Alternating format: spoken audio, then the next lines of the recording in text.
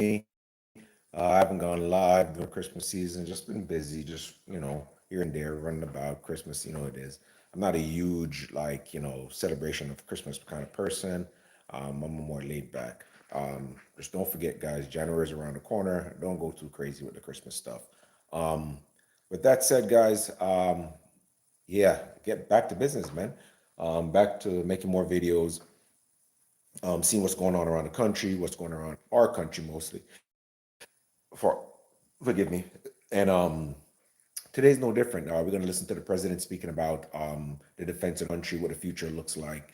And I'm glad that we have a strong president. A lot of people, they want to, they want to see a president come in and their life change right away. You know, yes, that is a good thing, but sometimes it's not realistic. For me, I've seen prices gone down already. Where I live in Florida, prices over a year and a half or 2 years ago was consistently at 349, 350. And for the past month or two, for me, gas has been like 259. I've seen gas 259 to about 289. So that's kind of where gas prices so far. In terms of groceries, yes, groceries are still, you can go to the grocery store at $100 and it still almost comes out to the same.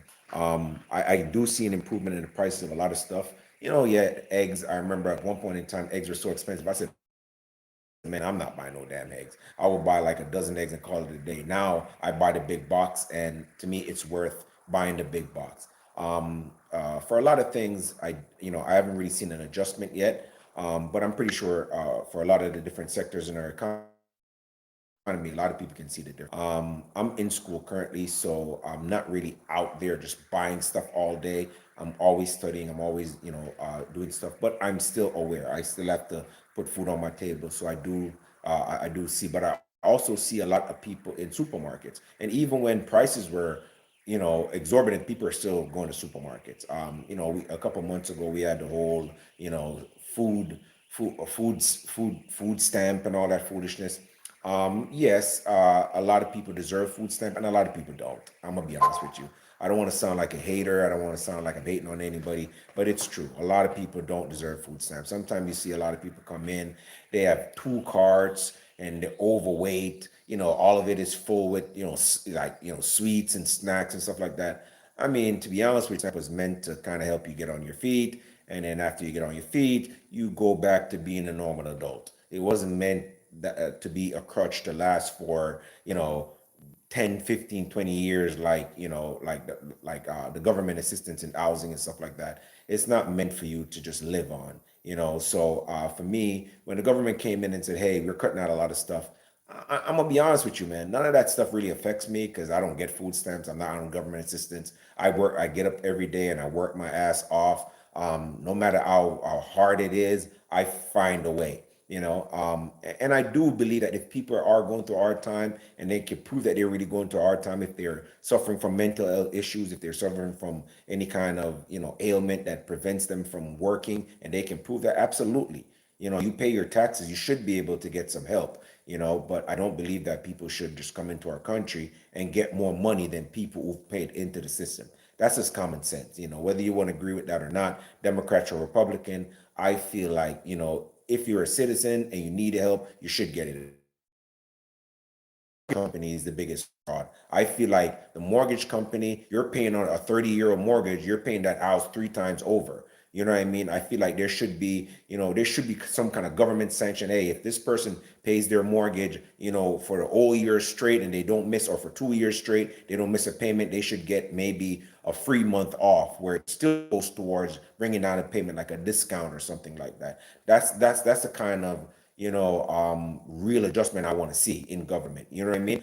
I would love to see, an insurance company, if you don't get into an accident, you get back 30% of what you paid in insurance. That's what I want to see.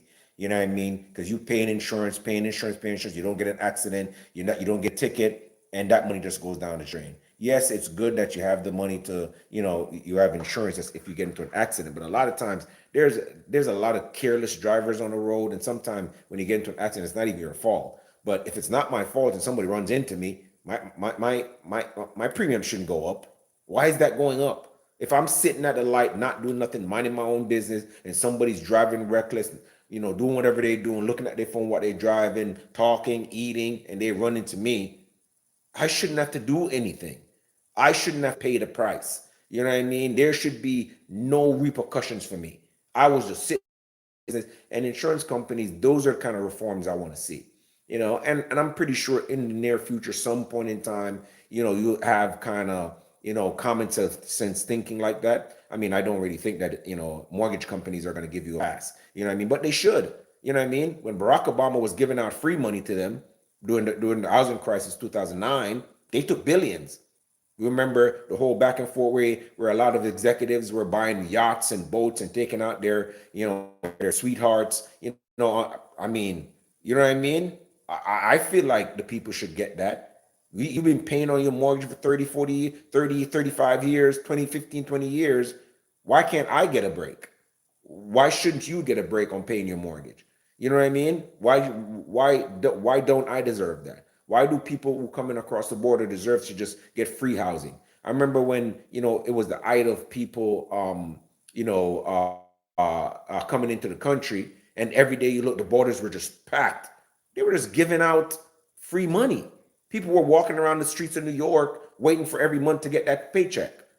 How come they have money to give out to those people, but they don't have money to give me when I'm struggling to pay my mortgage? I'm going to school now. I could use some help. I could use someone say, hey, sir, we see that you've been paying mortgage for, the last 17 years. We're going to give you a 6-month break where you don't have to pay. It's not going to affect you. And we're going to credit this to you. I love that. I'm not asking for a handout. I'm just saying I've been paying into this system forever. Can I get help? You know how many times I get up, man, and before I go to work, I sit on the side of my bed and I say, fudge, I got to go to work today. I don't even want to, man. But I put my shoes on and I take a shower and I do all this stuff and I get my ass up and I'm like, even driving to work, I'm like, fuck, I got to go to work. And then people just come in and get it for free, don't do anything, sit at home all day, eat, get fat. You look in their shopping carts, it's steaks and ribs, and and then you look in your cart and you're like, listen, I only have like 5 items already, $100. You know what I mean? I don't think that's fair. And these same people, you're paying your taxes for them to just chill. Their kids have the best shoes, their cars are tricked out. You know what I mean? They have men living in the house who make money. They sit in the house with, side hustles, jobs, and you don't get any assistance whatsoever. And then you're struggling to pay your bills. You're struggling to say, hey, do I get fruits or do I get bread? You know what I mean? Can I feed myself healthily, or should I just get the bare necessities? I don't feel like people deserve that. No, I don't. If you're a mother and you have, you know what I mean? I know life isn't fucking fair. I know it isn't. But it's not fair that I pay my taxes and you get to. Let's put it in this perspective. For that person who said life isn't fair, you're right. But imagine they bring in all these people into your neighborhood and they come to you. Since, if I'm assuming the person who said that life isn't fair, you're some kind of Democrat or something. Let's paint this picture. Or let's do it for Kamala Harris. She wants to flood the borders, right? Okay, her and Joe Biden. Why don't you knock on their door and take 10 immigrants and ask them if they can put them up in their luxury houses or the many properties they own for free? What do you think their response is going to be? I'm waiting. Would you take any of these immigrants that are coming to your country, in our country, that you're saying, oh yeah, let them all come in? Would you take them, put them in your house, let them stay in your house rent free, eat every day, sit in your house, play your stuff, and let them sit by while you go to work every day? You would? Do you think you would?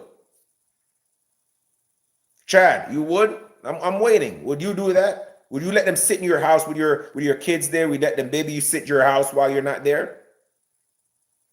Will you let them eat all your stuff, your food, while you're at work busting your ass? Of course you wouldn't. It's only until you put certain things in perspective and say, okay, if it applies to me, and say these people come to your community and commit a crime, it's only until it comes to your doorstep that you really understand the concept of what the president is saying. Hey, you can't just open the border. If you go to Poland, if you go to Japan, if you go to China, if you go to Russia, there's no open border where they come in and you just get free stuff. Get on a plane, go to Poland and tell them, hey, listen, man, I need a hotel and I need food. And I need you to put me up for as long as I want. It won't happen. It won't happen in any of the aforementioned countries. So why should it happen in our country? I don't understand. I'm an immigrant myself. I came here and I did it the right way, right? I paid all the fines, all the paperwork, one page for $800, $300 to $800. I did that process. Came through the system, went through school, got jobs, worked, paid taxes. Why shouldn't everybody have to do that? Why should there be a shortcut for everybody else? And then you have to come in. Yes, it's easy to just say, oh, it doesn't matter. But and I had a friend of mine said to me, "Oh, President Trump, he's saying, he's such a racist because he wants all these, these educated people to come in and all other people." I mean, what's wrong with that? What's wrong with that? I would love to have more educated people here than people who come in and want to destroy the country. People who say they hate the country and destroy it. I'd rather have more people who can contribute to society and contribute in a positive way than people who don't contribute in a positive way. It's common sense. And when I hear people say stuff like that, I'm like, yeah, you're listening to it from a race kind of mentality, a under plantation still kind of mentality, as opposed to listening to it for what it is.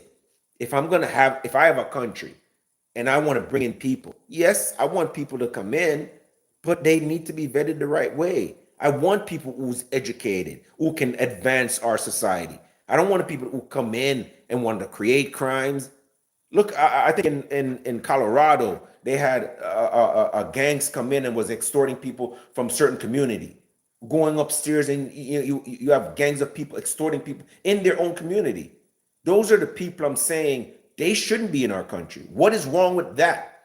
What is wrong with vetting people properly? And if you really want to come to the country and contribute, what is wrong with vetting someone? If you have your daughter or your son and they meet a girl or a guy, don't you want to vet who your daughter and son is going out with, even though you really don't have control over who your kids think, your kids talk to, but you want to say, hey, what are you bringing to my daughter or my son? What do you want out of life? Oh, you a thug? Oh, yeah? You sell weed? Oh, no, I don't think that. And then you're going to talk to your kids and say, honey, listen, I don't think this is the right choice. Now, they're going to do whatever they want. I feel like there should be, it's the same vetting. It's been going on for years. And then we see where under Barack Obama, under previous presidents, under name a president, they've deported more people than Donald Trump has done. But yet still, everybody loves to hate on the president and say he's a racist. Everything he does is a race. This man's a racist. If this man takes a shit, they say that's racist. You know what I mean? And I've seen memes saying if this man cures cancer, they're like, nah, we don't want it because he did it racistly. You know what I mean? Like, you can never please people.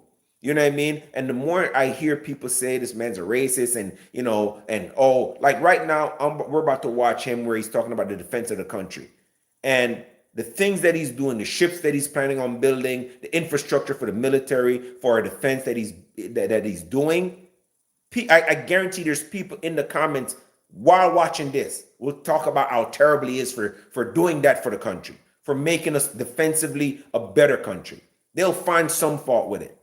And in life, there's people like that. No matter what you do, no matter what you say, no matter how much you try to please them, it's never going to be enough.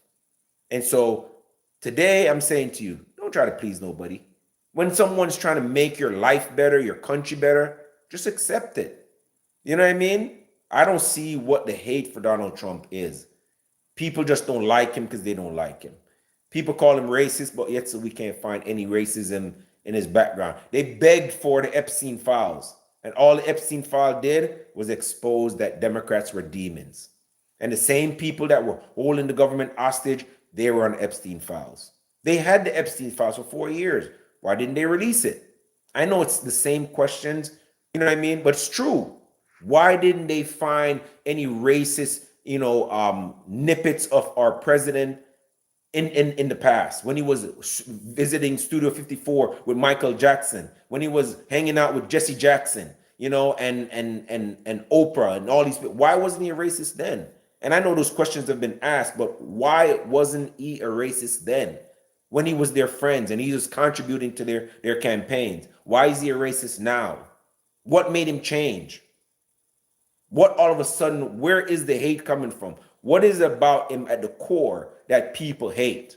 They love to call a man racist. Tiger Woods is going out with one of his daughters. I don't see how is that racist. When black folks couldn't get loans back in New York in the days, he gave them loans. And then at the end, didn't even ask them to repay. But you don't ever see those stories. Those are facts. We're talking about the President Trump. You know what I mean? Those are facts that they don't bring out. We can find more racist stuff from Hillary Clinton, from Joe Biden, from Barack Obama than we can probably find on President Trump. And that's a fact. You know what I mean? Oh, so, okay, Didi, I love when people call me out. You say, he absolutely lied, man. You are ignorant. How am I ignorant? Please tell me. Because you want to call me an ignorant, and then you say he lied. What did he lie about? All right, Didi. Sarah's son, 8749. What did he lie about? Speak up. I'm ignorant about what? And what did he lie about? Let's get down to it. And this, I'm going to prove a point that people love to come into the chat and say stuff, but they have no proof themselves. Put in the chat what he lied about and how am I ignorant? Please tell me. Because me saying that when Jesse Jackson was running for president back in the days, Donald Trump was the one who supported his candidacy. How is that a lie? Prove me wrong that didn't happen. When Donald Trump was the king of New York back in the 80s, right? Because he really was the king of New York. He really was. He owned almost every building in New York.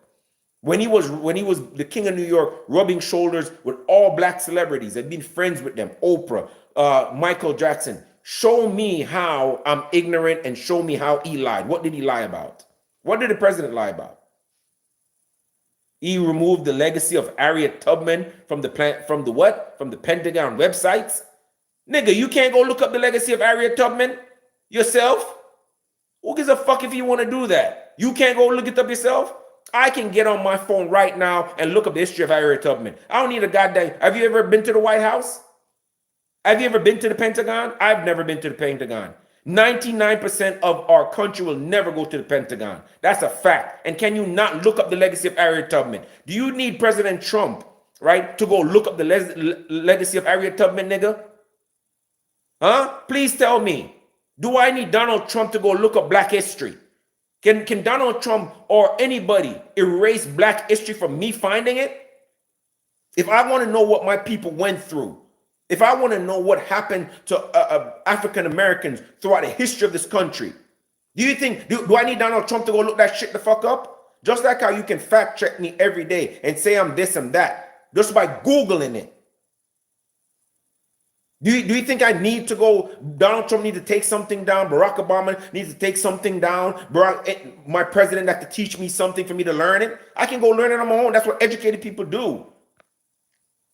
They do it on their own. I don't need Barack Obama or Michelle Obama or President Trump to tell me what to believe. I can go read on my own. I can do research on my own and figure that out. So don't tell me about, oh, I'm ignorant because Donald Trump took out Harriet Tubman thingy from the Pentagon. I don't give a damn about that. I can go look up that stuff on my own. I don't need the president to remove it from Pentagon for me to see what Harriet Tubman's contribution to African-American community.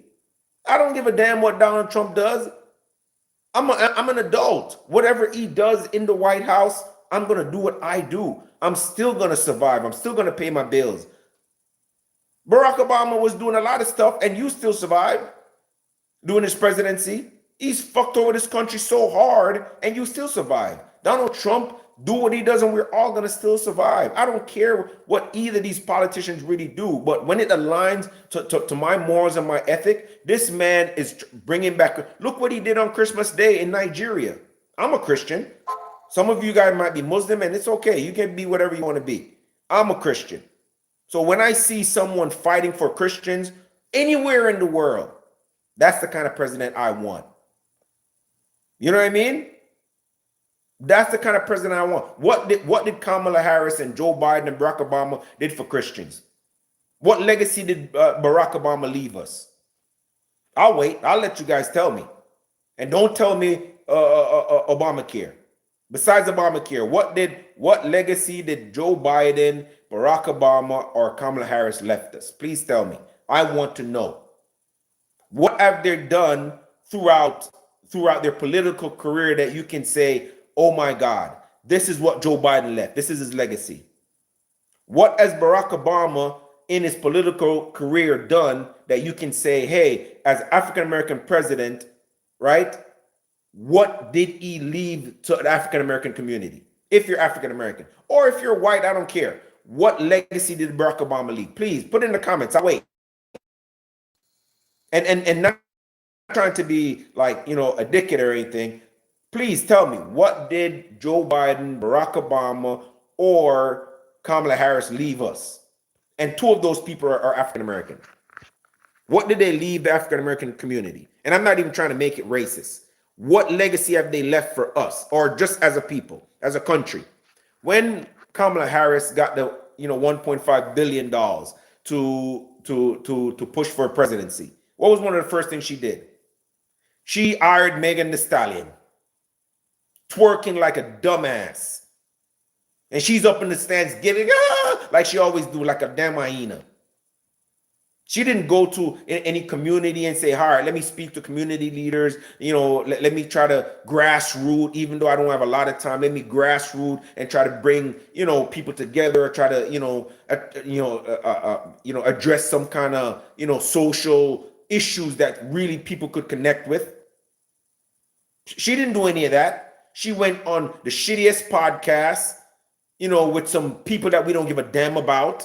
You know what I mean? Talking about foolishness we don't care about. And every time they ask her, hey, what would your contribution be to society if you were the president? She couldn't come up with, all she could do is go at Trump every day. She had no way, nothing to contribute.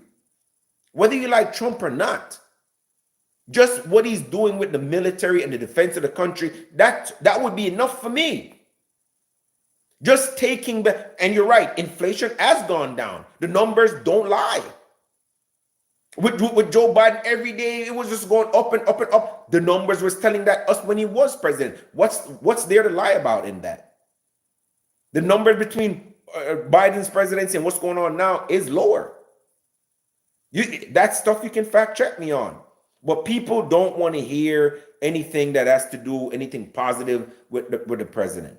We always want to put, release Epstein files. Okay, I'm not releasing no Epstein files. Release Epstein files. Okay, fine. I release it. Boom. It implicated more Democrats than anything else. It just showed more that the Democrats are a bunch of evil ass people. Listen, again, do I have more money now with Trump? Do you have more money with Biden? Answer me that. Do you had more money with Biden or no? You see, these are the questions people like to pose. Oh, you make more money now with Trump? No, did you make more money with Obama or Biden? When you answer that, I'll answer you. What do you mean?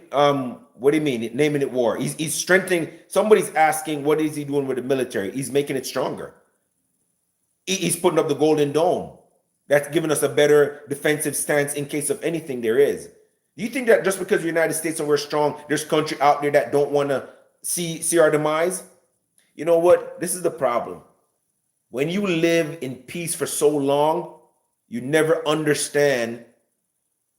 It doesn't matter. It's going to go over your head anyways. If you don't understand that, then, I shouldn't have to explain to you.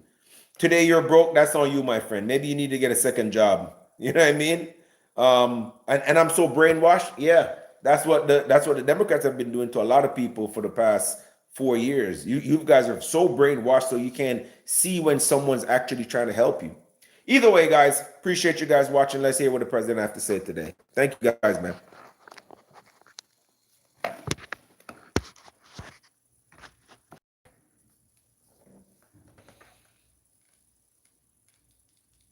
Merry Christmas, Happy New Year's to everyone. It's all in good fun, man.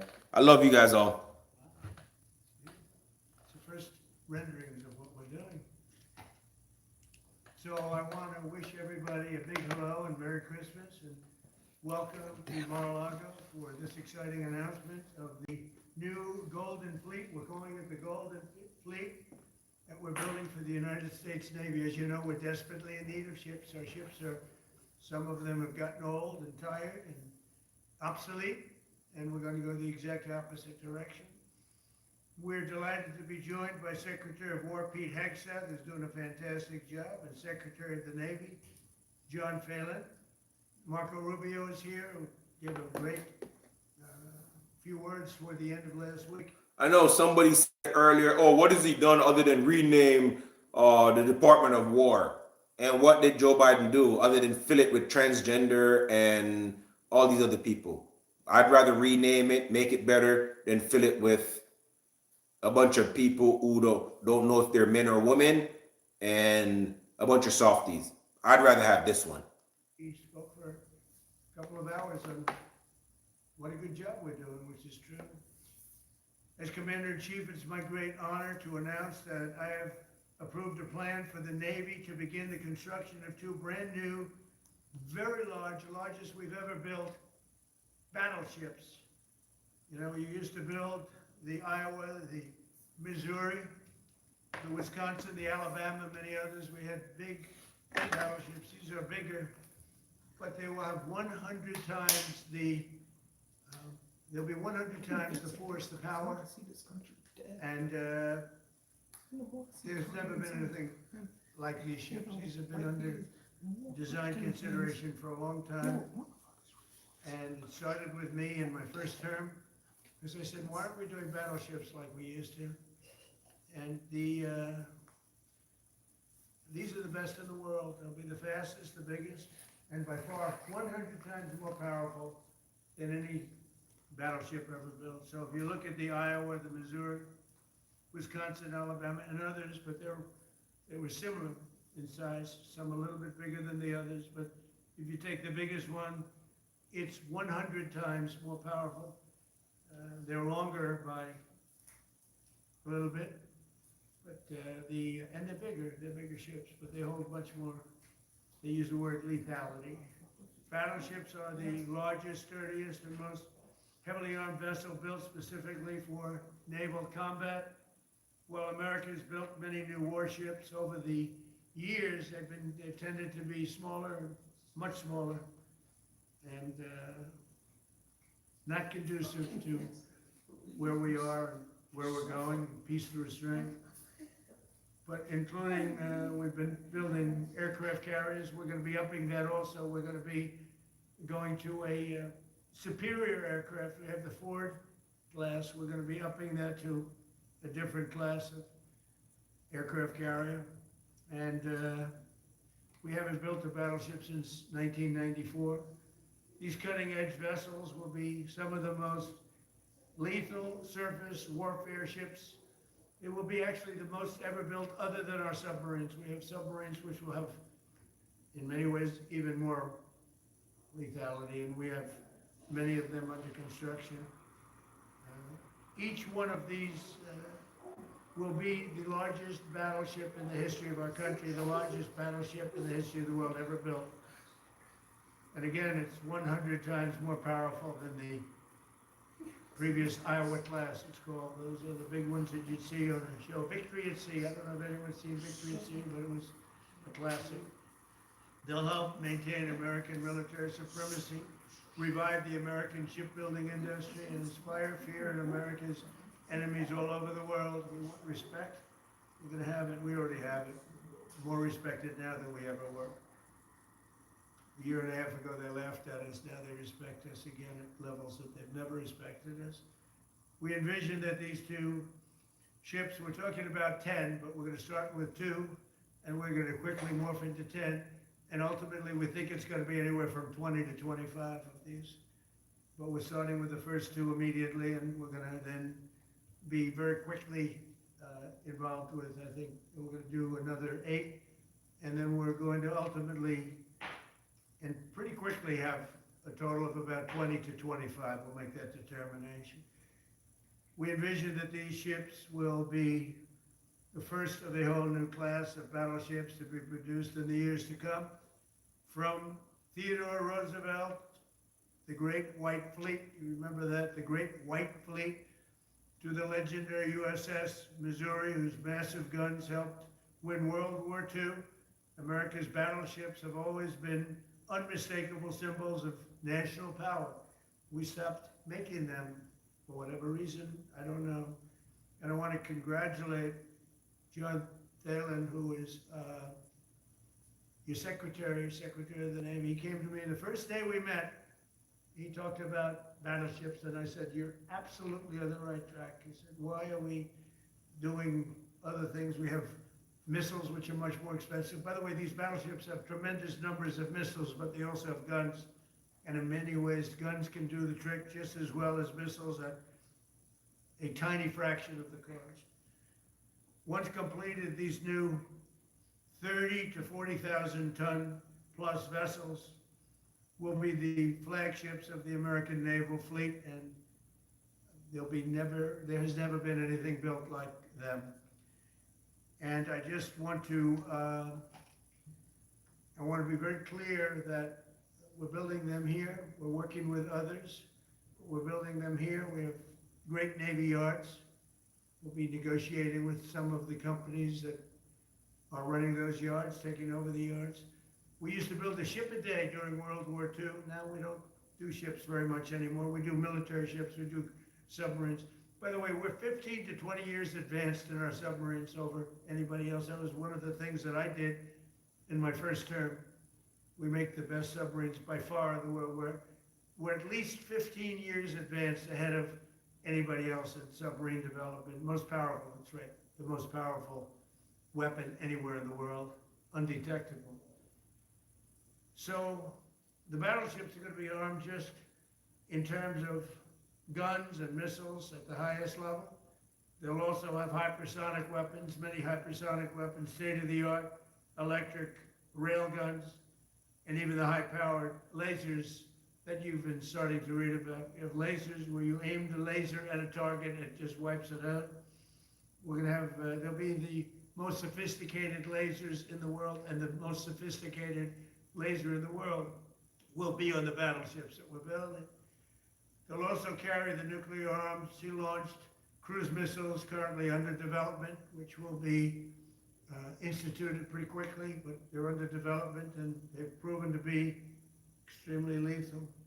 The U.S. Navy will lead the design of these ships along with me, because I'm a very aesthetic person, alongside our partners in American industry, and we're going to have Pete Hegseth and Marco and a lot of very talented people involved, but a lot of it's already been done. We've been doing this for months.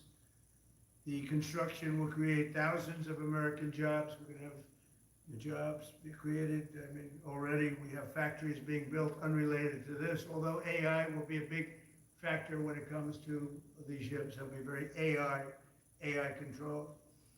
Today's announcement is yet another step in our mission to make the United States Navy stronger than ever before. Again, when you talk about 100 times the power of these massive ships that we had years ago, it's pretty amazing. And next week, I'm going to meet with the defense prime contractors. I'm going to meet with them here, Florida. And we're going to be talking about production schedules because they're too slow. We have many countries, allies, that are wanting to buy. We make the greatest equipment in the world, by far. Nobody's even close, but they don't produce them fast enough. So we're going to be meeting with them to talk about the production schedules. We're going to have strong production schedules. And the only way they're going to be able to do that is to build new plants. Even with the F-35, we have many people want the F-35 fighter jet. And it takes too long to deliver them to allies or to ourselves. It takes too long. The only way they're going to be able to deliver them is if they build new plants. They don't want to build new plants because that's expensive. So we're going to be discussing production schedules. We're going to be discussing CapEx spending. We'll be discussing the pay to executives where they're making $45 and $50 million a year and not being able to build quickly. They're going to make that kind of money. They have to build quickly. Again, we make the best equipment in the world, but they don't make them fast enough. And we're gonna be also discussing dividends. We want the dividends to go into the creation of production facilities.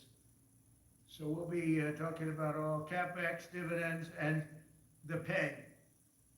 We're also going to be talking about buybacks. They spend so much money on buybacks. They want to buy back their stock. I don't want them to buy back their stock. I want them to put the money in plant and equipment so they can build these planes fast, rapidly, like immediately. I mean, I have sold more planes than any president by far, times probably 20. So every time I go someplace, I sell 100 planes. That includes commercial planes, Boeings, etc., but it also includes fighter jets. And I'm always having to say 5 years, 6 years, 7 years, helicopters, Apache helicopters, many years. India bought them.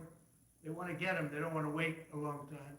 So we don't want to have executives making $50 million a year, issuing big dividends to everybody, and also doing buybacks. And then they say, well, we don't have the money to build a plant. They got to build plants. Plants to make F-35s, plants to make helicopters, plants to make the F-47 new jet. And that's it. And that's what I'm going to be talking to them about. They're going to start spending money on building airplanes and ships and the things that we need, not in 10 years and 15 years. We need them now.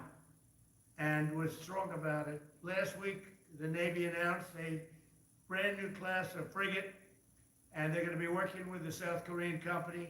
Hanwha, good company, recently agreed to invest $5 billion in Philadelphia Naval Shipyard. We're opening up the Philadelphia Shipyard. Once a great yard. Now it was a long time ago decommissioned, but now it's reopening. Working with the Navy and working with private companies. The record-setting defense bill I signed last week authorized $26 billion to build new ships, including destroyers and various others. We already have a lot of submarines, as you know, under construction. We're building a lot of submarines. I tell you, to be exact, we have right now 15 submarines under construction or ready to start. And we have, again, the greatest submarine in the world with our technology, like they talk about chips. Well, I would say submarines are a bigger deal than chips. We're at least 15 years ahead of any other competitor. China, Russia, nobody can come close. We're also building right now 3 large aircraft carriers in addition to the ones we have. And we have actually, interestingly, we have a lot of submarines. How many submarines do we have now altogether, approximately? Huh? What? We have over 30. But these are the super duper subs, and there's nothing like them. So we're going to be doing from 12 to 15 brand new submarines. We have a couple of other things going on. We'll be building other elements of Navy. We'll be fixing up headquarters. We'll be fixing up places for our great sailors to live. And we're going to be working very hard with companies, but we're also going to be penalizing companies that aren't doing a good job. For instance, when they built the Ford, Gerald Ford, the cost overruns were ridiculous. That was done in Norfolk, Virginia. We're going to be talking about that with that company. The cost overruns were out of control. In World War II, the United States built upwards of 4 ships per day. Can you believe it? 4 ships a day, on average. And now there weren't all big warships, but there were ships, freighters, tankers. And it's a tragedy that we allowed this incredible capability to just go astray. We don't do that much anymore. We do build our warships, but that's about it. But that's a lot. We're going to restore America as a major shipbuilding power. We're going to ensure the USA is the most powerful fleet anywhere in the world. And long into the future, with battleships helping lead the way, and the submarines, that again, nobody competes with us on submarines. So I just want to thank everybody, and I'd like to ask Secretary Hegseth to say a few words, followed by the Secretary, but if you would, Secretary of the Navy. But Pete's doing a fantastic job. By the way, we have drugs are down 96.2% coming into the United States. 92.6 by sea. And soon we'll be starting the same program on land. The land is much easier. But every one of those boats that we knocked out saved 25,000 lives. So we saved 25,000 lives every time we knock out one of those boats with the drugs pouring in. And you just have to see it. I mean, people say, oh, gee, do you think it was really drugs? Well, just take a look. Bags all over the place. That's not fishing equipment. There's no fishing rods on those boats. They move fast. When you see a boat with 4 engines or 5 engines on, going 40, 50 miles an hour, well, they get hit. We save 25,000 lives every single time we knock out a boat, and it's over 96% stopped by sea. We're trying to figure out who the other 4% are, frankly. And we're going to have the same success, but even quicker, because it's much easier on land. If they want to come by land, they're going to end up having a big problem. They're going to get blown to pieces, because we don't want our people poisoned. 300,000 people died, probably last year 300,000. A lot of people say it was 200. Somebody said last night, it was only 175,000 people. That's like 3 stadiums, big football stadiums filled up with people died. But I think the real number is 300,000. We're not going to have that anymore. So we're doing a great job, and we enjoy doing it. Our border is secure. Our country is strong. Trillions of dollars is coming into our country from other countries and companies. They're building factories and plants, including auto plants, all over the United States of America. Without tariffs, they wouldn't be doing anything, although they were very happy with the November 5th election. But it's only because they want to avoid paying tariffs that they're all coming in. And again, the biggest number was $3 trillion in history. It was China many years ago. Now it's $18 trillion, and that's just in 10 months. We think we could hit $20 trillion. That's investment in the United States, including plant and equipment. So thank you very much, and I'll ask Pete to say a few words, and then John. If you have any questions, we'll take them. Thank you. Well, Mr. President, you're exactly right. There are no fishing poles, no fishermen, and no fishing boats, just drug dealers and narco-terrorists. And with every strike, we're saving American lives. No other president was willing to do real deterrence. That's exactly what's happening. It's an honor to be here, Mr. President, Mr. Secretary, Secretary Rubio, to talk about what peace through strength really looks like. You can talk about it, or you can invest in it, and you can build it. And that's exactly what President Trump is doing. At the Department of War, we're restoring the warrior ethos. In fact, the president mentioned the NDAA. We put into law merit-based. We put into law getting rid of DEI and political correctness. That's now part of how our military operates. And you've seen it in record recruiting, the spirit of the Department of War. We're rebuilding the military. President Trump did it once. He's doing again with historic investments today in shipbuilding. And we're reestablishing deterrence, whether that's at the border, whether it's through Golden Dome, what happened with Midnight Hammer and what Iran found out, those drug boats, and of course the Houthis opening up the shipping lanes. American strength is back on the world stage. And the announcement of the Golden Fleet, anchored by new battleships, the biggest and most lethal ever, accomplishes all 3 of those things and marks a generational commitment to American sea power. Across the entire department, we are developing new operational concepts, deploying cutting-edge technologies, and making major investments, including in our Navy. This is happening in all domains, including space, as the president has talked about before anyone else. So it's the highest of domains and the lowest of domains under sea, and especially today in sea power, that always has to be decisive, has been in the history of America, and will continue to be under the leadership of President Trump. We will make sure that anything that flows from our country and with our allies flows freely and uncontested. New and better ships will provide that deterrent today and for generations to come. This new class, these new investments, will be the types of things that for decades, for centuries, the American people will look back and thank President Trump for having the vision and the willingness to invest right now in capabilities we need today, tomorrow, and long into the future. So, Mr. President, thank you for this investment, and I'll hand it over now to the Navy Secretary.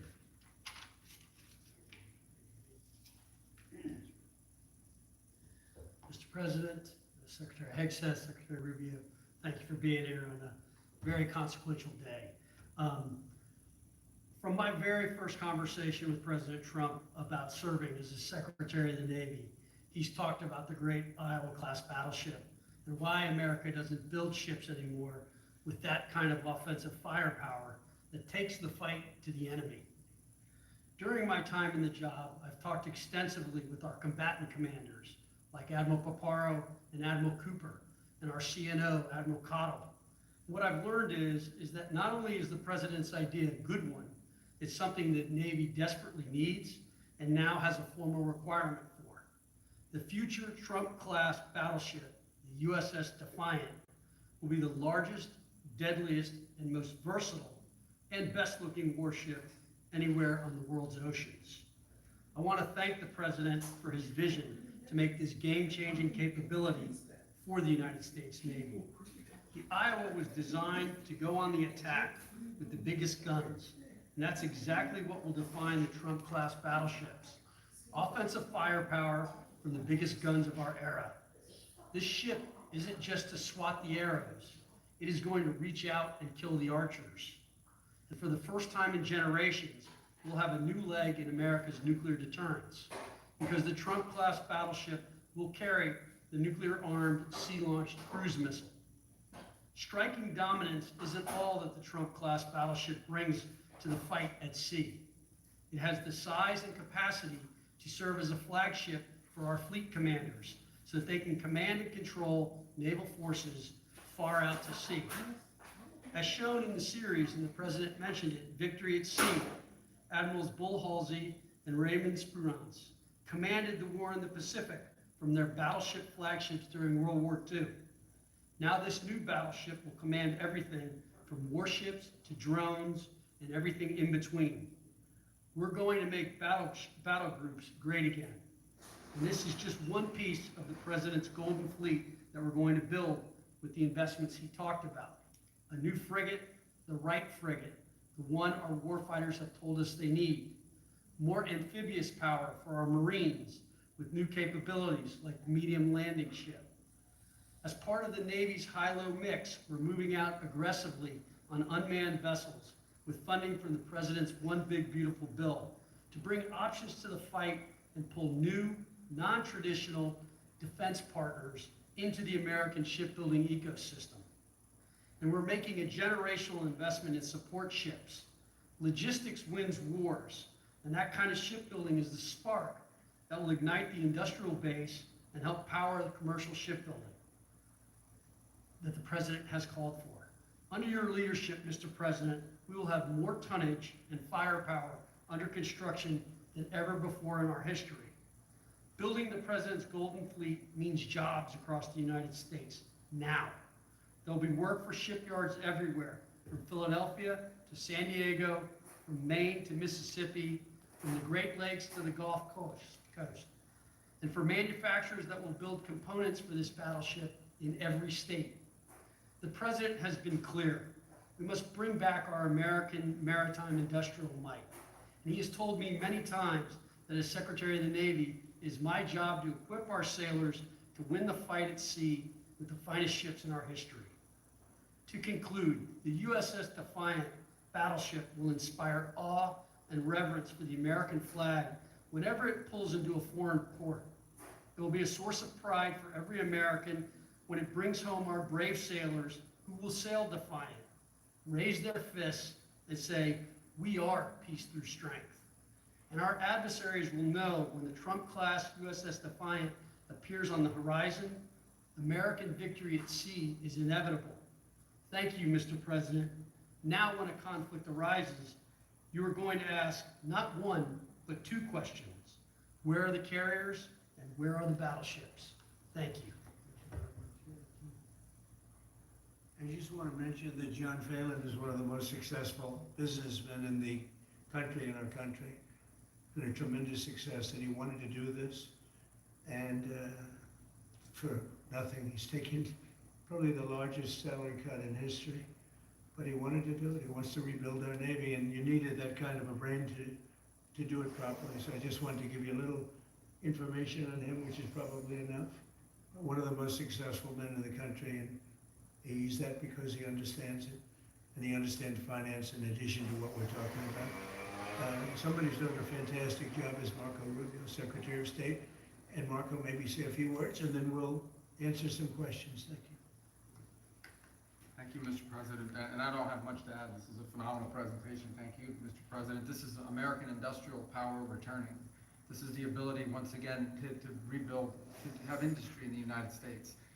This is a generation of change, not just in terms of applying American war power, increasing our ability to protect the seas. The U.S. Navy is the single biggest force of peace in the world of all its forces because it gives it a global footprint. But it rebuilds American industrial capacity. The ability to make things in our country has been critical to what the President's agenda has been all about. And this is a time to learn and the country is for the generations that have us to do so. Thank you.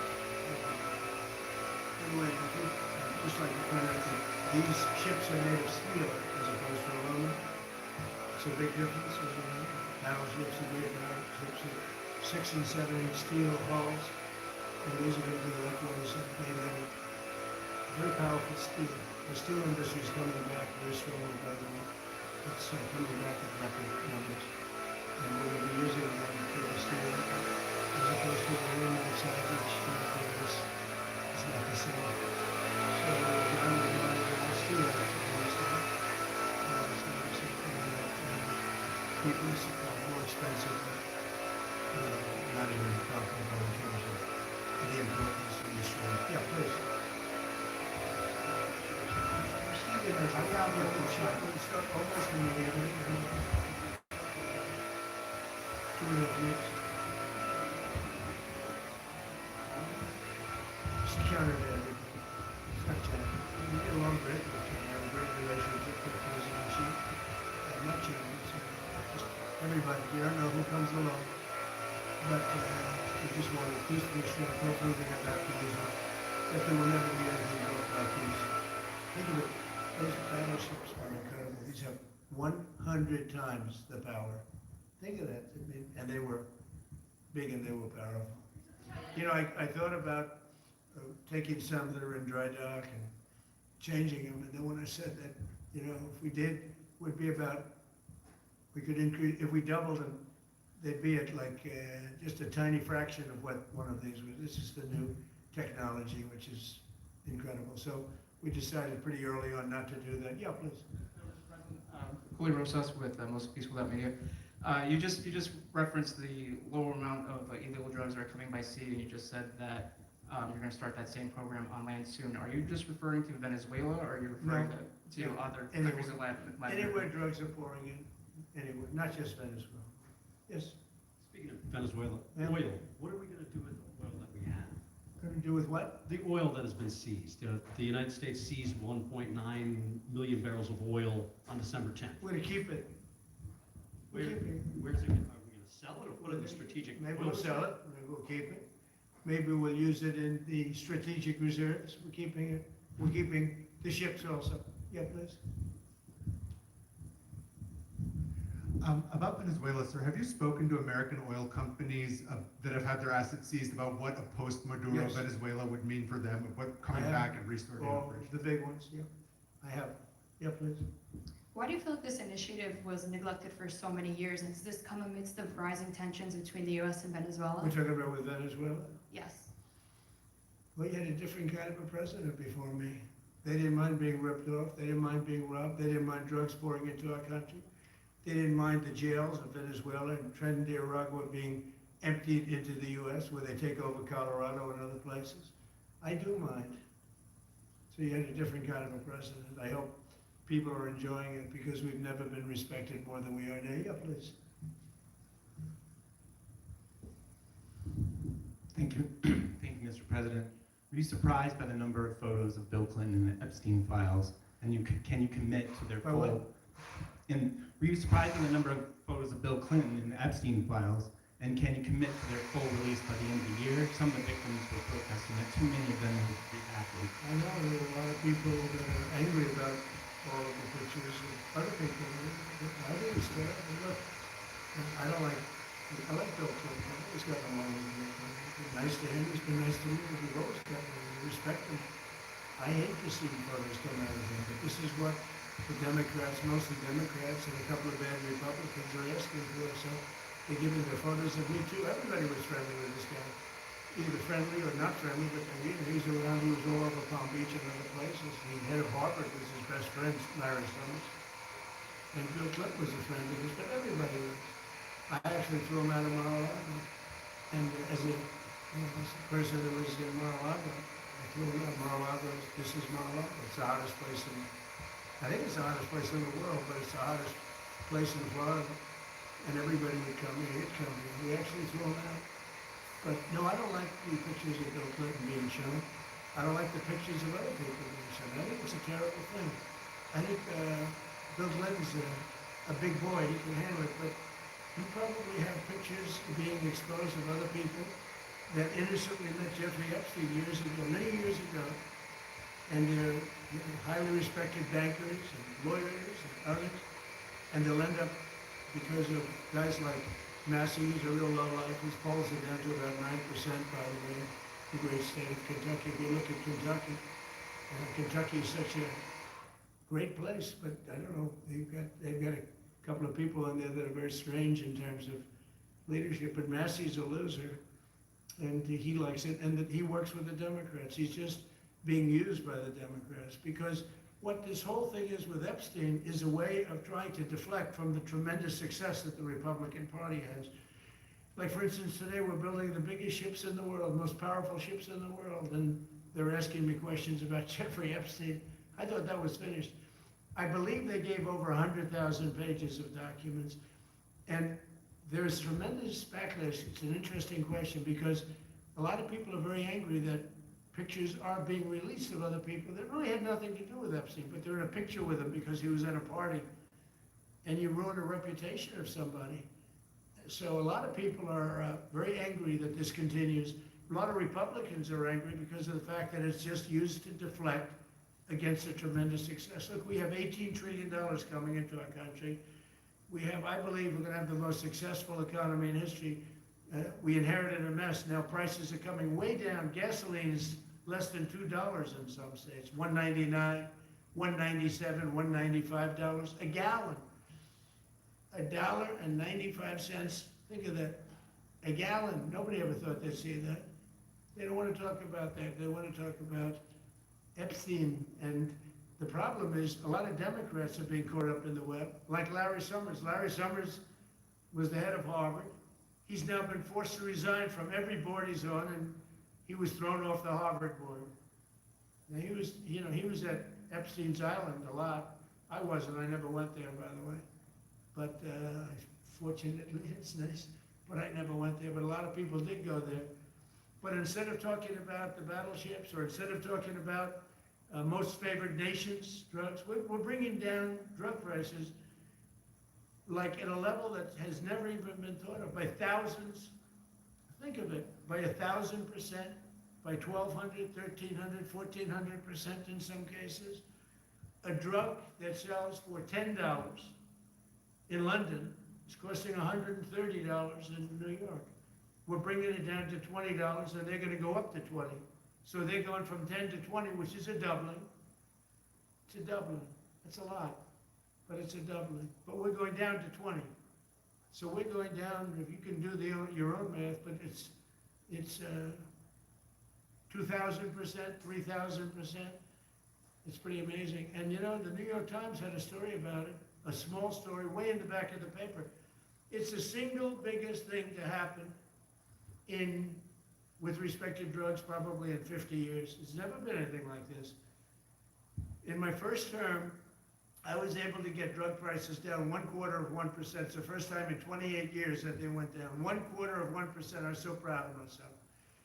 Now we're doing them 2,000%, 1,500%, 1,200%.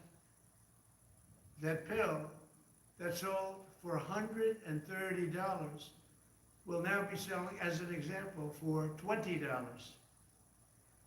Because the rest of the world took advantage of us. Without tariffs, I could have never done it.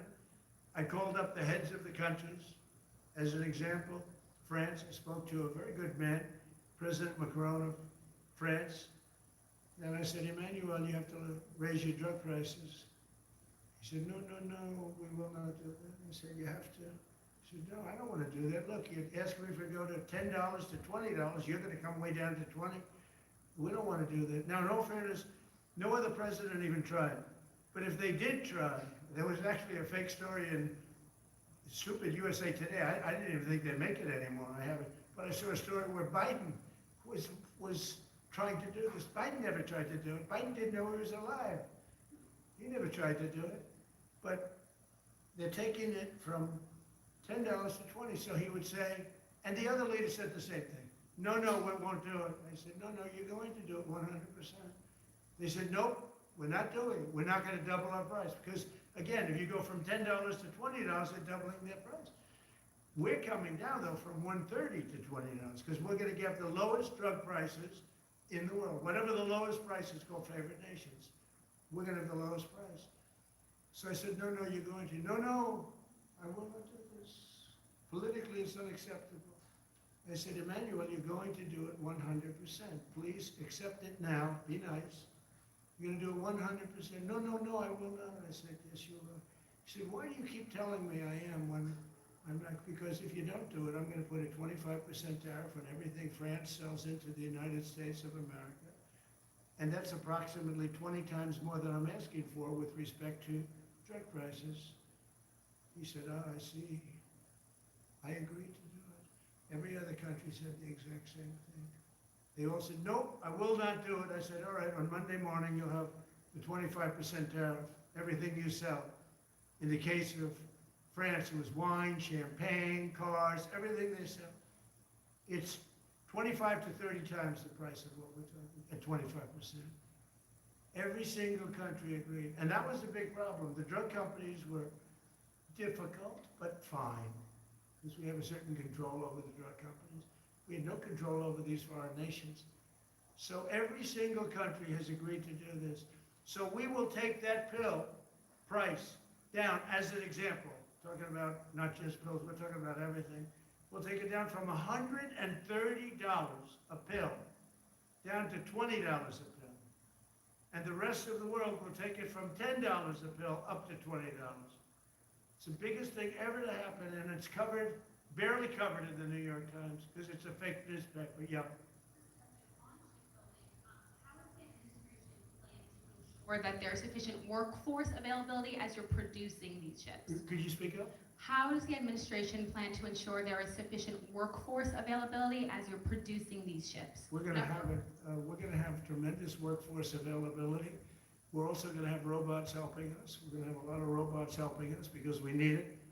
And because we're going to town, we're building a lot between the AI and the auto plants. So we're going to need robots. We're going to have robots, but that's going to help us. We're going to have tremendous workforce. And in order to operate you're always going to need people. You know, you can have robots, but you're going to have to get somebody to start those robots, and you're going to have to improve the robots. But we're going to have robotic factories plus manpower. So we're going to have enough. We're going to need the help of robots and other forms of, I guess you could say, employment. We're going to be employing a lot of artificial things, but the beauty is we're going to have more jobs than we've ever had. Just so you know, the number came out the other day. We have more jobs right now in the United States, more people are working right now in the United States than at any time in the history of our country. Pretty amazing. So we'll have the help of the mechanical help to do it all that, but we'll have tremendous employment. They'll be paid a lot of money. They'll do better than they ever did. And expecting a different kind of announcement today from the Secretary of War and Secretary of State here. You mentioned strikes on land in Venezuela more than 15 times, even now just in your recent remarks. Why should Maduro take your threats seriously? Maduro? What's your answer? No answer. He can do whatever he wants. We have a massive armada form, the biggest we've ever had, and by far the biggest we've ever had in South America. He can do whatever he wants. Whatever he wants to do. If he wants to do something, if he plays tough, it'll be the last time he's ever able to play tough. But They sent their prisoners into us, they sent people from jails, prisons, they sent people from mental institutions and insane asylums into the United States, just walked right in, because Biden had an open border policy. What the Biden administration did to our country can never be forgotten. They took in millions and millions, 25 million people over the course of 4 years. Many of those people were murderers and drug dealers, prisoners, rough prisoners. 11,888 murders. More than half of them killed more than one person. They came into our country. Now, I spoke to Christine Owen today. I spoke to Tom Homan today. They came down to see me. They were in a great league. They've done an amazing job. We're getting around very fast. But this should have never happened. But Venezuela was one of the... Venezuela took advantage of the open borders that Biden created more than any other country. Trent Iraq, there were gangs all over. Look, I mean, you have a very weak governor in Colorado. Look what happened in Colorado where they would occupy apartment houses. And he didn't want to do anything about it because he was scared. Any other questions? Yeah, go ahead, please. So in response to the United States taking sanctioned oil from Venezuela, Colombian President Gustavo Petro criticized the United States by saying, well, the Southwest is stolen land and that it should be returned to Latin America. I just wanted to know what your response to that Well, is. he has to watch because, you know, he's got drug factories. They make cocaine in Colombia. And he's no friend of the United States. He's very bad guy. And he's got to watch his ass because he makes cocaine and they send it into the United States of America from Colombia. We love the Colombian people. I love the Colombian people. They're good people, energetic, smart people. But their new leader is a troublemaker. And you better watch it. You better close up those cocaine factories. We have at least 3 major cocaine factories. We know where they are. You better close them up faster. By the way, it's made and sold into the United States. Come through Mexico. Thank you, sir. You made Governor Landry to be new special envoy to Greenland. What do you see that role entailing? Is it still your intention that Well, he Greenland called me. part of the He did Louisiana, the Louisiana Purchase. He said, I'm governor of Louisiana. And he said, I would love, I didn't call him, he called me. He's very proactive. He's a great guy. He's a deal guy. He's a deal maker type guy. And we need it for national protection. We need Greenland for national protection. They have a very small population. And I don't know if they say Denmark, but Denmark has spent no money on military protection. They say that Denmark was there 300 years ago or something with a boat. Well, we were there with boats too, I'm sure. So, you know, have to work it all out. But he felt very strongly, we need Greenland for national security. Not for minerals, we have so many sites for minerals and oil. We have more oil than any other country in the world. We need Greenland for national security. And if you take a look at Greenland, you look up and down the coast, you have Russian and Chinese ships all over the place. We need it for national security. We have to have it. And he wanted to lead the charge, so we're making him, Marco, today, a special envoy to Greenland. Greenland's a big deal. Yeah. On the talks that took place this past weekend, and could a trilateral discussion of sort be the next step for Ukrainian, U.S. and So Russian the delegations? talks on Ukraine, Russia are going along. They lost, as you know, 27,000 soldiers last month, mostly soldiers, some people in Kiev, etc., but mostly soldiers. And the talks are going along. And I say that, you know, there's tremendous hatred between these two leaders, between President Putin, President Zelensky, tremendous hatred. And I hope we can get it done. We are talking. Talks are going okay. But, you know, I've solved 8 wars. And Thailand is starting to ship up. You know, they started with Cambodia, they started up again. But I think, Marco, we have that in pretty good shape to have that stopped. So we stopped 8 wars. And I thought this would be in the middle of the pack, but maybe easy, but in the middle of the pack. But there's a lot of hatred between those two people, and when there's hatred, there's, you know. But we stopped one war 38 years, one war 35 years, one war was going on for 32 years. And we stopped, think of it, we stopped a potential nuclear war between Pakistan and India. And the head of Pakistan, highly respected general, he's a field marshal, and also the Prime Minister of Pakistan said, President Trump saved 10 million lives, maybe more, by getting that war. You know, 8 planes were shot down. That war was starting to rage. And he actually said the other day that President Trump saved 10 million lives, maybe more. So we solved all these wars. The only one I haven't solved yet is Russia, Ukraine. Russia and Ukraine, and have you spoken with Putin or Zelensky or plan to Well, push the I'll do deal? whatever I have to do. I mean, I'd like to see it stop. Look, we don't lose any money on that war anymore. You know, Biden gave $350 billion, and who knows what happened to it. We now sell missiles, planes, all of the best military equipment. We sell it to NATO. We got NATO to go from 2% GDP to 5%. Nobody believed that to this day. Nobody's going to write that. Nobody believed it. And they take that money and they pay it to the United States for weapons. So we sell weapons to NATO. We sell full price. We sell weapons to NATO, and NATO takes those weapons and probably distributes them, but gives a lot of them to Ukraine. So we don't lose any money like we did with Biden. He was spending money like a fool. He was a fool. What he did to our country is so horrible. But he gave $350 billion between cash, gave a lot of cash. $350 between cash and weapons.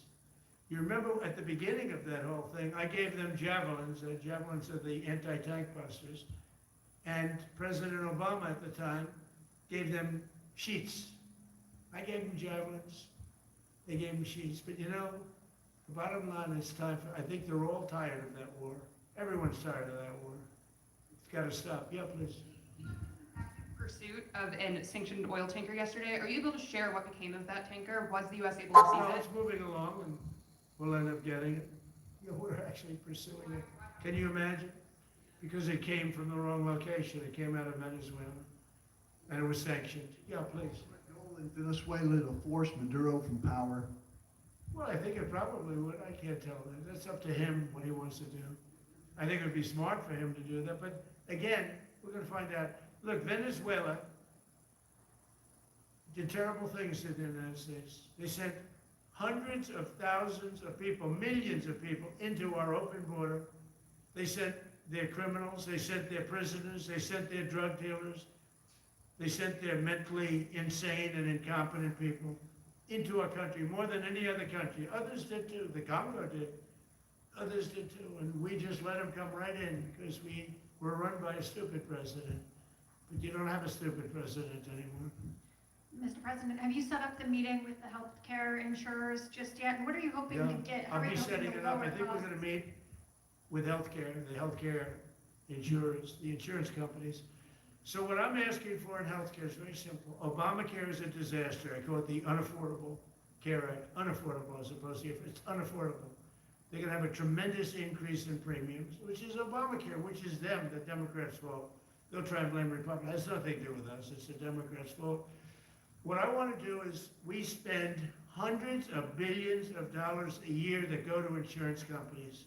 I want that money to go to the people and let the people buy their own health care. And everybody loves it. It's become our issue. Now, before I do that, I'll meet with the insurance companies, just as I met with the drug companies, as you know. We're meeting with 4 other drug companies, Johnson & Johnson, but they've all agreed. We're meeting with them this week. It's coming up. It'll be a similar meeting. They've all agreed. But nobody would have thought the drug companies were going to do what they did, where they're giving away free drugs. They've been so great, okay? And we have most favored nations. Nobody thought that was possible. I don't think any other president ever tried to get it because they never thought they could. But with respect to the insurance companies, I want to meet, there's essentially 14 of them, 10 big, but there's a total of 14 pretty much, pretty big. And I want to meet with them and I want to say, I want you to cut your rates way down, way, way down. And maybe if they do that, we'll be able to not cut them out. We'll be able to continue to deal with them, which is probably a little easier process. I think the best process is pay the money directly to the people, let them buy their own health care. But I'm going to meet with them the first week back. I do it now, but they're trying to come up with a schedule. They want to meet badly. They've told me, but they want to come up with a schedule. I said, make it a good schedule. Your rates have to come way down. We're also going to meet with other insurance companies because under Biden, the insurance rates have gone through the roof. Auto insurance, home insurance. I mean, insurance companies are making far more than they're entitled to make. So we're gonna be doing that, but just in the meantime, we'll be meeting with the insurance companies in the first week, the first few days back in Washington, because they're trying to come up with a proposal that will satisfy me. Thank you very much, everybody, appreciate it. I hope you're gonna enjoy the battleships, they're gonna be beautiful, thank you. And have a great Christmas if I don't speak to you, thank you very much. Thank you very much.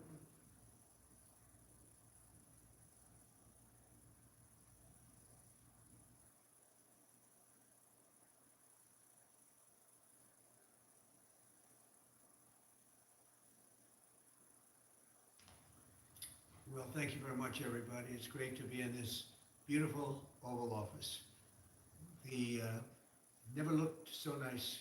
We're getting great compliments tonight. You see outside how that's come out. It's been great. We make a lot of improvements to the White House, and we're doing that. One of the things you should be looking at is the Palm Court, because that's been totally redone. So we like to preserve and make better the White House, and that's really what's happened, and we're getting tremendous reviews, and we appreciate it. But we're here for a different reason. It's called Operation Summer Heat, which is an appropriate term in light of what we're doing. And early yesterday morning, I returned from the Middle East, where we celebrated a historic agreement to end years of suffering and conflict. Amazing. Every country came together.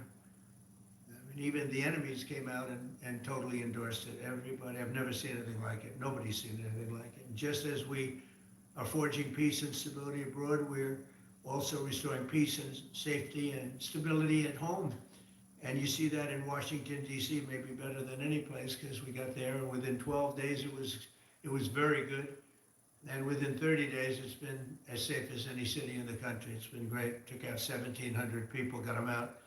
These are career criminals in many cases, and people that shouldn't have been allowed in by the Biden administration.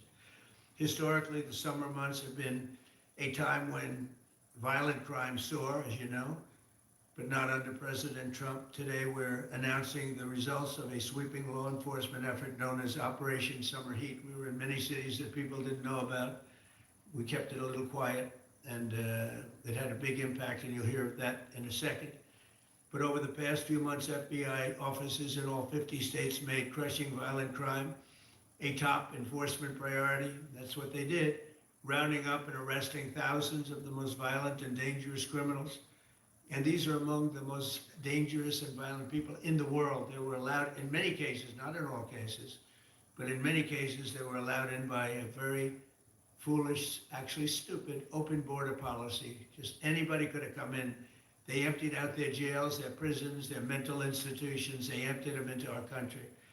And the people behind me have done an incredible job, because if we didn't have that administration, it would have been so much easier. They allowed millions of people in this country that shouldn't have been allowed, including over 11,000 murderers, half of whom murdered more than one person. And many of them are gone now, or they're put in prison, because we don't want to have them come back. So we literally put them in our prison, which we don't want to do, but we bring them back to their countries.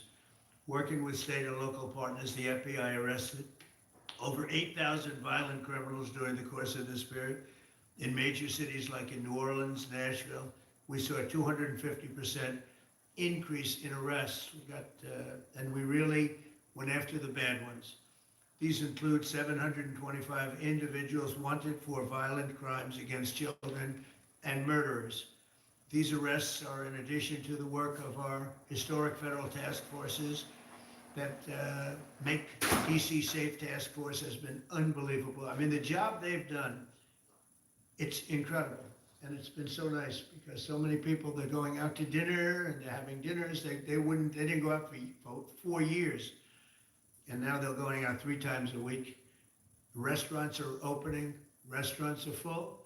And usually that means a lot of good things, but restaurants that were closed are now opening up, and everybody's happy. It's nobody's ever seen anything like it, actually, and everybody feels safe. You can have a child walk right through the middle of Washington, D.C., and nothing's going to happen. We were losing more than one person a week in Washington. They're being killed on an average of over 1 a week. The Make DC Safe Task Force has been incredible, and the Make Memphis Safe Task Force is having very similar results. It's much earlier, but we've been there for a week and a half, but I'm hearing the results are pretty incredible, and you'll hear about that. They're mobilizing more than 20 federal agencies for the largest law enforcement operation targeting violent criminals in American history. As a result of these efforts, violent crime declined nearly 20% nationwide compared to the same period last year, and it was the safest and most peaceful summer in 2 decades. And honestly, we haven't really even gotten going yet. If we didn't have to fight all of these radical left governors, we could have had Chicago taken care of, as an example. They had, in a short period of time, 4,000 murders in Chicago, and we have to listen to this man stand up and say that we're bad people. And the people of Chicago are walking around with MAGA hats. You have women, beautiful black women, walking around with MAGA hats. Please let the president in, and we don't care how he does it. They're not interested in National Guard or Army, Navy, bring them in. Marines, bring in the Marines. They just want the crime to stop. And more so because of the success that we had in DC. I think if we didn't have that success, nobody would even believe it. So I want to congratulate all of the incredible law enforcement professionals joining us today, especially Attorney General Pam Bondi, who's terrific, Deputy Attorney General Todd Blanche, who is a fantastic legal talent. He really is. He's a great guy, too. And of course, FBI Director Kash Patel. They have worked so hard on this and other things. Since the start of the administration, the FBI has arrested over 23,000 violent criminals, more than double the number arrested in the final year of the Biden disaster.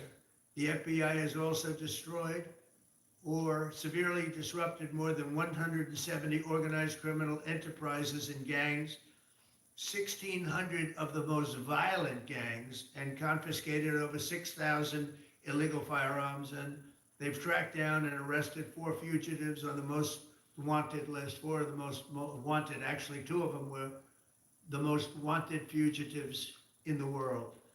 There's still much more work to be done, which is why the FBI continues to work alongside the Department of Justice, the Department of Homeland Security, and the Department of War to defend, and Pete Hegseth has been fantastic, by the way, on this too, on other things, but on this too, to defend law and order and combat violent crime, arrest illegal aliens, and make American cities the safest in the world. And when I campaigned, I talked about crime, but I never knew that we were going to get into it like we did. You know, I mean, I used to watch these cities with the murders. Chicago recently had one deal where they had 11 murders in one weekend, and they said, well, yeah, but it was a holiday weekend. They actually told me that was the reason. Like it was okay because it was a holiday. It was Labor Day. These people are the worst. They really have to, you better, I tell you what, the people in Chicago and the people in places like that, they could be fixed. At some point, it gets to where you can't fix it anymore. It's too far gone. And we have some cities like that.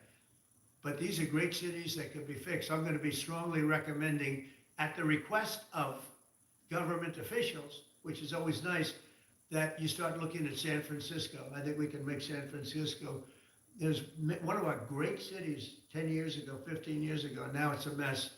And we have great support in San Francisco. So I'd like to recommend that for inclusion, maybe in your next group. You'll get great support. Every American deserves to live in a community where they're not afraid of being mugged, murdered, robbed, raped, assaulted, or shot.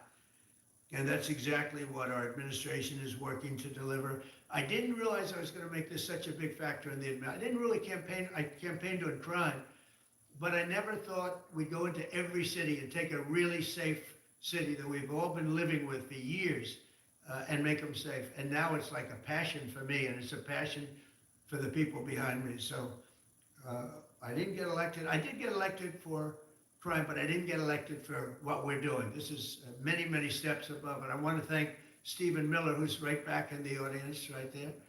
I'd love to have him. I love watching him on television. I'd love to have him come up and explain his true feelings. Maybe not his truest feelings. That might be going a little bit too far. But Stephen, thank you for doing an unbelievable job. And the people of this country love you, I tell you, and they love what you say about crime and stopping crime. So now I'd like to ask Director Patel to say a few words, and then Pam and Todd also. And I just want to congratulate them. This is an amazing thing, and we're just at the start. We're gonna go into other cities that we're not talking about purposely. We're getting ready to go in. And when they go in, like Cash as an example, told me that people didn't even know. 5 months ago, they went into Chicago, and they started doing a lot of work in Chicago, and we brought the numbers down a little bit. And but that really was just preparatory work for what we're going to do with the surge. We're gonna have a surge of strong, good people, patriots, and they're gonna go in, they straighten it all out. So a lot of these cities we're already working on, but we don't do it with a big flavor. But in a little while, you're gonna see some numbers that you're not gonna believe. And I think you'll probably start with Memphis, because I'm hearing the numbers are much quicker than we even thought possible. But again, DC it speaks for itself. Chicago is gonna be, okay, we're gonna save Chicago. And I told you, and I told them, a very respected man, the head of the Union Pacific, said, "Sir, save Chicago. It can be saved." And the way he said it was like, can you believe it? We're trying to save Chicago. But I understood exactly what he wants, and that's what we're going to do. We're going to save all of our cities, and we're going to make them essentially crime-free, like other countries have crime-free. If you go all over the world, you go to the world, you hear Afghanistan, and you hear all these different places. Our crime in certain cities is worse than anything they can even imagine. And we're not going to have that any longer. It's going to stop, and it stops right here. Cash, please. Thank you, Mr. President.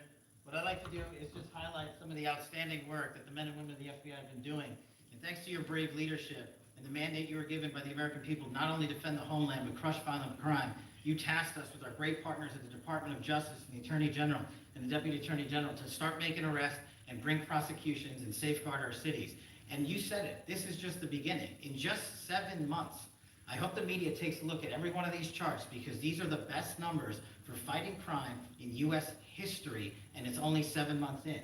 And to do that, our vehicle to do it of choice was Operation Summer Heat, which the FBI architected to go after violent criminals. And in just a 3-month span, you had 8,700 arrests of violent criminals. You had 2,200 firearms seized off the streets permanently to safeguard our communities. You had 421 kilograms of fentanyl seized.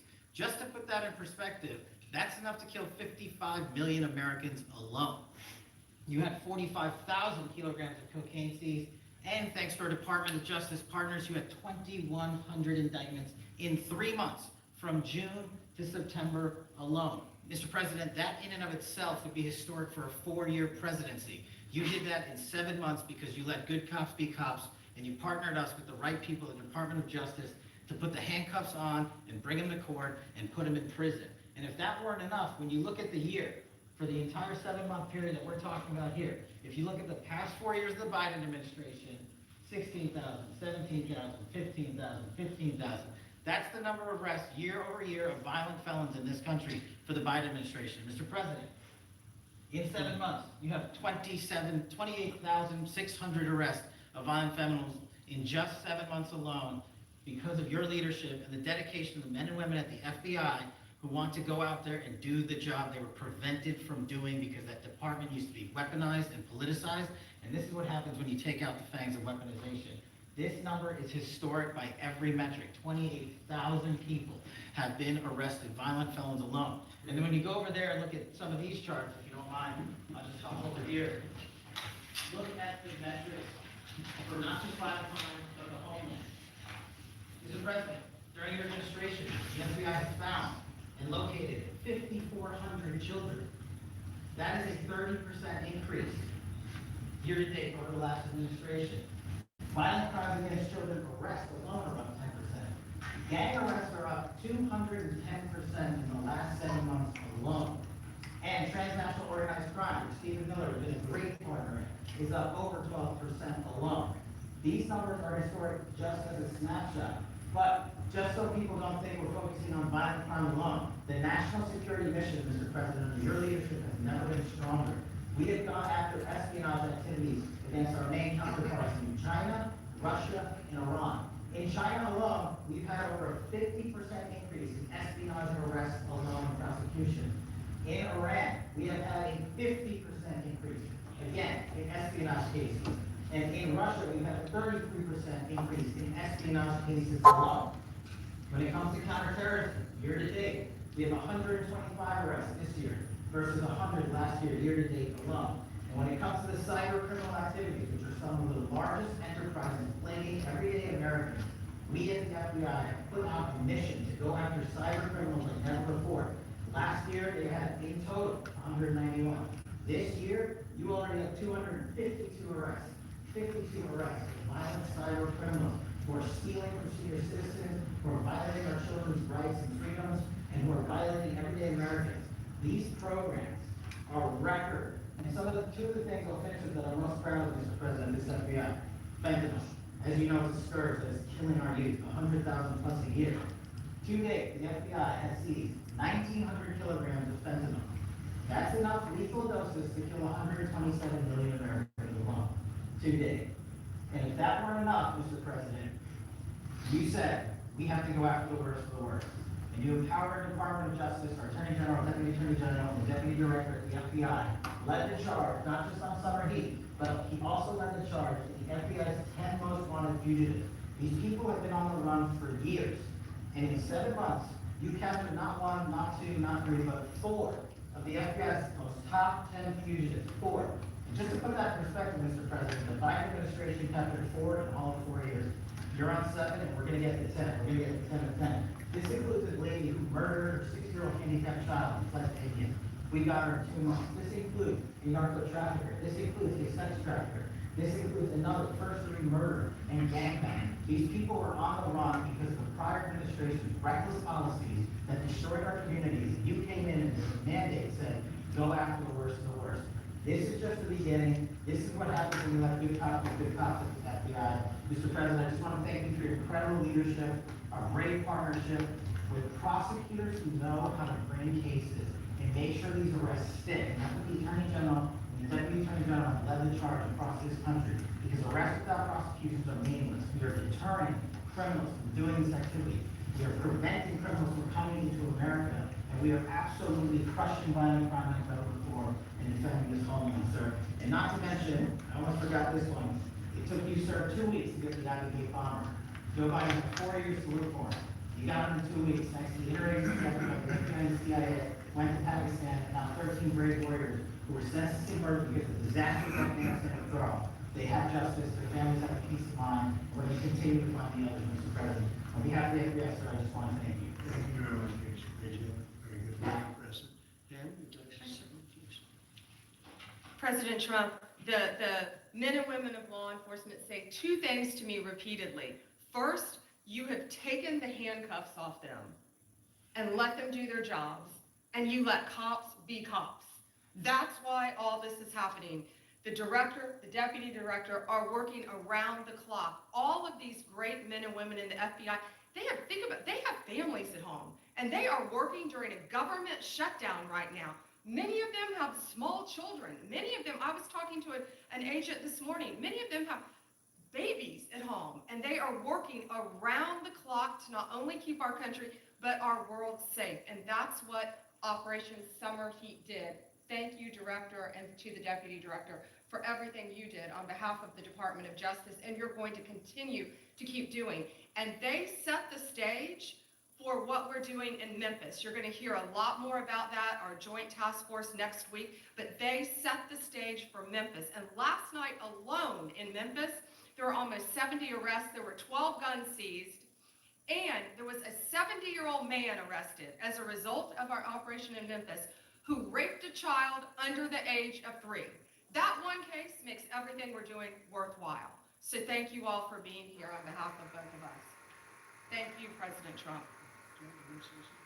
Sure, thank you, Mr. President. So this is a great day, and I think there's stats that the director talked about which are important, but I want to give 2 examples of what Summer Heat has done that actually will apply hopefully to everybody in this room.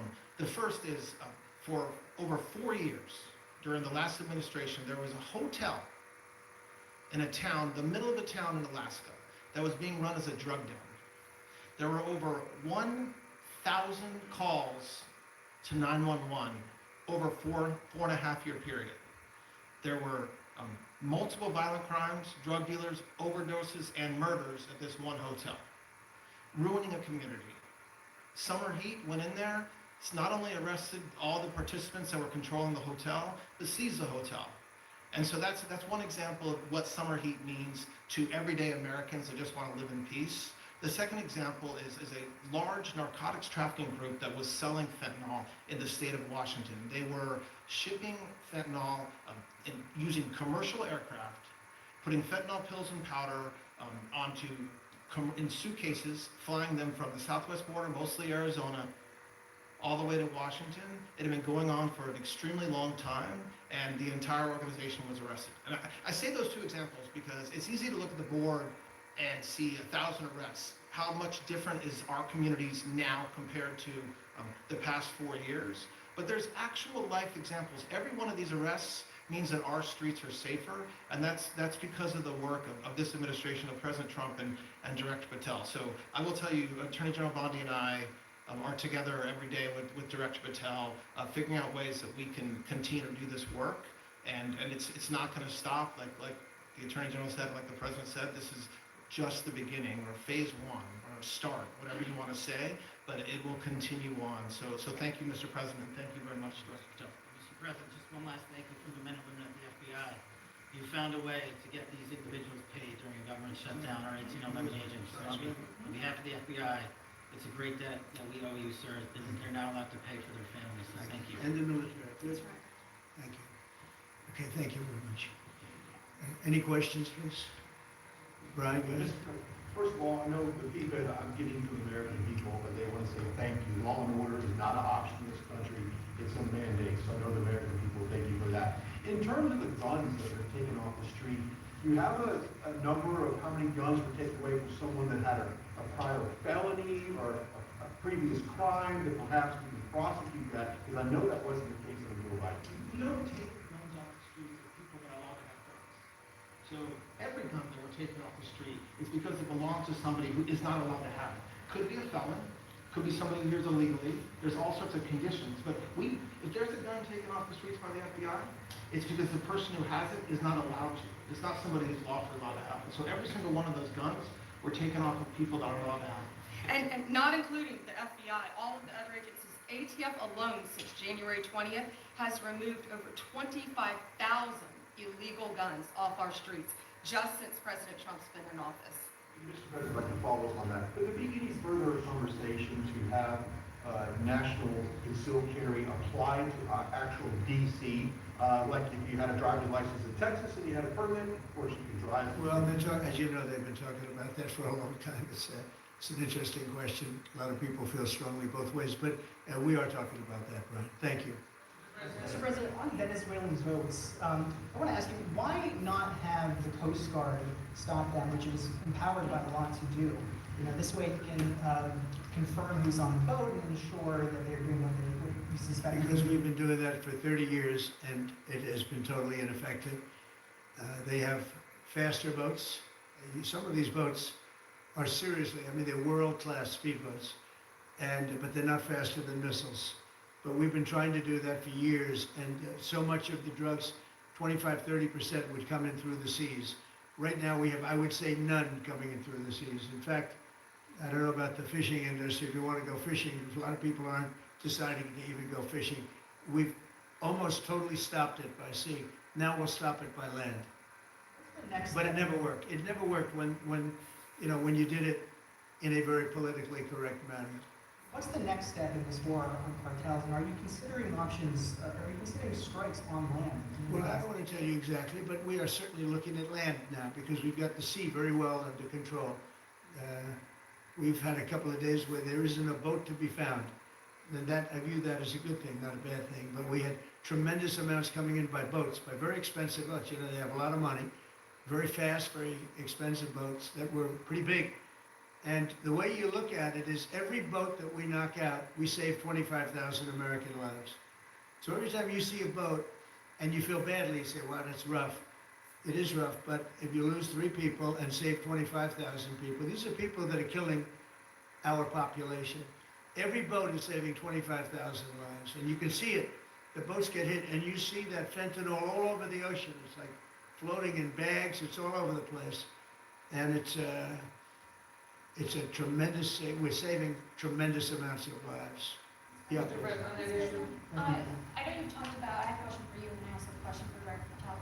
I know you talked about having some distaste for Boston recently. Is this one of the cities that you might be looking into, and can you give us a hint about other cities that you might be? You saying for where? For where? For Boston. Yeah, well, Boston has a bad mayor who at least is a reasonable IQ person. You know, most of them are low IQ, but, and they're so bad. I mean, what's going on in Chicago is just, you'd think the guy would say, hey, look, we have a problem, Mr. President. Could you come in and straighten it out? We could have that done in a month if we had their cooperation.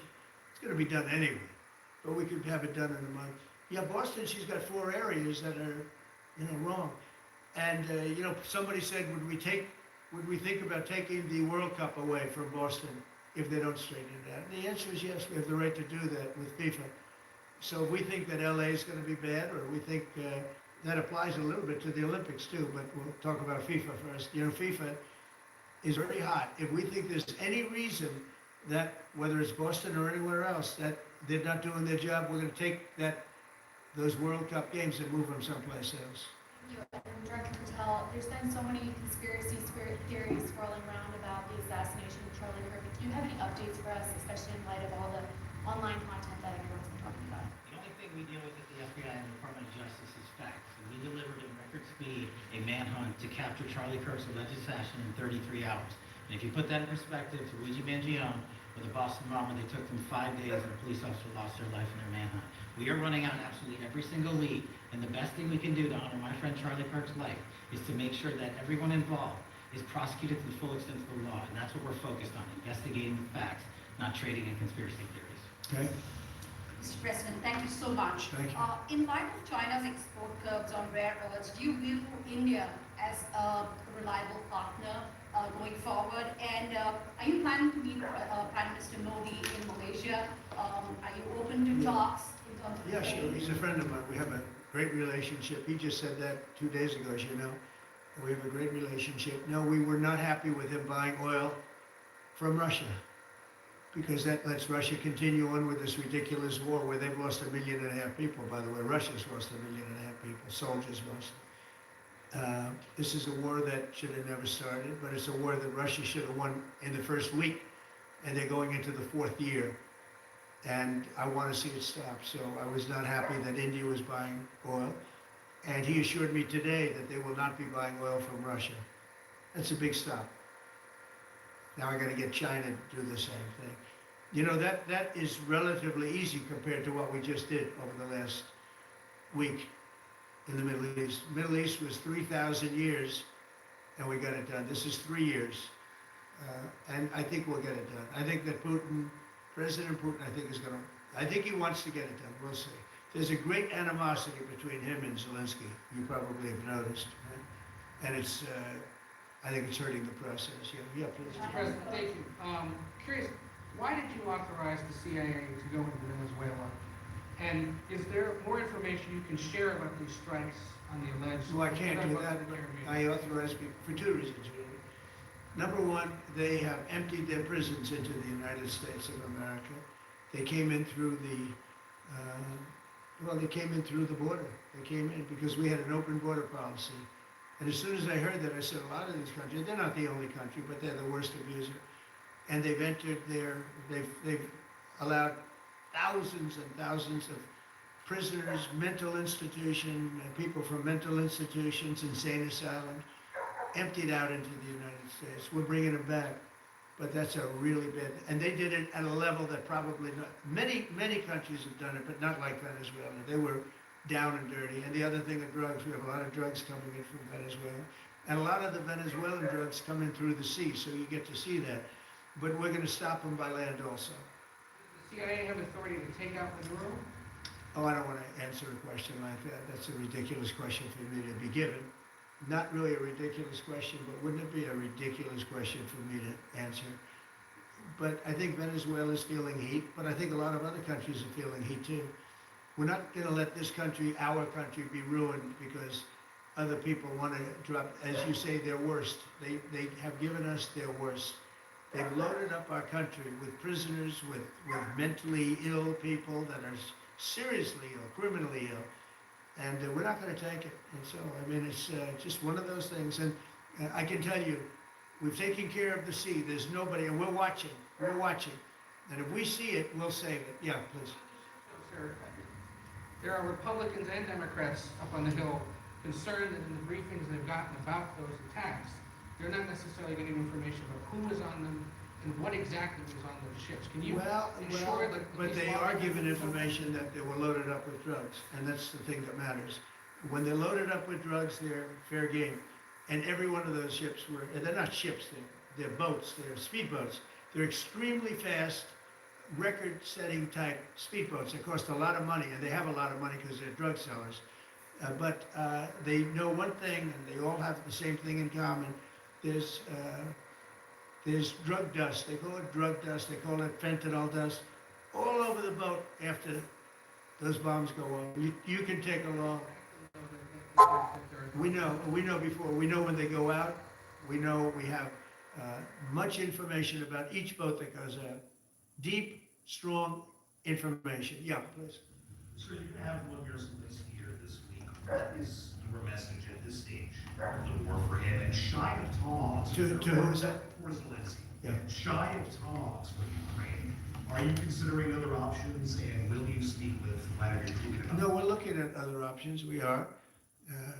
President Zelensky's coming in. I'm not a fan of the war. I'm not a fan of the way it started. It should have never happened. It wouldn't have started if I were president. The election was rigged. And because of that, we lost, a lot of lives have been lost because of that war. Not American lives, but if I can save a lot of lives, that's why I'm in it. I want to save lives. I've had 8 wars. The Prime Minister of Pakistan got up the other day, said so beautifully, he says, you saved millions of lives. He told that to a group of people right in this office. He said, the president saved millions of lives. And I think what he's referring to is the fact that that would have been with India nuclear war. That was getting very close. You know, 7 planes, they don't talk about it, but 7 aircraft were shot down. In fact, we have the new ambassador to India right here. They're well represented. You better represent us, not them, okay? But Sergio's going to do a great job. He's going to do a great job. But no, we'll be talking about the war with him, and we'll be talking about, I mean, they want to go offensive. I'll make a determination on that, but they would like to go offensive, you know that, and we'll have to make a determination. Given you have the FBI director and attorney general here today, Jim Jordan has asked Jack Smith to appear in front of the House Judiciary. You mean deranged, Jack? He's a deranged individual. Yeah. He's asking to. Well, they should. I'm surprised it takes so long. You know, we're talking about violent crime. What about the crime against a political opponent? That's what we have to talk about too. We would like to understand the full extent to which the Biden-Harris Justice Department weaponized federal law enforcement. What do you think the committee will find out, Mr. Smith? I think it was the worst weaponization of a political opponent in the history of the world, let alone this country. And I hope that everybody's, you know, they're involved in it. I'm not. I'm the one that had to suffer through it and ultimately win. But what they did was criminal. Deranged Jack Smith, in my opinion, is a criminal. And I noticed that his interviewer was, I think that was Weissman. And I hope they're going to look into Weissman too. Weissman's a bad guy. And he had somebody in Lisa, who was his puppet, worked in the office really as the top person. And I think that she should be looked at very strongly. There was tremendous criminal activity having to do with, if we don't have fair elections in this country, we're not going to have a country. And I've said it from the beginning, fair elections and borders. And we need also fair press, because if you don't have fair press, it's very tough. And we've got the strongest border of anybody. Nobody has a border. We have a border where the numbers just came out again. You saw 0 people came in illegally. Now, we do take people into our country legally, but 0 people. But you know, you're talking about a different subject. You're talking about political crime. They have committed massive political crime.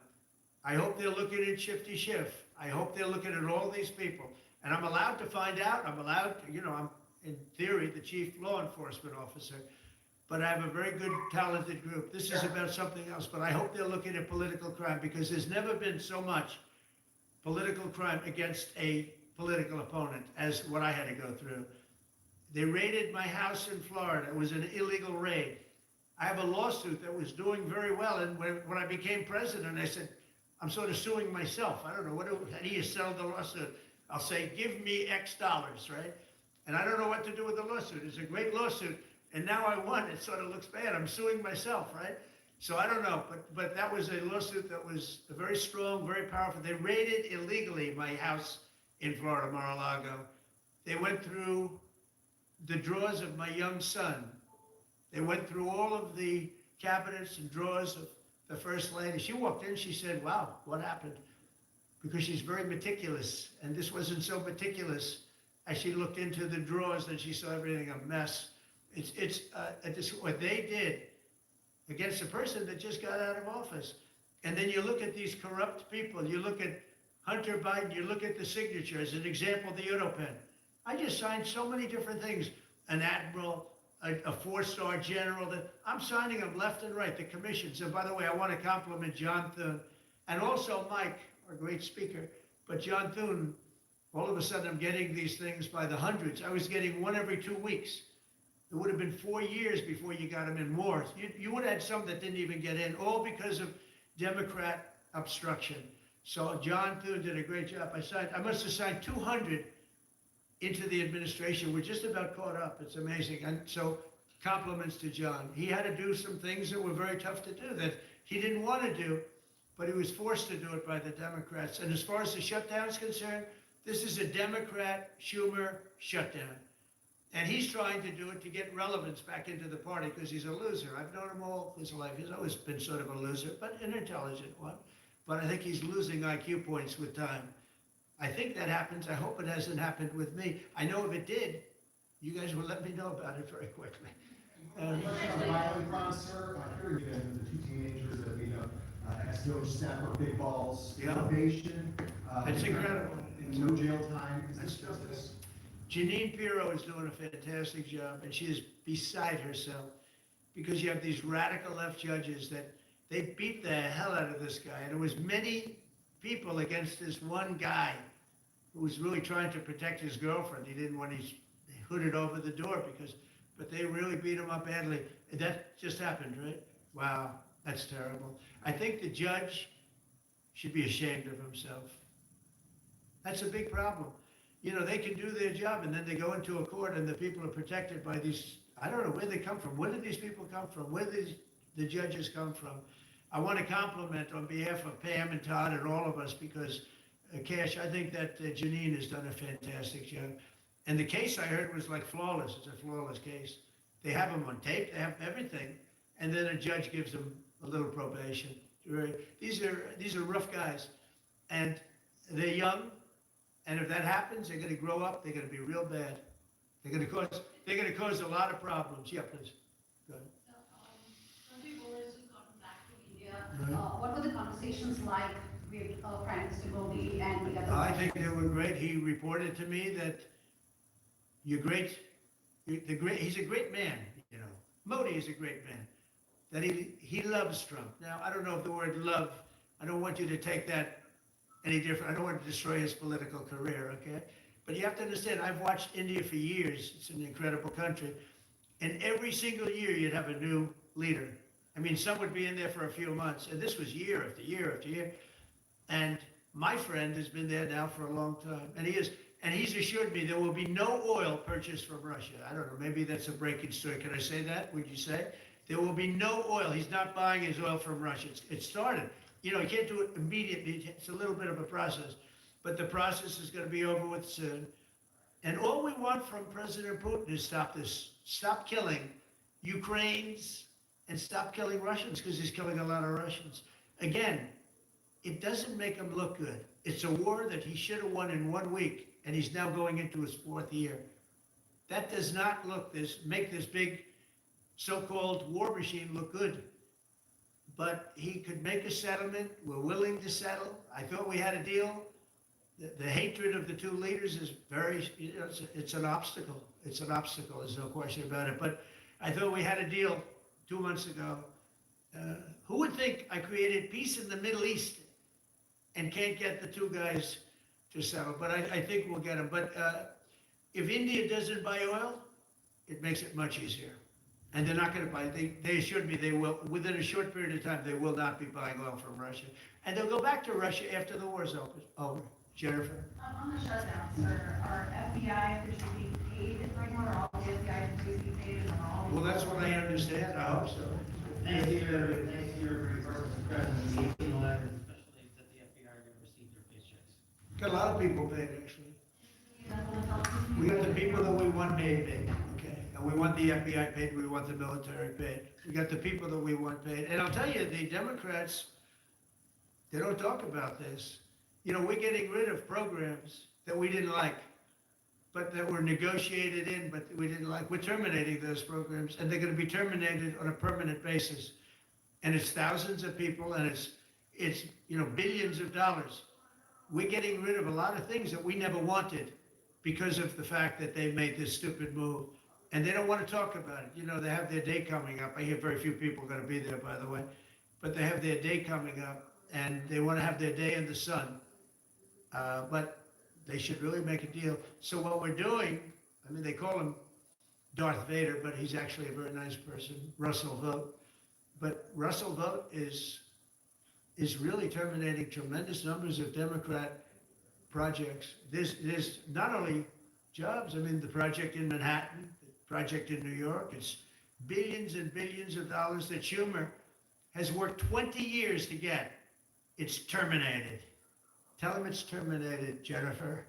All right.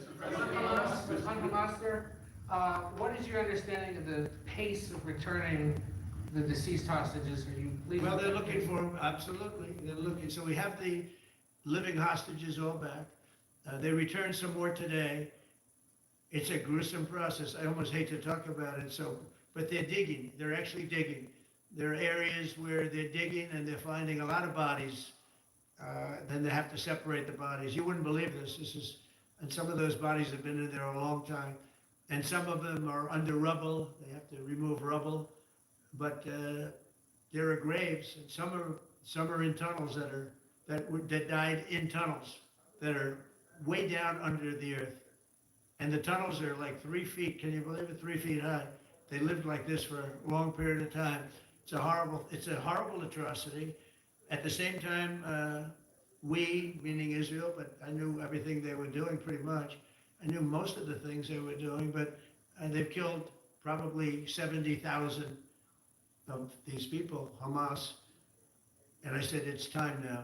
So we'll see what happens. We'll also see what happens. Your next question is going to be the weapons. We want the weapons to be given up, sacrificed, and they've agreed to do it. Now they have to do it. If they don't do it, we'll do it. CENTCOM today suggests that Hamas needs to hurry up and disarm and follow your country's plan. That it was the head of CENTCOM saying that. Is that not a signal to Hamas, to the rest of the world, that at some point the U.S. military may more directly engage? We won't need the U.S. military. We won't need it. We're going to because we're very much involved in it. If we weren't involved, there wouldn't be peace. If we didn't destroy the nuclear capability of Iran, that deal would have never happened for two reasons. The Arab nations would not have felt bold enough to do it because you have a very powerful, at that time, Iran. It's not powerful anymore between what Israel and us did. You know, the attack was, if you look at it, we helped them very much. They will be the first to tell you, including shooting down thousands of drones that were coming into Israel. You know, we shot them down. We were shooting them down like it was target practice, but we shot down thousands of drones and missiles also going into Israel. But between what we did to Iran that way with the, conventional, we will call it, and what see that beautiful plane, that B-2, I noticed it on the desk. I always thought it was beautiful, but I never understood it. Now I understand. It took in hundreds of thousands of bombs in the form of two, but hundreds of thousands of pounds of bombs. And every single bomb hit perfectly. Then they sent Tomahawks in. They sent 30 Tomahawks on top of it. And that was totally, CNN said, well, maybe it wasn't as bad as Trump said, because I said obliterated. Obliterated is not a strong enough word, actually. And you saw the Atomic Energy Commission came out and said the word obliteration is very, very, think of it. They came in under potential fire. They entered Iran airspace late at night in the dark, no moon. The moon was low for a reason. It's the one time we picked it. Couldn't see anything. And they hit every target, and they weren't hit. Nobody saw that plane. That plane is stealth. Nobody saw it. The problem with that is it may be stealth today, but tomorrow it won't be. And we just ordered about 20 brand new B-2 bombers. It's unbelievable as a weapon. I know Putin, when I was riding with him in Alaska, we passed a lot of them. And he said, that really did the trick. I said, yeah, it did. It's amazing. The flying wing.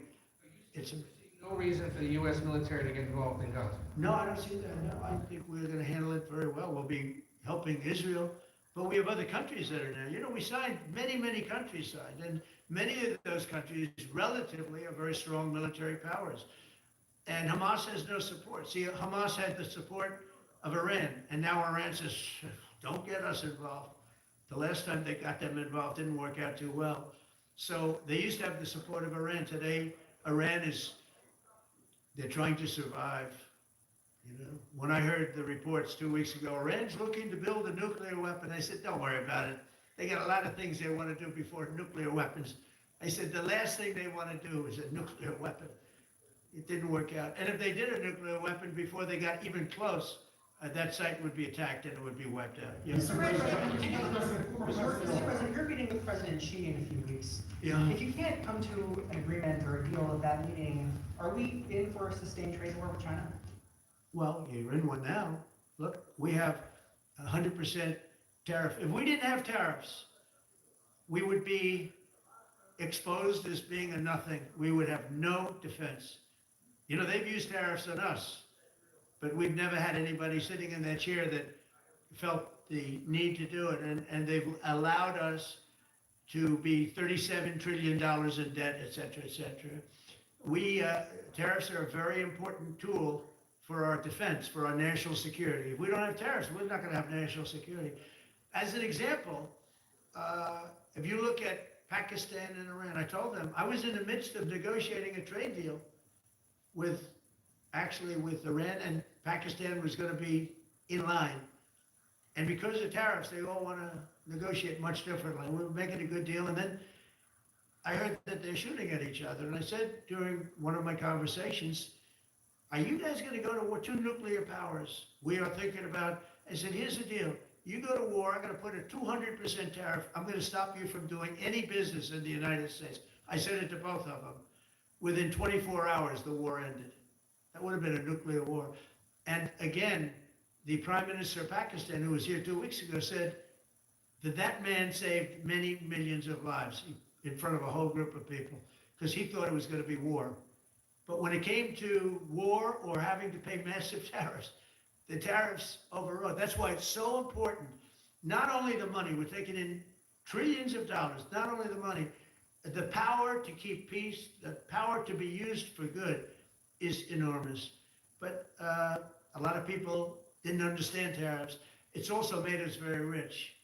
We have a big case coming up in the Supreme Court, and I will tell you, that's one of the most important cases in the history of our country. Because if we don't win that case, we will be a weakened, troubled, financial mess for many years to come. I don't even know if survivable is a good term. And if we do, we're going to be the most powerful economic country in the world. And all we're doing is using them as a defense against what took place for many years. China would charge us tariffs. It was incredible, but we weren't allowed to charge. We're allowed to do whatever we want. We just had presidents that didn't want to do it for whatever reason. And it was nothing. But of the 8 wars, I was saying 7, of the 8 wars, I would say tariffs are directly responsible for me ending 6 of them, 5 or 6. Without the tariffs, you have wars raging all over the world. With the tariffs, other than Russia, we have no wars out there. And we made a lot of good friends too. Tariffs are so important to our national security. If we don't have tariffs, we don't have national security. Our country would suffer a level that, because they use so strongly on us. As an example, the European Union. They won't take our cars, they won't take our agriculture, they won't take anything, but they send their cars in, Mercedes, BMW, Volkswagen, by the millions. We don't send any cars. They don't take them. They were tariffing us out. Agricultural product, they don't take our agriculture. They want their farmers to do it. I understand that. But it was very unfair, and they were tariffing our product. They're keeping up by using tariffs. And we didn't use it, but I used them. And now we made one of the great deals with your $650 billion they pay us. And we've evened it out. It's really a good thing to see. And you have to understand, they've all signed. Japan, South Korea. I mean, South Korea, $350 billion up front. Japan, $650 billion. And they all agreed to it. They're all happy. But before, it was a total ripoff. And if we don't have the use of tariffs, we have no national security. This country will have no financial security, will not have national security.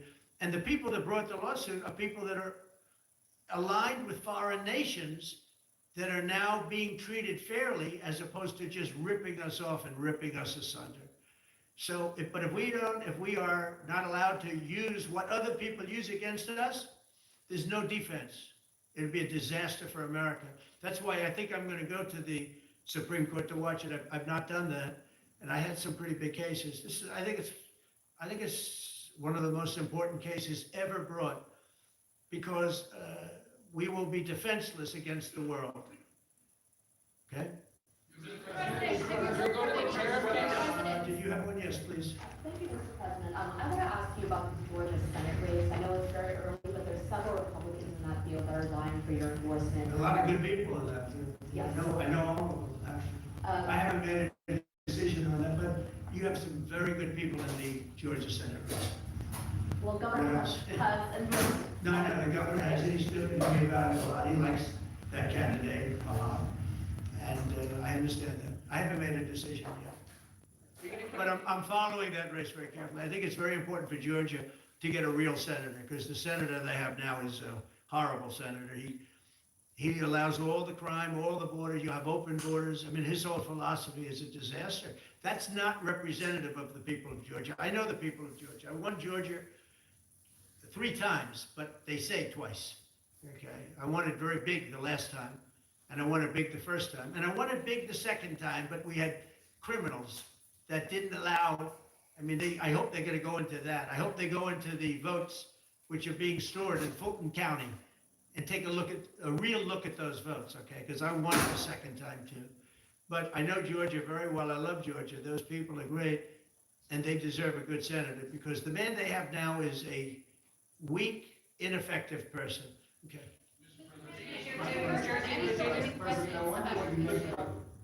By the way, you won Georgia 3 times. Yeah, I agree. Do you agree with me? He's the media. For someone that He's the media. spends a lot of time in Georgia, I believe you won that. I really have a question about. You know, the word believe isn't strong enough, right? You I know. There you go. It's true. I know I won too. We have the great Newt Gingrich. Newt, you agree with us? Good. Otherwise, I'd have him dismissed immediately from her. You know, his wife, as you know, is becoming an ambassador to a great country, Calista. So congratulations. And we're going to take a picture. And the only reason I'm doing it, he speaks so well of me. He said, I'll go down as the greatest president in history. And then he blew it. He said, I'm not sure if I put him above Washington or Lincoln. So I'm not that happy about that, dude. I've got a question about the weaponization of the DOJ. The media often says your department is weaponizing the DOJ. Yeah, that's the opposite. It's the opposite. Todd, you represented President Trump and probably the greatest weaponization of the DOJ, but Alvin Bragg, you know firsthand, if you could describe what you saw under the Biden administration and how they weaponized the DOJ. Well, I mean, I think it's hard to describe what happened in the last 4 years of President Trump. Alvin Bragg, a local prosecutor, his office staffed by Sergeant Major Jack Smith, his special counsel, staffs his entire office with DOJ prosecutors. And then there are countless things that happen. All in writing, most of them on the document, that require no explanation except a complete abomination of the place that we determined on right now and America itself. So when people talk about this department weaponizing, it's embarrassing. Because there's no scenario in which people go to work doing restoring justice, doing the right thing in every single case, and say that that's weaponization, and yet remain eerily silent about what happened for the past 3 years. I mean, read these articles and giggle. Because it cannot be true that people really think that what they did to him, not once, not twice, I'm still counting 3, 4 times, that we're the ones that are weaponized. So this man is not weaponizing the Department of Justice. We're not weaponizing the Department of Justice. It's the opposite. I mean, and also, nobody questions what I'm saying because it's true, because we all live the past 3 years. So this. They never want to bring up the details, but I watch the fake news, and oh, he's weaponized. And he wants to send them to prison. He wants all of They indicted me like 5 times. I took a mugshot. Who would have thought it turned out to my favor? Because it was a good shot. But I had to take a mugshot. It's right out there in the door. New York Post, front page of every paper in the world. I had a mugshot. They wanted to send me, nobody says that. They say, he's acting very, very tough. He's acting unfair. Let me tell you, if they've been nice to anybody, it's to those criminals. Because they are so good having to do with all of the things we're talking about today, and violent crimes. But if anything, I think this Justice Department has been so respectful of the law. Because the other Justice Department, with Rita or Lisa and all of that scum, real scum, what they did to the political opponent of a guy that has a seriously low IQ. Now, in his case, it was low based on his career, but it got real low, okay? It was descending rapidly. But what they did to go after his political opponent is legendary. Worse than any third world country, banana republic. And what we're doing is nothing. Are you kidding? Nothing. They write stories. Why aren't they doing this? And I don't have to leave it up to them, but I choose to at this moment at least. But there's never been anybody treated in the history of politics. You know, they say the 2 worst treated presidents by the media, etc., was that man right there, the late great Abraham Lincoln, and this guy, right there, Andrew Jackson. They say Andrew Jackson was treated terribly. They give him number 1 and number 2, but that was before I came along, Newt. I say I have number 1 times 10. Nobody's been treated like I've been treated. And I did a great job. You know, we had a great first term. And we had one of the most successful economies in history, etc. I rebuilt the military. We did a tremendous amount. The last part, we had a horrible thing called COVID, and we handled that well. We made ventilators for nations all over the world. We did a great job. Probably never get credit for it. Look at the therapeutics, the Regeneron, all the different things, the vaccines, all the things we did. We did a great job, but we had to focus on that. But we had the best economy in the history of our country. We're blowing it away right now. Look at the stock market. Hit another all-time high today. That's 48 days out of the few days that I've served. 48 days have already hit record highs. And we have, maybe most importantly, the number, we have now, I was saying 17, it's over $18 trillion is being poured into our country. It's because of the election and because of tariffs. Without the tariffs, you would have probably 18 cents. It's because of the tariffs, because there are no tariffs if they build in our country. And they understand that. So we have medical companies coming up. We have the AI. We're dominating China in AI. Everybody said that's impossible. We're dominating. I'm letting these massive plants build their own electric generating plants. They're becoming utilities in addition to everything. Maybe they'll make more money with that, who knows? But they're building their own electric because we have an old grid. You wouldn't be able to do that. And we're dominating China. We're dominating with AI, which seems to be the new big thing. That's the new internet. That's the new whatever. So we're very happy with the job we're doing. I'm very happy with the job they're doing. But when you tell me about attacking a political opponent, there's never been, and I'm a legitimate opponent. I watch my son. He's got the #1 best-selling book now. My son Eric, he's a wonderful kid. That guy spent so much time with subpoenas. He got more subpoenas than anybody in the history of our country. Think of it. And he's an innocent, good boy. He's a good kid. He's always been a good kid. All of my children are good. They went through hell. My children went through federal grand juries on a hoax. Think of it.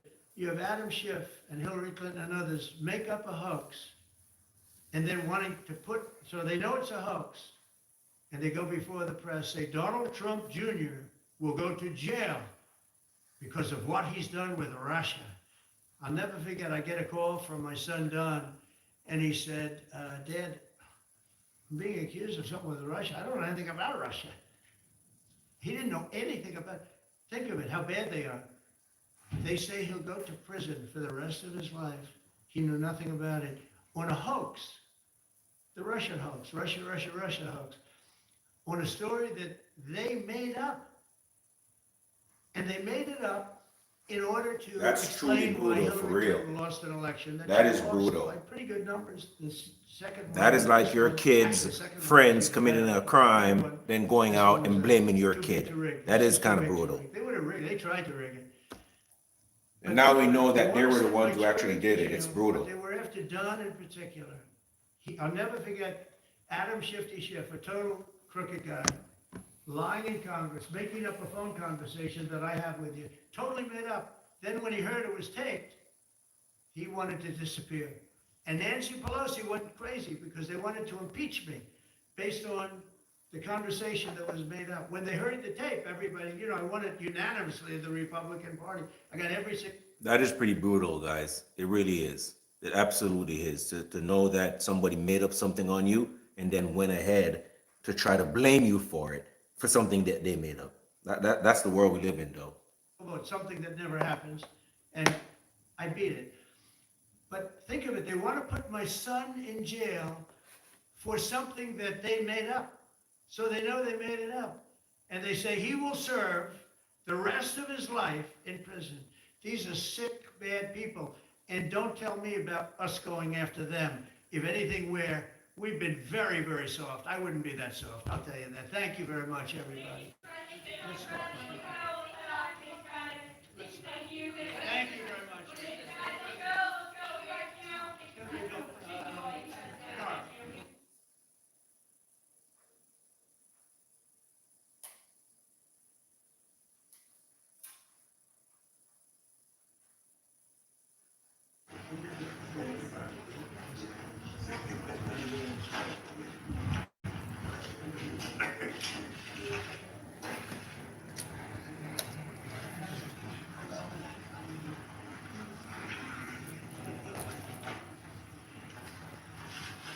Well, thank you very much, everybody. We have an extremely respected man in the Oval Office today, and a friend of mine for a long time, a very good friend of mine.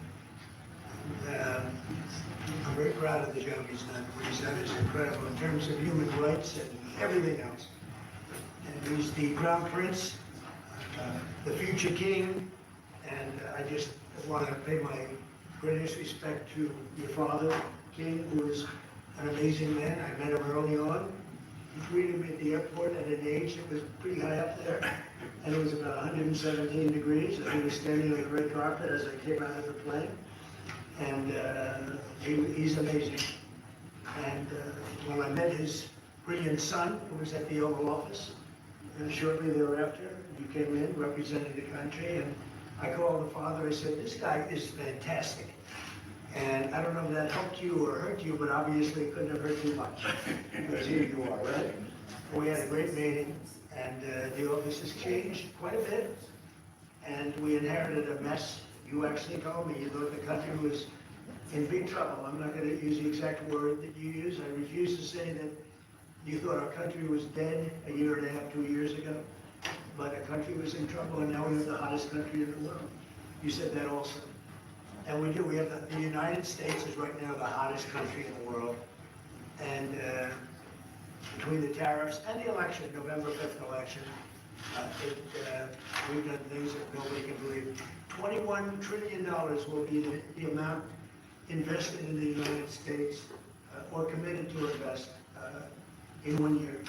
So I'm here 9 months, we're up to almost $18 trillion. Biden, as an example, the Biden administration, if you call it that, it's not me, it was the Biden lack of administration. They were less than 1 trillion for 4 years. We're going to be 21 trillion for 1 year. I think it's hard to believe.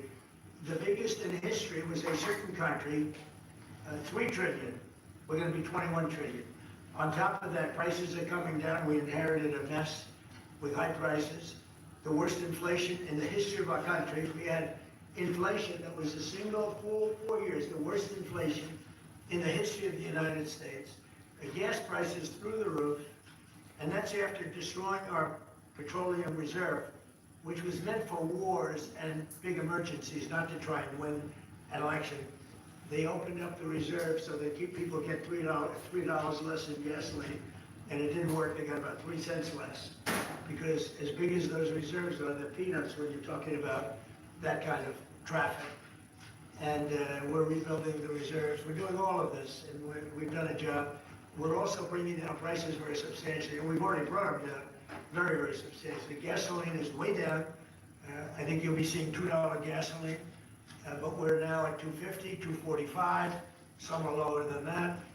It was $4.50, $5, $6, $3.50, $3.75, under by all different numbers, but way high. And we have energy way down. But the biggest thing to me, because I know what it means in jobs, is the fact that we're at over $17 trillion, Scott, and we expect to be around $20, $21 trillion in 1 year. And that's many times bigger than in history. The highest number was $3 trillion. And we're going to be at 21 trillion. That means new plants, new AI, new auto plants. We have auto plants coming in from Canada, from Mexico, from Germany, from Japan. Toyota just agreed to invest $10 billion on new auto plants, all American workers. We've never been in a position like this. You can go back to the beginning. Our country has never been in a position like this, and it really is because of the fact that we use tariffs to bring all this money in. And you're going to see the results in a year when these plants start to open up. We have more plants under construction now than at any time in the history of our country. And these are big plants. These are the biggest plants anywhere in the world. And I want to thank you because you've agreed to invest $600 billion into the United States. And because he's my friend, he might make it $1 trillion, but I'm going to have to work on him. But it's 600, we can count on 600 billion, but that number could go up a little bit higher, yes. I don't know, we'll see. But we appreciate it very much. So Saudi is going to be investing at least $600 billion, and that means investments in plants, in companies, money on Wall Street, and what it really means for everybody that really counts is jobs, a lot of jobs. We have a lot of jobs. So I just want to thank you. We've been really good friends for a long period of time. We've always been on the same side of every issue. I think we've done a great job in wiping out the nuclear capacity of Iran. Nobody else could have done that. No other president would have done it. And we had the pilots in the Oval Office right here. We were celebrating a very successful attack. So I had them in with that beautiful B-2 bomber that's over there. And they said, sir, for 22 years, we practiced this attack. Our predecessors, these were very young guys, so 22 years, they said our predecessors and us practiced the attack on Iran. But no president ever gave us the go-ahead. 3 times a year they went out and they practiced the attack. Nobody let us do it until you came along, and I let them do it because it was the right thing to do. You can't have a nuclear Iran. And so we put you in a very good position. But I just want to say it's an honor to be your friend, and it's an honor that you're here. And if you'd like to say a few words, but thank you very much. Well, thank you, Mr. President. This relation for about 9 decades, and we've been working together for a long time. But today it's a very important time in our history because there's also a lot of things that we're working on in the future. We believe in the future of America. We believe what you're doing, Mr. President, is really creating a lot of good things and good foundation to create more economic growth, more business in America. And it will also do work for the world peace. I believe, Mr. President, today and tomorrow we're going to announce that we're going to increase that $600 billion to almost $1 billion investment, real investment and real opportunity by details in many areas. And the agreement that we are signing today in many areas in technology, in AI, in railway materials, magnet, etc., that will create a lot of investment opportunities. So you are doing that now, you're saying to me now that the 600 billion will be 1 trillion. Definitely, because what we are signing will facilitate that. I like that very much. No, that's great. I appreciate that. That's great. We're doing numbers that nobody's ever done. And in all fairness, if you didn't see potential in the U.S., you wouldn't be doing it. Definitely. You don't want to lose money. As you said, Mr. President, it's the most hottest country in the planet. But what you are creating is not about opportunity today, it's about also long-term opportunity in America that will affect American economy positively in the next coming decades, preparing the right foundation of emerging technologies. That's a game changer for America in a good way, and we want to be part of it. Yeah, we're doing really well. And this, you don't see what we're doing so much because we have, although the construction industry sees it. If you look at Caterpillar, who's been incredible, the tractors, everything else, the numbers that we're doing in construction are unbelievable. Some of the plants that we're building, AI, and they're building their own electric with the plant. I gave them the right to build their own electric with the plant because no country, frankly, will have this. China's working very hard to produce enough electric, but we're beating China substantially at AI, which is a big thing. And we had a great meeting 2 weeks ago with President Xi on AI, where we're doing well. And I have a man, David Rommel. Yes, sir. David, could you say a few words about what you're seeing on the job front and all of the, some of the assets, and also how we've been helped by the Saudis in terms of the kind of investment they made, please. Yeah, most certainly. Thank you for the opportunity. I am a facility leader for GE Vernova, and if you look at the landscape for GE Vernova investment, over $750 million in the U.S. focused on true manufacturing jobs here stateside. We're looking at tripling the output of our Greenville, South Carolina facility, where we make the gas turbines that are supporting U.S. needs as well as the Saudi Arabia needs. Right. So real jobs, $300 million in gas investment, resulting in over 500 pieces of new equipment being installed in the Greenville, South Carolina facility. That translates into roughly 1,800 jobs across the board for GE Vernova as we try to scale capacity to be able to meet this demand. Along with that, we're partnering with local communities to build the skill set that's required to meet these capacity needs. So that talent pipeline is incredibly important. So it's real jobs in the manufacturing space. Well, you've been great, and thank you very much. And we love that state. I won that state by record numbers. I won a lot of states by record. Texas, a lot of them by Indiana.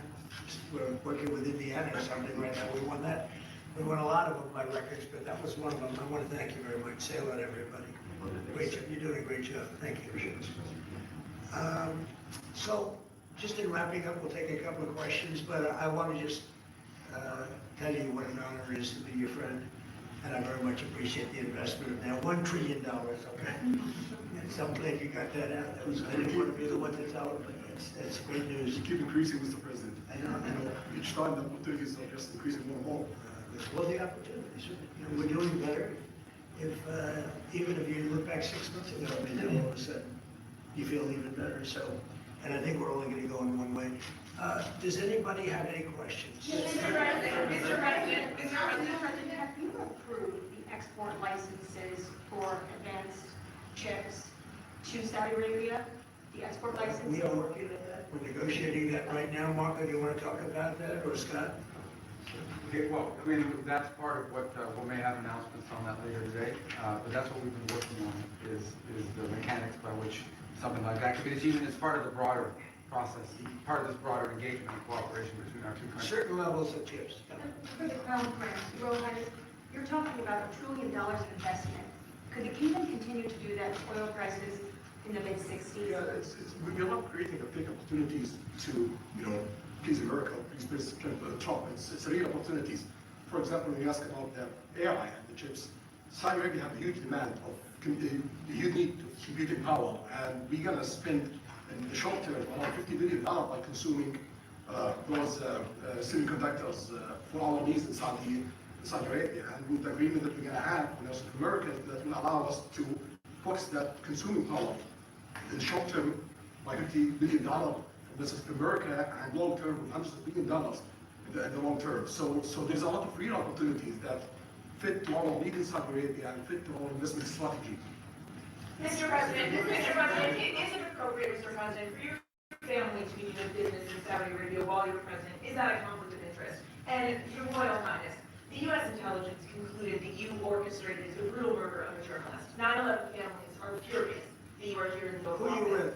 Who are you? Why should Americans Who trust are you with? And the same to you, Mr. President. Now, who are you with? I'm with ABC News, sir. You with who? ABC News, sir. Fake news, ABC fake news, one of the But the worst, question is- one of the worst in the business, but I'll answer your question. Thank you. I have nothing to do with the family business. I have left, and when I've devoted 100% of my energy. What my family is fine. They do business all over. They've done very little with Saudi Arabia, actually. I'm sure they could do a lot. And anything they've done has been very good. That's what we've done. We've built a tremendous business for a long time. I've been very successful. I decided to leave that success behind and make America very successful. And I've made America more successful by far than it ever was, and that it ever could have been no matter who was president. There would be nobody bringing in $21 trillion, that I can tell you right now. As far as this gentleman is concerned, he's done a phenomenal job. You're mentioning somebody that was extremely controversial. A lot of people didn't like that gentleman that you're talking about. Whether you like him or didn't like him, things happen, but he knew nothing about it, and we can leave it at that. You don't have to embarrass our guest by asking a question like that. Just yes, Mr. President, allow me to answer. You know, I feel painful about, you know, the families of 9/11 in America, but, you know, we have to focus on reality. Reality based on CIA documents and based on a lot of documents that Osama bin Laden used Saudi people at that event for one main purpose, is to destroy this relation, to destroy the American-Saudi relation. That's the purpose of 9/11. So whoever buying that means they are helping Osama bin Laden's purpose of destroying this relation. He knows that the strong relation between America and Saudi Arabia is bad for extremism, it's bad for terrorism. And we had to approve him wrong and to build a relation, to continue developing a relation. It's critical in the safety of the world, it's critical against extremism and terrorism. About the journalists, it's really painful to hear, you know, anyone that being losing his life for, you know, no real purpose or no nothing legal way. And it's been painful for us in Saudi Arabia. We did all the right steps of investigation, etc. in Saudi Arabia, and we've improved our system to be sure that nothing happened like that. And it's painful and it's a huge mistake, and we are doing our best that this doesn't happen again. Mr. President. Thank you, Mr. President. The Crown Prince has been instrumental in helping lifting the sanctions on Syria. That's true. Will there be any joint investment between the U.S. and Syria? And will you visit Damascus? Are you from Syria? No, but Where are you from? I'm from Palestine. Oh, you made a lot of progress, huh? They like it. Palestinians are. The Palestinians are doing very well, actually. I think we're working very closely with a lot of people that make everybody happy, including Israel, the Palestinians, and everybody. That's very interesting. No, I think that, I will tell you, the Crown Prince called me, and he specifically asked me if I would lift the sanctions on Syria, because he wants to see Syria make it. As you know, the leader of Syria was just here. We had a great meeting. And he's a strong guy, and I guess you need a strong person to run it. And I think Syria's made tremendous progress. So we did lift the sanctions at the request of the Crown Prince, also the President of Turkey, Erdogan, called me specifically. He said, you know, if you don't lift the sanctions, Syria doesn't have a chance. If you do, they have a very good chance. And between the two of them and some others, I lifted the sanctions. And the results so far have been pretty good. Mr. President, I have a question about the F-35s that are being sold to Saudi Arabia. Are these the same ones that are being used by the Israeli military? And if so, how does that allow for the qualitative military edge for Israel? And then I want to ask you, because you brought up the plight of the Palestinians, Are you aware of relocation flights to South Africa that are taking place right now? Which flights? There are relocation flights that are taking place. Some hostels are being charged up to $2,000 I'm not a going to seat. South Africa for the G20 because I think their policies on the extermination of people are unacceptable. So I'm not going, so I won't refer to anything having to do with South Africa. South Africa has behaved extremely badly. But I will say that when you look at the F-35 and you're asking me, is it the same? I think it's going to be pretty similar here. This is a great ally, and Israel's a great ally. And I know they'd like you to get planes of reduced caliber. I don't think that makes you too happy. They've been a great ally, Israel's been a great ally, and we're looking at that exactly right now. But as far as I'm concerned, I think they are both at a level where they should get top of the line. Yes, please. I just want to ask for the Crown Prince, about the direct talks between. It's all right, I'll see you one second. Go ahead. Have you reached an agreement on the U.S.-Saudi defense treaty today?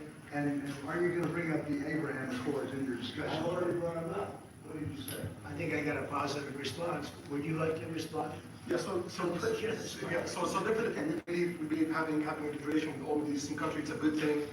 And we want to be part of the Ibrahim Accord, but we want also to be sure that we secure a clear path of two-state solution.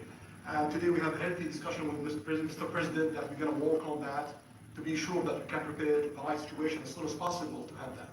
I think we're, I don't want to use the word commitment, but we've had a very good talk of the Abraham Accords. We talked about one state, two state, we talked about a lot of things in a short period of time. We'll be discussing it further too. But I think you have a very good feeling for the Abraham Accords. Just definitely, Mr. President, we want peace for the Israelis, we want peace for the Palestinians, we want them to coexist peacefully in the region, and we will do all of this to reach that date. And the defense agreement, have you reached an agreement on that? We pretty much have. Mr. President, We have reached agreement on that. I wanted to ask you about the direct talks between the United States and Iran. Have you been fully briefed on that? And are you concerned at all about how this might impact Saudi security interests? We are close allies, we're working closely together on that issue, and we will do all this to help to reach a deal between the rest of America and Iran. And we believe it's good for our future to have a good deal that will satisfy the region and the world and the rest of America. So we will do all this to see that day happen. And by the way, Iran does want to make a deal. I can say I think they very badly want to make a deal. I am totally open to it. And we're talking to them and we start a process. But it would be a nice thing to have a deal with Iran. And we could have done it before the war, but that didn't work out. And something will happen there, I think. But they would very much like, they may say something else, but they would very much like to have a deal. You are planning, you said you are planning to sell the F-35 jets to Saudi Arabia. Yeah. Is it part of the security agreement? And how you assess the defense partnership between Saudi Arabia and the United States? And the question was... Well, I just said it, we're going to sell them F-35s. Is it part of the security agreement or not? No, we're going to have a deal. They're going to purchase F-35s. They're buying them from Lockheed, and it's a great plane. We make, by the way, the best military equipment. You saw that during the Iran-Lily skirmish. We make the best planes, the best missiles. We make the best offensive missiles. We make the best military equipment in the world. Nice. For this, the Royal Highness, I would like to ask you about how you see the cooperation between the United States and Saudi Arabia in the advanced technological field, especially AI, and how it will support Saudi Arabia to set its goal to achieve the vision of 2050. Well, I will try to answer that in short, but definitely there's a lot of interest in many industries between Saudi Arabia and America, and we are signing a lot of agreements in different areas that will really add value to American economy, but also will add value to us in Saudi Arabia. And AI is critical for us because one of the long-term problems that we could have is lack of workforce. As you've seen in the past few years, some of them reached 30% of the global migration to Saudi Arabia.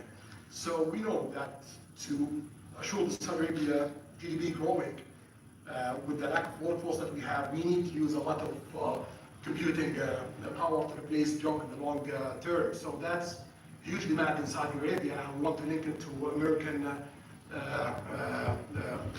private sectors and how getting the supply from America. So there's a lot of opportunities in that area. And we're also involved in AI in Saudi Arabia. So we're working, and we're leading by a lot on AI. Actually, a lot. China would be in second place, but we're leading by a lot. And I have to say this, and our relationship with China has been very good. And as far as buying our farm products, they're pretty much on schedule. Scott, I'd like you to call them, say if they could speed it up. Okay, but they're pretty much on schedule. I may have a question for both the Crown Prince. Mr. Abbas from American News, Saudi Arabia. Your Excellency. You should be a friend of Your Royal Highness, just picking up on something you just mentioned about how some people try to destroy the relationship between Saudi Arabia and the United States. Perhaps, since the launch of the vision, we've been used to having the bigger picture and that everything fits into the bigger picture. Might you want to elaborate a little bit about where is the relationship, the bilateral relationship, the strategic partnership between Saudi Arabia and the United States heading, and what's the big picture there? Well, I don't think it's a relation that we can replace it from the Saudi side or the American side. It's a critical relationship for our political attempt, for our economical attempt, for our security, for our military, for many things. And being there for like 9 decades, and the opportunities that we have today is huge, and seems that it's going to get deeper in the next few decades. And what we are having today and tomorrow with President Trump, it's really a huge new chapter of this relation that will add value to both of us. When you think about it, I'm just sitting here. You're with the future king, a man who's respected by everybody, a man that doesn't have to be doing this, really. I don't have to be doing it either. And yet, we're sitting here taking questions. We didn't say, oh, you can't talk about this thing. And there's never been transparency like this, even in his country. But there's never been, in our country, that's been acknowledged. But we didn't put restrictions. And I'm saying it's sort of wonderful to be taking questions from all over the world. Everybody's here. This is just a small group representative of tremendous numbers of media that are outside, that are very jealous that these people were so selected. But they're representing a lot of people that are outside. I think it's terrific that we can be sitting here being this open, and I think it's really a wonderful thing. I don't mind, I have a personal question for you. Okay, here we go. I should have said that. So apart from everything you mentioned in your opening remarks, you forgot to mention that you've de-escalated 7 wars since you started. At least in our part of the world, you are seen as a peacemaker. And adding that to all the executive orders and everything else you've mentioned, I really have to wonder, in your speech in Saudi Arabia, I was there, you said that His Royal Highness does not sleep at night thinking how he does things better. We wonder in Saudi Arabia how you manage your own time, and what's your formula for managing? He does not sleep much, and I don't sleep much. I think we have the same schedule. We're thinking about our countries. And if you sleep a lot and you're president, we just had one that slept more than any president. He broke every record. He sleeps all the time, during the day, during the night, on the beach. The only guy could fall asleep on the beach with the press watching. No, he's not a sleeper. I'm not a sleeper. We don't. We talk at night. We can talk. I can call him almost any time. Because, hi, how you doing? It's like crazy stuff. But now, when you love your job, when you love your country, and when you're in a position like we are, future king, highly respected, crown prince, and in my case, president, you're thinking about your country. You're thinking about making America great again. We're thinking about keeping Saudi Arabia strong and vibrant in a pretty tough part of the world, tricky part, but a tricky part, a lot of tricky people. But he thinks about his country, and I think about my country. I don't want to sleep. President Trump, do you expect a formal civil nuclear deal to be reached soon? Can you talk to us about that aspect? With whom? Please? With Saudi Arabia. I can see that happening. Do you think that will, agreement will happen today? It's not urgent. It's always, when you have civil nuclear, but you have more oil than almost anybody else. We actually have more oil and gas than they do, but I refuse to say that. We have more than, we have more than anybody. And on the F-35s, are those sales, Israel has reportedly wanted those sales to be conditioned on Saudi Arabia moving to normalize. Israel will be happy. Israel's Is going to that be a happy. condition of the? Israel's aware, and they're going to be very happy. Okay? Yeah, please. Hello. Hi, hello. My name is Iman Benz from Shakal newspaper. I'm from Riyadh. Good. I have a question for the Crown Prince and for the President. Crown Prince of Saudi Arabia, how much you expected from developing that cooperation with the United States in the field of humanity, AI, supply chain? How much you expected from that? No limit, just continue pushing forward. There's no limit, so just push forward for all the opportunities that we have. This is, you have to understand, this is really a great ally. Just the fact that they're now doing, I came in here at 6, I did not know that I was pushing for the 1 trillion, but he didn't tell me that. Now tell me, this is a great ally of ours. You know, when you invest $1 trillion, that's national security for us too. Because it creates jobs, it creates a lot of things. And I would say, Scott, right, when you hear one country is putting $1 trillion into the United States, that creates national security. And, you know, I think that, they don't have to say that, but I think a big part of that is also the fact that tariffs are in play. But even beyond tariffs, that's a real ally that will do that, creates a lot of power for the United States. We are also we are very happy for this much Saudi. Right, for the relationship. Sanctions and of course come back for us for the business. So it's complementary interest. So this is the Well, yeah. President allowed to. Huh? Well, look, I love the country of Saudi Arabia. I know the people very well. The level of treatment that we go when we go to Saudi Arabia is something that is incredible. And the people like us, and I think they really like America, especially when I'm president. I mean, I don't think they liked America so much maybe for 4 years recently. I think Obama treated Saudi Arabia very, very badly, as you know. And I think Biden didn't have any idea what the hell it was. I don't think Biden knew the difference. How do you describe the future relationship with Saudi Arabia? I mean, from the friendly aspect, how do you? I want to say the relationship is with, Yeah. I would say top of the line. It's as good as it can. I don't think it can get much better. We have a country that trusts us, and that's why they make that investment. If they didn't trust us, they couldn't make that investment. And we trust them. They've been very reliable. I rebuilt our military in my first term, and we spent trillions of dollars, and we gave away some of it in Afghanistan stupidly because we had stupid people running our country. But we gave away, but it's, as much as it was, it's a tiny fraction of what we put here. And we're bringing our military to a new level, the highest level ever. We have those plans to go down. And again, it's all American jobs and everything, so it's good for a lot of reasons. But as far as Saudi is concerned, no, I don't think our relationship could be better. I don't think they had a great relationship under Biden, and I don't think they had a great relationship under Obama. But they have a great relationship under Trump. When we did the Presidential Walk of Fame, you saw that, right? And we're walking, and I asked the Crown Prince, so outside of Trump, because I blow everyone away, who was the best president for Saudi Arabia? And you could, maybe it's an interesting answer. I don't know. The Roosevelt who started it, President Democrat, and Reagan is one of the historical presidents that have close ties with Saudi Arabia. But we've worked with all presidents. Does Trump belong all the way? No, it's not only Mr. President. And Trump doesn't give a fist pump. I grab that hand, I don't give a hell where that hand's been, I grab that hand. Remember, he travels for 20 hours, gets out, and he gives the fist bump. No.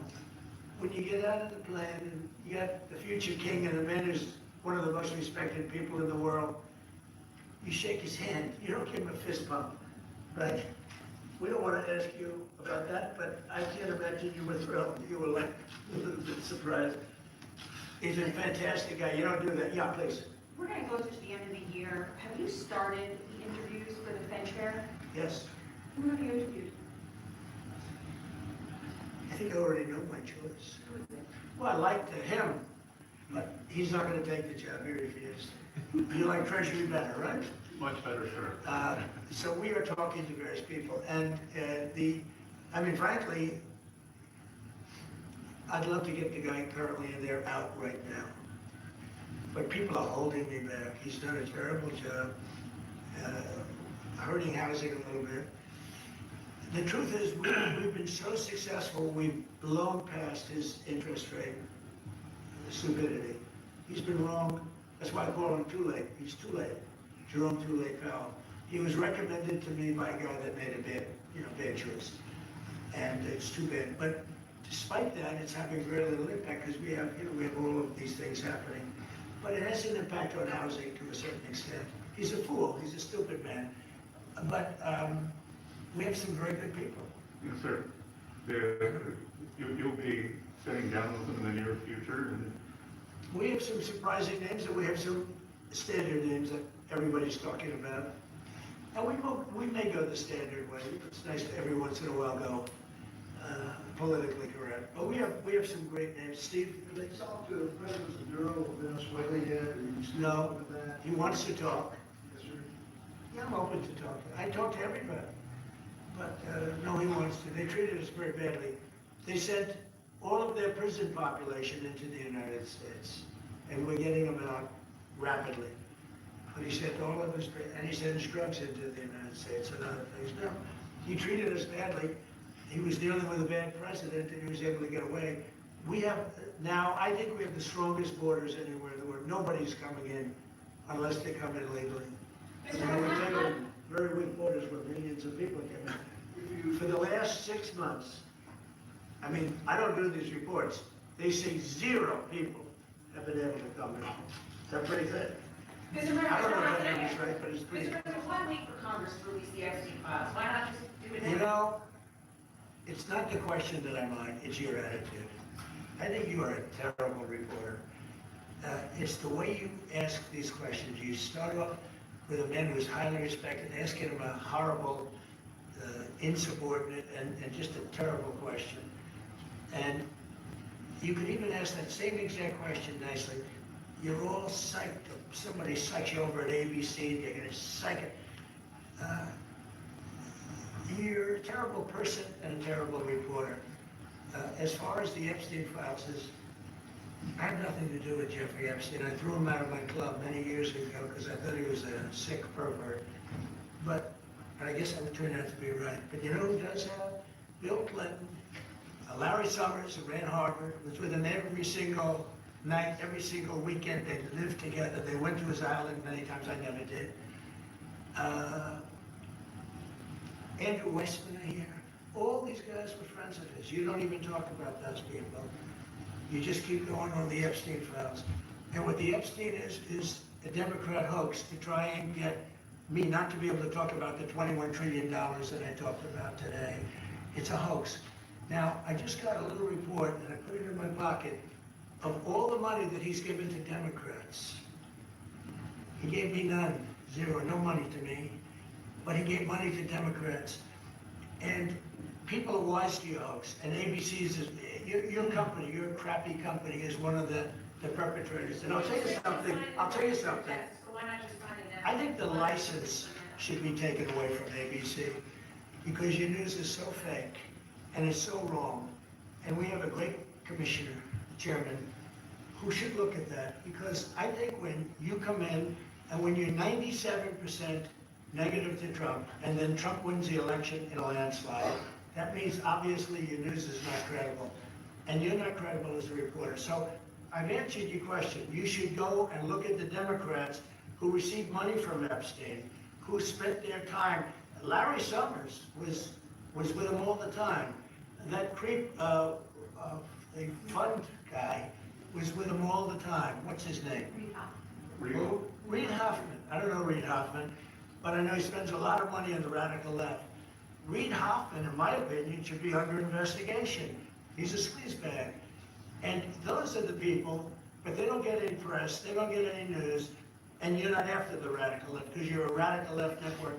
But I think the way you ask the question with the anger and the meanness is terrible. You're going to go back and learn how to be a reporter. No more questions from you. Who else has a question? Friends, very quickly, I want to ask you, how much money is Saudi Arabia giving for Gaza reconstruction? We have a discussion about that. Still, there's no amount in the. It'll be a line. But we will definitely have. He's got it's very important to him. And a quick follow-up, the International Security Force, given your pledge there to no U.S. boots on the ground, what is the U.S. role going to be in that?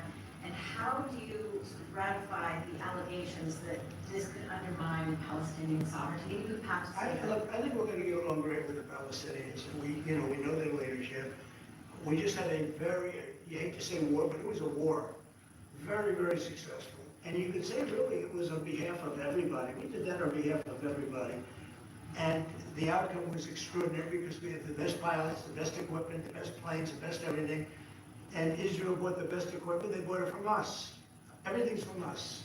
It all starts here. This office, I was talking to the Crown Prince, when you walk into this office with somebody from the outside, the Oval Office, it's the most powerful place in the world. You're standing right now in the most powerful place in the world. And no matter how big you are, these are the biggest people, the richest people. They walk into this office, it's special, isn't it? They're going to be so happy to be here. But you walk into this office, it's the Oval Office, and we've done a lot of good with this office. I've stopped actually 8 wars. I appreciated your question before, but I've actually stopped 8 wars. I have another one to go with Putin. I'm a little surprised at Putin. It's taken longer than I thought, but we stopped India and Pakistan. I could go through the list. You know the list better than I do. I'm very proud. And I stopped one that was almost ready to start again. You know, there was one that was ready to start, and they're doing very well. So it all took place right here in the Oval Office, whether by telephone or whether by they came in. Many of these leaders have come in, and they signed their peace deals right here in the Oval Office. So no matter if it's the biggest business people in the world, or the greatest leaders in the world, the biggest leaders in the world, like the gentleman on my right, everybody walks into the Oval Office and they say, wow. And now, by the way, the Oval Office is in the kind of condition that it should be in.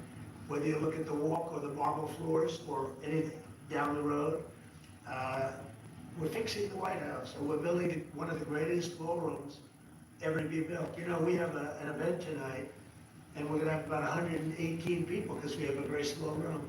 For 150 years, they've wanted a ballroom, and now you're going to get a great ballroom. And I have to say, I probably made a lot of enemies because in your honor, we're having a dinner tonight, a beautiful dinner tonight, and we have a very small room, right? It's called East Room, and it's beautiful, it's lovely, but it's like for a little cocktail before you go into a ballroom. It's a very small room. They wanted a new ballroom for 150 years. We could have sold the big ballroom out 3 times in honor of this gentleman. So I made a lot of enemies because I have a lot of people that are invited tonight or are unable to come because of the size constraint. But you know what we'll do before I leave office? We'll have another dinner because we'll have it ready long before I leave office. And it's going to be beautiful. It's a very popular thing what we're doing. And by the way, no government funds. It's all put up private money, all private money. And in the case, I think there's a restriction on foreigners, otherwise I could have asked you just for a check on that. But there's a restriction. These are all private individuals that put up a lot of money to build the ballroom. Not one penny is being used from the federal government, so it's really a nice thing. But I look forward to it. I just pointed it out. This would be a perfect night to have that ballroom open, Susie. If we had that open, we'd have a lot of people very happy. Right now, we have a lot of unhappy people because they all want to be with us tonight to honor this great man. Thank you all very much.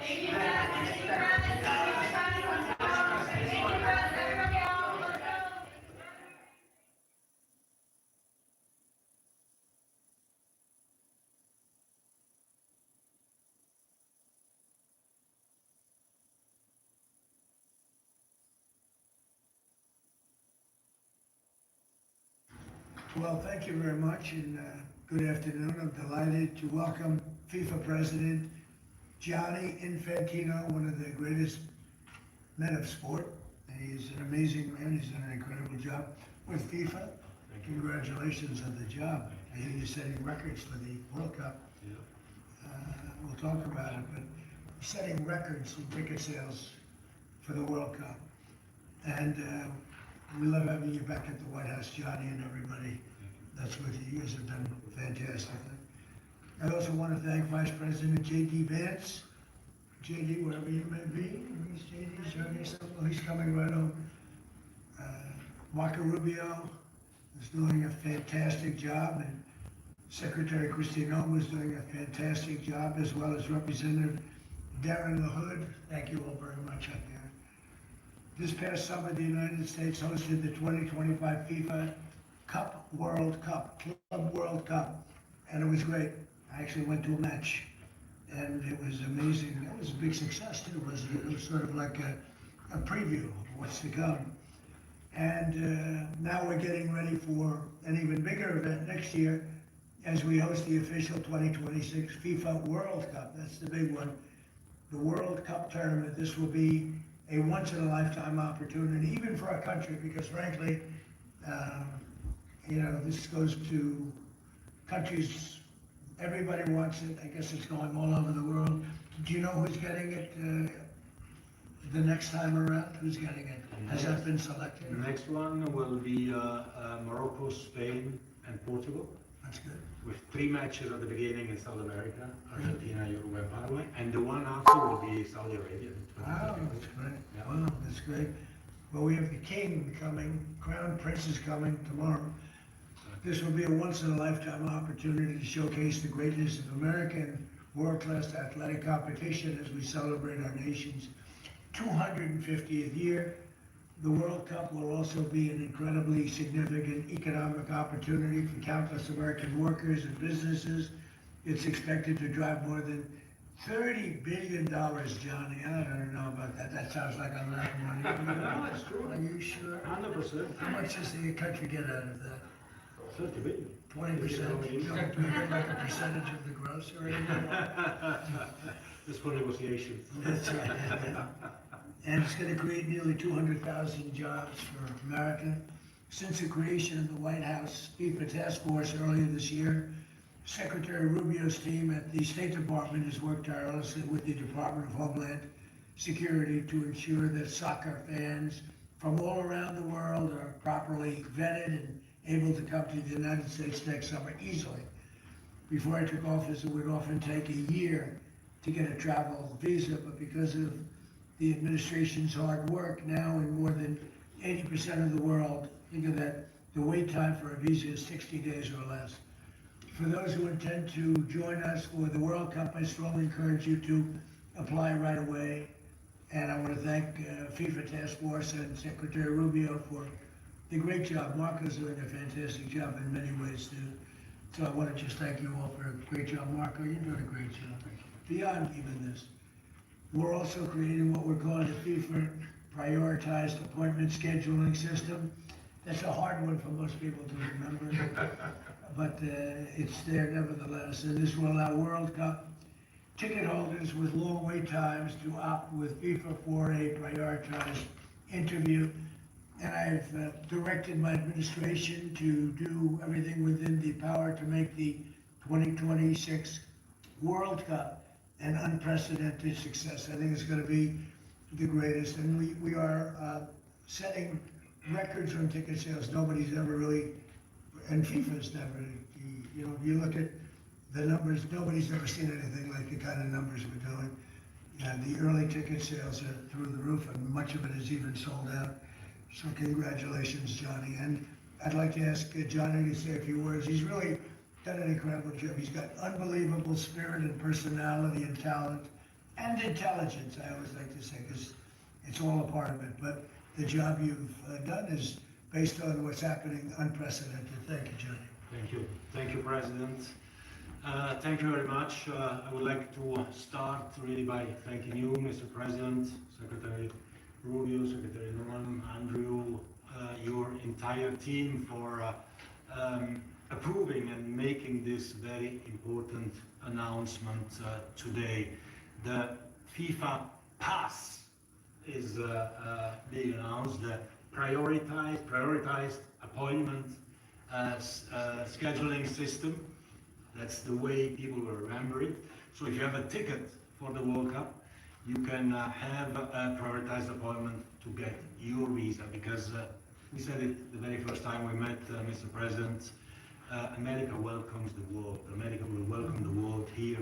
Next year we will have between 6 and 7 million tickets sold for the matches. We'll have between 5 and 10 million people coming to America from all over the world to enjoy the World Cup. And with this FIFA Pass, we can make sure that those who buy a ticket that are legitimate football fans or soccer fans, they can come and attend the World Cup in the best conditions, starting from getting their visa and then coming, of course, in the country to enjoy.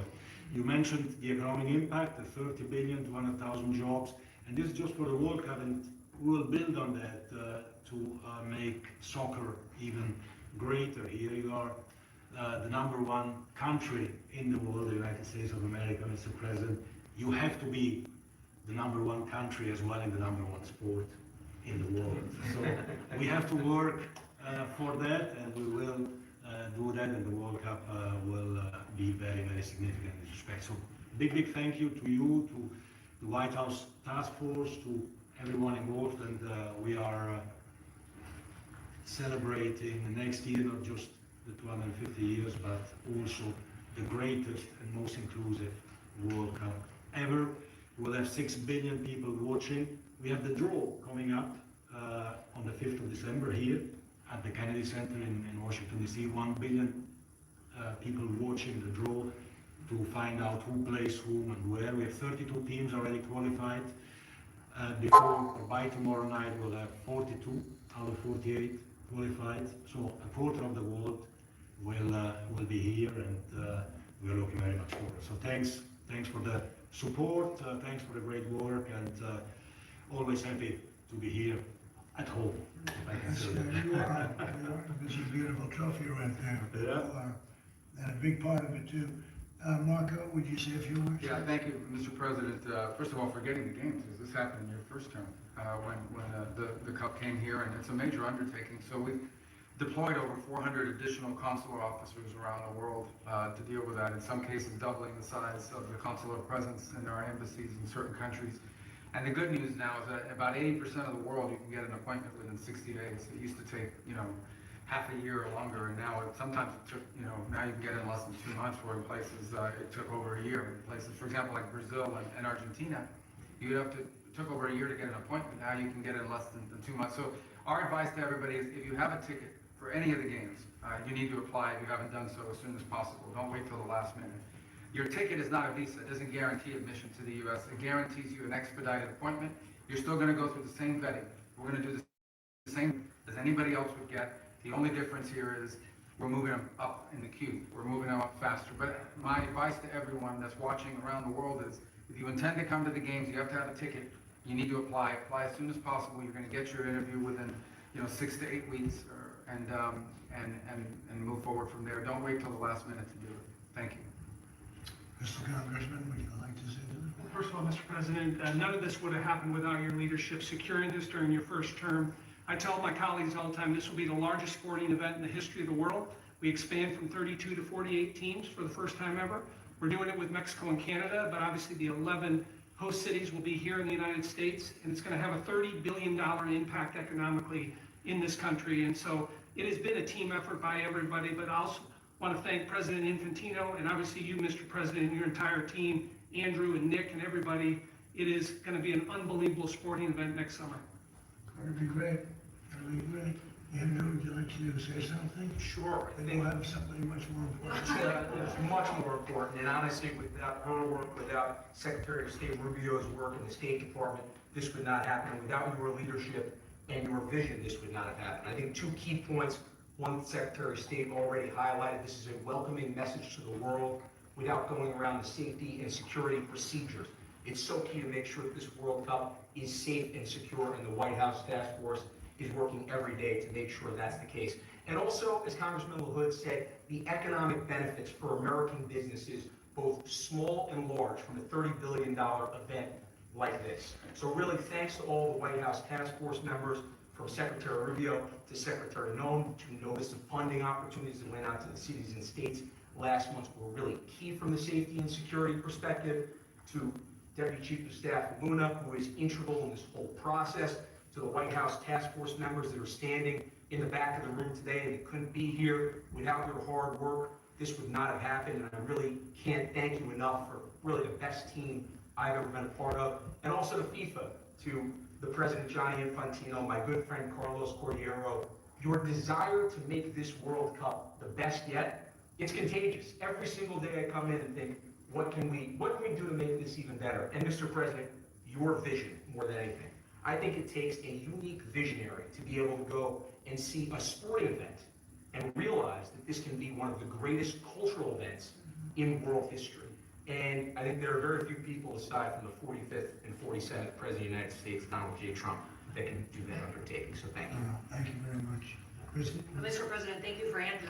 Thank you for making him the head of our FIFA task force. He's fantastic. And Nick has been a rock star in facilitating all of our meetings, getting everybody together, and making sure that we're prepared to host this event. And it's going to be the world's largest sporting event ever hosted, and it's happening under your leadership. So every department has been working, but the Department of Homeland Security is working on making sure people can travel here safely. They know that they're welcome to the United States, that each of these events will be cooperative events with our cities to make sure that security needs are met. We've put out over $600 million worth of grants to the 11 host cities that they'll have the advantage to partner on technologies and screening technologies, drone technology, counter UAS as well will be implemented. So we'll be prepared to host it safely, but also with Marco's leadership at the State Department, making sure that people that come in on these tourist visas are coming in thoroughly vetted, just like anyone who would travel here, and they would come and enjoy our country, and then they would go home and go home in a timely manner. So we're excited about that, and we're excited to partner with you, Mr. President, on creating memories for people around the world that will make them not just fall in love with the United States, but also fall in love with the sport of soccer. Thank you. How many games are there in total? Total 104 games, meaning 104 Super Bowls in 1 month. This is the magnitude of the event. When you think It is, it's incredible. it's going to be the biggest sporting event we've ever had. It's like having 104, or even if you cut it in there, 50, 60 Super Bowls, right? That's okay, Joe. Any questions? Mr. President, can you just take us through this FIFA Pass idea that you guys are talking about here? How exactly is it going to work for ticket holders to this big event that United States is hosting? I'll let my guys do that because they can do it much better, and either one of you, Nick, would you like to talk about it? Sure, well, Mr. President, without your leadership, this would not happen. And we came in 10 months, we have a system that's going to welcome the world, the greatest host in the history of the world is going to host the world here. Basically, this system allows folks with a FIFA ticket purchased through FIFA to go through the FIFA portal. That is then going to get prioritized with the State Department, so that those appointments are going to be had before existing appointments, so that people, when they buy tickets, they have confidence that they're going to be able to come to the games and spend their money and travel this country and do all the things that they want to do and enjoy the game. So it's an incredible vision that the president executed here. Within 10 months, we started with really not that much. And so this whole team here, with the president's guidance, has made this possible. It's going to be the greatest games in the history of the world. Okay, do you have that? Yes, Yes. Got two copies. And Daniel, please. Daniel? Mr. President, you're talking about the economic impact. It's billions and billions of dollars. This builds on the framework and the groundwork that you built already up for a major year in 2026. Deregulation, energy independence, tax cuts, historic amounts of private sector investments. What do you envision for the 2026 economy when this event comes to town next year too, on top of everything else? Yeah, it's just a huge economic boon to this. You know, we had a little shutdown that was caused by the Democrats, and this will make up for it many times over, so that's good. But I think it's the importance of the event all over the world. The world is watching, and it really is. It's like having, you know, many Super Bowls, actually. Each game is almost a Super Bowl. Some of them are, I guess you could say, bigger than Super Bowls. I guess when you get to the finals, it's of that level or more. Worldwide, I think it's gotta be more, so that's great.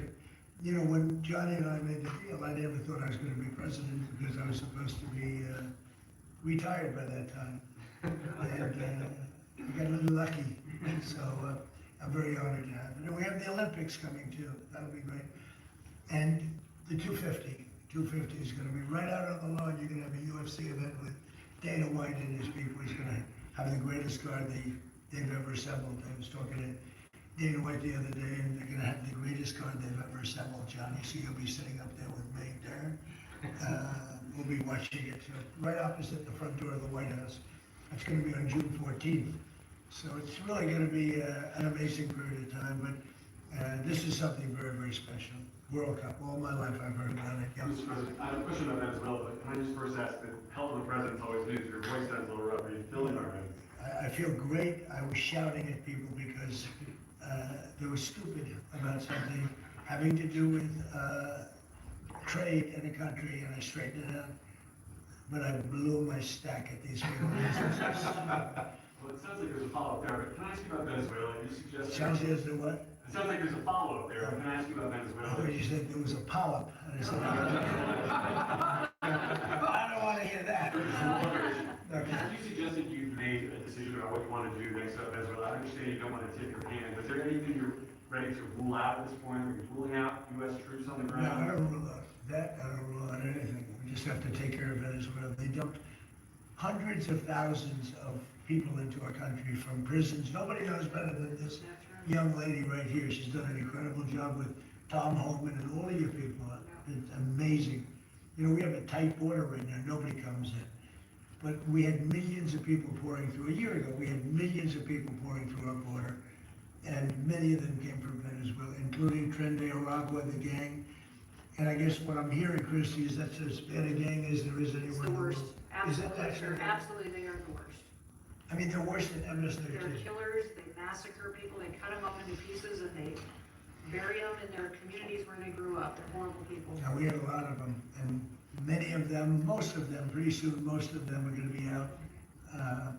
But they sent them in, like we're a dumping ground, so I'm not in love with the people running Venezuela. I love Venezuela, I love the people of Venezuela, but what they've done to this country, and I really say this, what Biden and the Democrats have done to this country can never, ever be forgotten. You suggested Maduro wants to talk. Are you prepared to speak with him directly? Would you commit to doing that before you order strikes? Yeah, I probably would talk to him, yeah. I talk to everybody. Mr. President, Go ahead. Garrett, was that Please, go ahead. Was that Indiana? Because I was with Blaze News. So in a recent interview, you had made some remarks about H-1B visas. You said about H-1B visas. Yeah. You said that there were certain talents that Americans needed to outsource to foreign workers. Could you clarify? Until they learn that, yeah. Like, for instance, if you're gonna be making chips, we don't make chips too much here anymore, but we are going to be in a period of a year, we're gonna have a big portion of the chip market. But we have to train our people how to make chips, because we didn't do it. We used to do it, and then foolishly, we lost that business to Taiwan, very, very foolishly, because if they had a president that thought like I did, they would not have let that happen. But it's all coming back. I think we're gonna have within a few years, we're going, and not because of the CHIPS Act. The CHIPS Act was a disaster for this country. We gave away billions of dollars to other countries and other locations and companies. And all they did was rob our money. But because of tariffs, the chips are coming back, chip makers are all coming back. And I think within a very short period of time, we're gonna have maybe even the majority of the chip making in the world will be right in the United States. Where it should have been all along. But because we had people that didn't believe in tariffs, and they believed in them, they didn't know how to use them, we would have had nobody leaving our country right now. And instead, you have almost 100% of the chips are made in Taiwan. It's so disgraceful. The good news is it's all coming back. Yeah, please. Mr. President, The gentleman in the back. Thank you, Mr. President. I wanted to just follow up on Venezuela. In these talks with Maduro, is there anything that he could say or do that would allow you to feel like he could stay with your support? Is there anything that he could say that you would be okay, if you can stay with you? It's hard to say that. You know, the question is a little bit tricky. I don't think it was meant to be tricky. It's just that, look, he's done tremendous damage to our country, primarily because of drugs, but really because we have that problem with other countries too. But more than any other country, the release of prisoners into our country has been a disaster. He's emptied his jails. Others have done that also. He has not been good to the United States. So we'll see what happens. At a certain period of time, I'll be talking to him. Mr. President, actually, to follow up, you mentioned your voice and you were shouting about trade. Which country in particular upset you with India? No, a country wanted to try and renegotiate the terms of their trade deal, and I wasn't happy about it. Which country was it? People want to know. Why would I say that to you? I can't believe it. Mr. President, on the World Cup, with Seattle and the World Cup, the new mayor elected in Seattle is a Democratic socialist. Seattle has six. Or beyond, the watch strike. Right, Seattle has That's, six. that's more than socialism. Right, Seattle has 6 World Cup games. How close are you going to be watching that city with the crime in the city? Well, if we think, and I'll have to speak to Johnny about this, but if we think that the mayor of LA is incompetent, everybody knows that. You know, that I was there, I guess, 2 years ago, and we got all the federal permits taken care of, far more complex than the state permits and the city permits.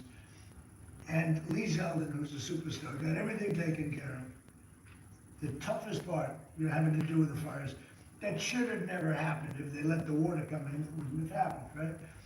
Do you know that people aren't building their houses yet? I mean, can you imagine that? And if we didn't go in early on, Chris, I think we can say it, well, the head of their police department said it, they were unable to handle, you would have had, not only did you have the fires, but you would have had total insurrection in Los Angeles. And if we didn't go in, and the head of, the gentleman, he said it, and he said it strongly, he said we could not have done it without the federal government. We did a great job. If we think there's going to be the sign of any trouble, I would ask Johnny to move that to a different city. We have a lot of cities that would love to have it, number one, and we'll do it very safely. So if we think there's a problem in Seattle where you have a very, very liberal/communist mayor, I would say, certainly beyond just liberal. I watched her over the weekend. Wow, that's another beauty we got there. But if we think there's going to be a problem, Johnny, can I say we will move? I don't think you're going to have this problem, but we're going to move the event to someplace where it's going to be appreciated and safe. Yeah, I think safety and security is the #1 priority for a successful World Cup. We can see today that people have trust in the United States when we see at the ticket sales, we sold, record-breaking figures of tickets, almost 2 million already sold out of 2 million that we have been selling. This is because people, they know that they will be coming here and they will experience a safe and secure World Cup. This is the responsibility, of course, of the government, of Secretary Noem, of everyone, and obviously we will. We will discuss. We are working together. We have a task force for this, and we must ensure that all fans coming from abroad or being here, they can experience a celebration of coming together of the sport, and this goes only with 100% safety. We are communicating with all these mayors about what their responsibilities are. They know the safety and security of these events is their #1 responsibility. And we'll be there. The president's always there to keep Americans safe. But he also made sure that people that know their responsibilities and that they're prepared to host these events and do so in a safe manner. Is there a timeline for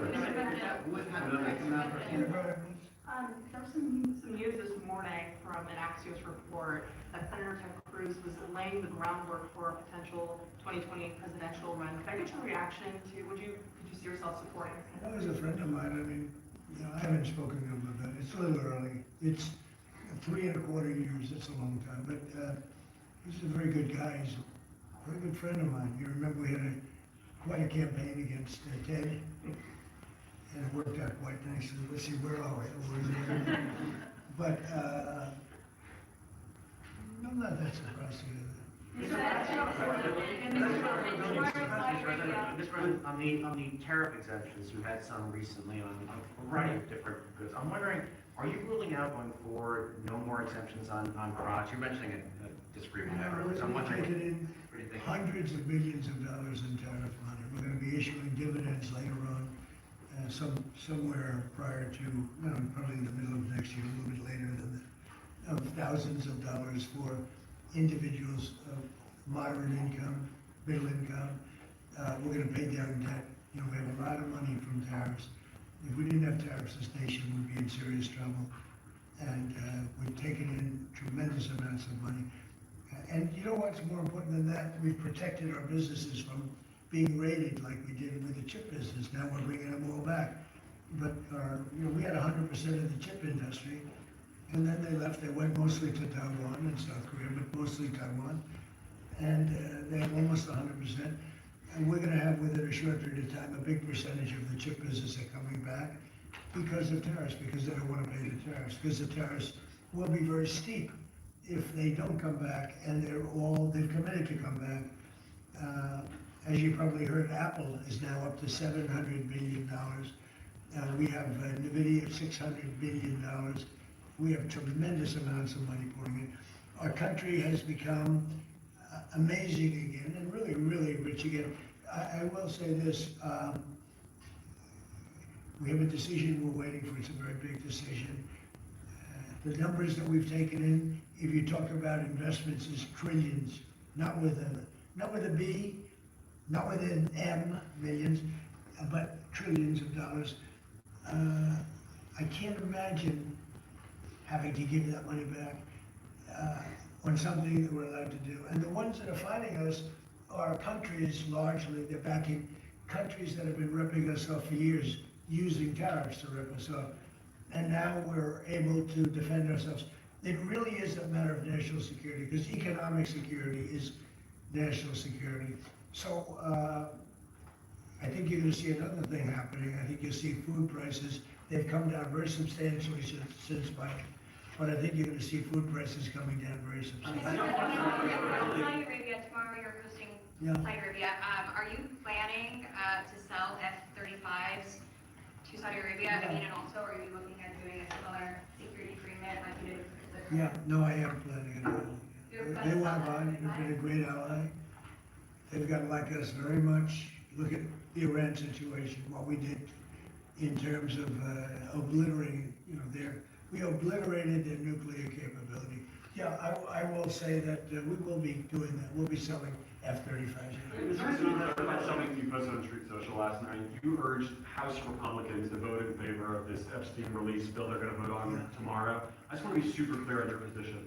Do you want to see that pass the Senate? Would you sign that bill if it gets to your desk? I do want to say, here's what I want. We have nothing to do with Epstein, the Democrats do. All of his friends were Democrats. You look at this Reid Hoffman, you look at Larry Summers, Bill Clinton, they went to his island all the time, and many others, they're all Democrats.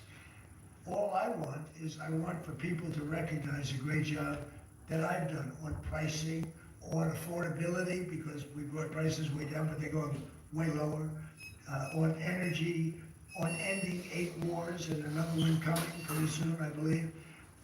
We've done a great job, and I hate to see that deflect from the great job we've done. So I'm all for it. We've already given 50,000 pages. You do know that.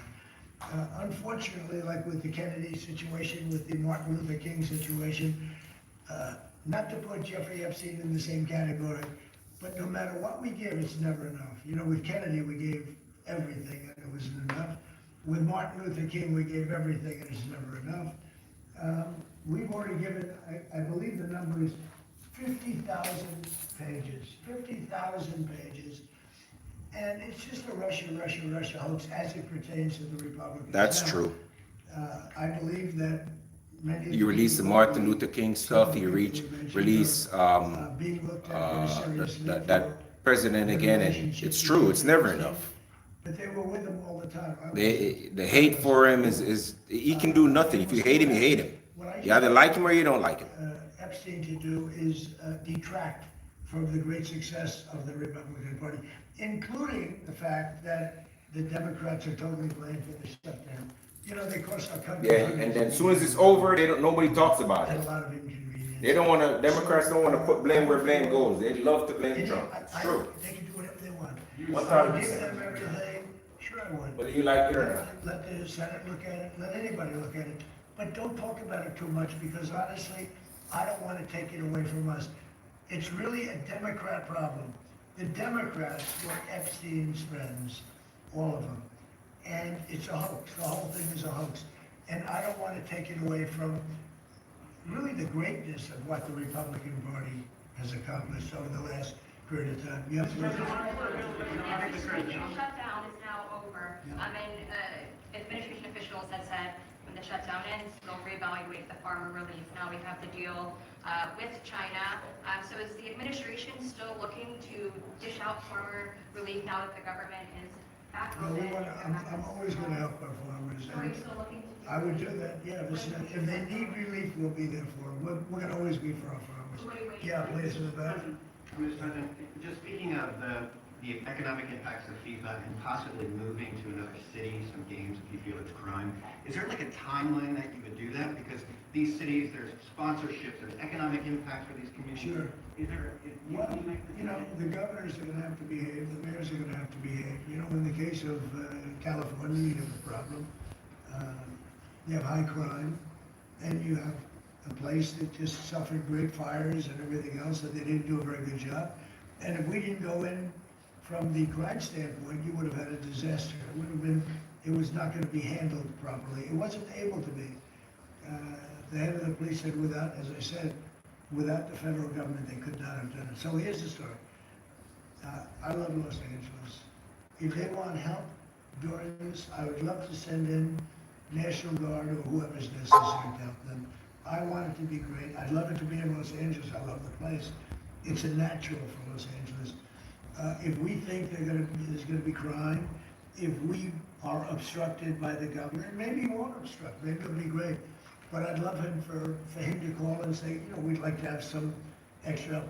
Because if there's even a hint of a problem, we want to get it in before the problem occurs. We want to make it totally safe for Johnny and FIFA and all of the great people that are going to be there. And I think that's going to happen. I would be honored to help California if they're going to have a problem. And if they think they're going to have a problem, they should say so. We can be in there in 24 hours notice and do a great job. Mr. President, by the year, by the end of the year, by the end of the first quarter. Well, I think this, if they would tell us now, they're not gonna have a problem. Because if we go in, they don't have a problem. Look at DC, there's no crime in DC anymore. And DC was a mess. If they want us to go in, I'd like them to tell us right now. But if we go in, there will be no problem, there will be no crime. What's the message then to like local businesses who are considering sponsoring? Tell your governor to ask for federal help. We'd love to help them. You're also potentially launching strikes in Mexico, putting American troops or American personnel into Mexico to deal with Would I it. love strikes in Mexico to stop drugs? It's okay with me. Whatever we have to do to stop drugs. Mexico is, look, I looked at Mexico City over the weekend. There's some big problems over there. If we had to, would we do there what we've done to the waterways? You know, there's almost no drugs coming into our waterways anymore. Isn't it down like 85%? It is, sir. I don't know who the 15% would be. It would be huge. No, that's for sure. No, I think it's been, Tons and tons. you would say that's a big signal. Absolutely. We have almost no drugs coming into our country by the sea, by, you know, the waterways. And you know why, okay? I mean, it's pretty obvious. Would I do that on the land corridors? Look, every boat we knock out, we save 25,000 American lives. Not to mention the destruction of families. These families are decimated forever. The mother, the father, the children, they never recover really from it. You know, when you lose somebody like the way they live. If you lose them, but the way they die is horrible. So when we knock out a boat and we save 25,000 lives, that's great. Now, do I feel the same way about the corridors that they use? We know every one of them We have every one of those corridors under major surveillance. We have nobody coming in through our southern border. But we know exactly how they get their things here, how they get the drugs here, fentanyl, cocaine. Colombia has cocaine factories where they make cocaine. Would I knock out those factories? I would be proud to do it personally. I didn't say I'm doing it, but I would be proud to do it because we're going to save millions of lives by doing it. Would you actually draw a big Mexico's commission though? I wouldn't answer that question. I've been speaking to Mexico. They know how I stand. We're losing hundreds of thousands of people to drugs. So now we've stopped the waterways, but we know every route. We know every route. We know the addresses of every drug lord. We know their address. We know their front door. We know everything about every one of them. They're killing our people. It's like a war. Would I do it? I'd be proud to. I'd probably go into Congress and say, hey, and you know what? The Democrats and the Republicans would both agree, unless they're crazy. They are a little crazy on the Democrat side. But we have lost hundreds of thousands of people a year death. And that's not talking about family destruction, that's talking about that. And much of it comes through Mexico. So let me just put it this way, I am not happy with Mexico, okay? Thank you very much, everybody. Thank you.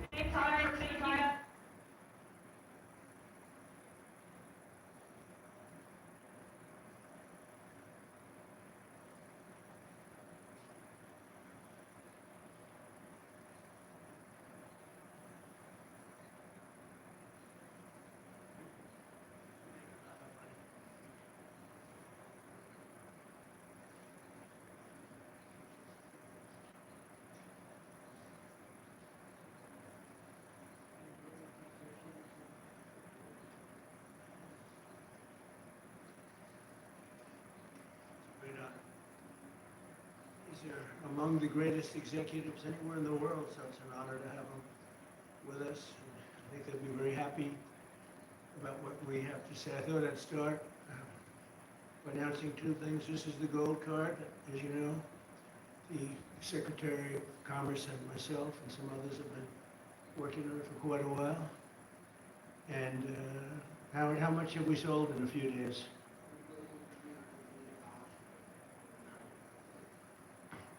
That's essentially it's the green card on steroids, and it's a pathway, and it's been an amazing thing, and as you know, millions of people pour into our country from the border, and not anymore, nobody comes in actually anymore, but under the Biden administration, 25 million people came in, and they came from prisons and mental institutions, and there were drug dealers and all sorts of people came in that shouldn't be here. They came from the jails all over Venezuela, all over the world, the Congo.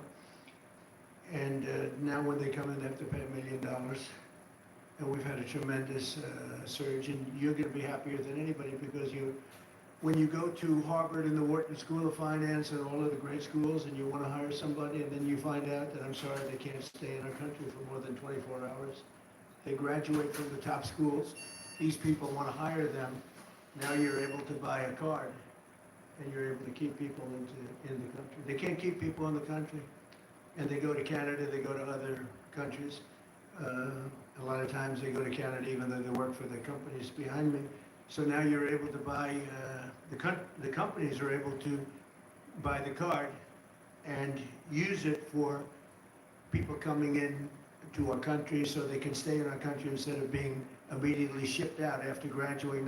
They graduate number one in their class at the best school, and they want to go to work for Johnson & Johnson as an example, who's not here today, who will be here next week. They're well represented here. But they want to go to work for one of the great companies behind me, and you learn they can't do that because they're shipped out of the country. They're not shipped out anymore. So your company will pay a little bit, but that's okay. You'll be able to get them. So I just wanted to, it's called the gold card, the Trump gold card. Quite a beautiful thing. And you've taken in just a few days, you've taken in over $1.5 billion. That goes all toward reducing debt, goes into the Treasury of the United States. And I thought I'd do this before we start on most favored nations. I want to read this because I would have said it the other night, but I was not allotted too much time, actually. We had a couple of brand new shows opening, and I understand that. But I do want to say, and some people say, oh, you shouldn't say it, it sounds negative. To me, I think it sounds positive. The only reason our unemployment tucked up and went up to 4.5%, which it went up to 4.5%, which is quite a low number, but still, is because we are reducing the government workforce by numbers that have never been seen before. In other words, government jobs are way down. And as you know, we don't need 10 people to fill one job, which is what we had in government in many cases. So the government workforce by numbers that have never been seen before has been reduced very substantially, and it will continue to be reduced. 100% of our new jobs are in the private sector. So this is for the last number of months. Think of that, 100%. Are you shocked to hear that? That's the way to make America great again, when you think, right? It's the only way. 100% of new jobs are in the private sector. And I could reduce unemployment to 2%, 1%, or practically zero by just hiring people into the federal government, even though those jobs are not necessary, which is what we had before. We had millions and millions of people having jobs that they never even showed up. So I wish that the media would report that the 4.5% is an amazing number. And again, if they don't report it, I guess maybe I'll just let some people go into the federal workforce. It'll look really wonderful. And what we're doing is the only way you can do it to make a country great. You can't have the government jobs, you have to have the private sector jobs. And these are among the biggest hires of private sector. So we have reduced the federal workforce by tremendous hundreds of thousands of people. And that reflects in unemployment, but that will be used up very quickly. And we've 100% of the new jobs, which by the way, it's a record-setting number of jobs too, is in the private sector. And I think that'll get even stronger when these buildings being built all over the country, of which they're building some too, but AI and auto plants and everything else, they're being built all over the country. When that happens, your numbers will be even better. But I would like you to report it the way it is. We don't do the federal workforce jobs. We're reducing that very substantially. I'm thrilled to be joined by the leaders of 9 of the world's largest pharmaceutical manufacturers, all very big names, celebrities in their own right, very, very powerful people, and they head some of the most admired companies anywhere in the world. It's a great group. To announce that they've agreed to offer many of their flagship drugs, really all of their flagship drugs, at heavily discounted, most favored nations prices. In other words, whatever the drug sells for over the world, in the world, whatever the lowest number is, if it's Germany, if it's in UK, anywhere, we will match that price. Right now, sometimes it's 10 times higher.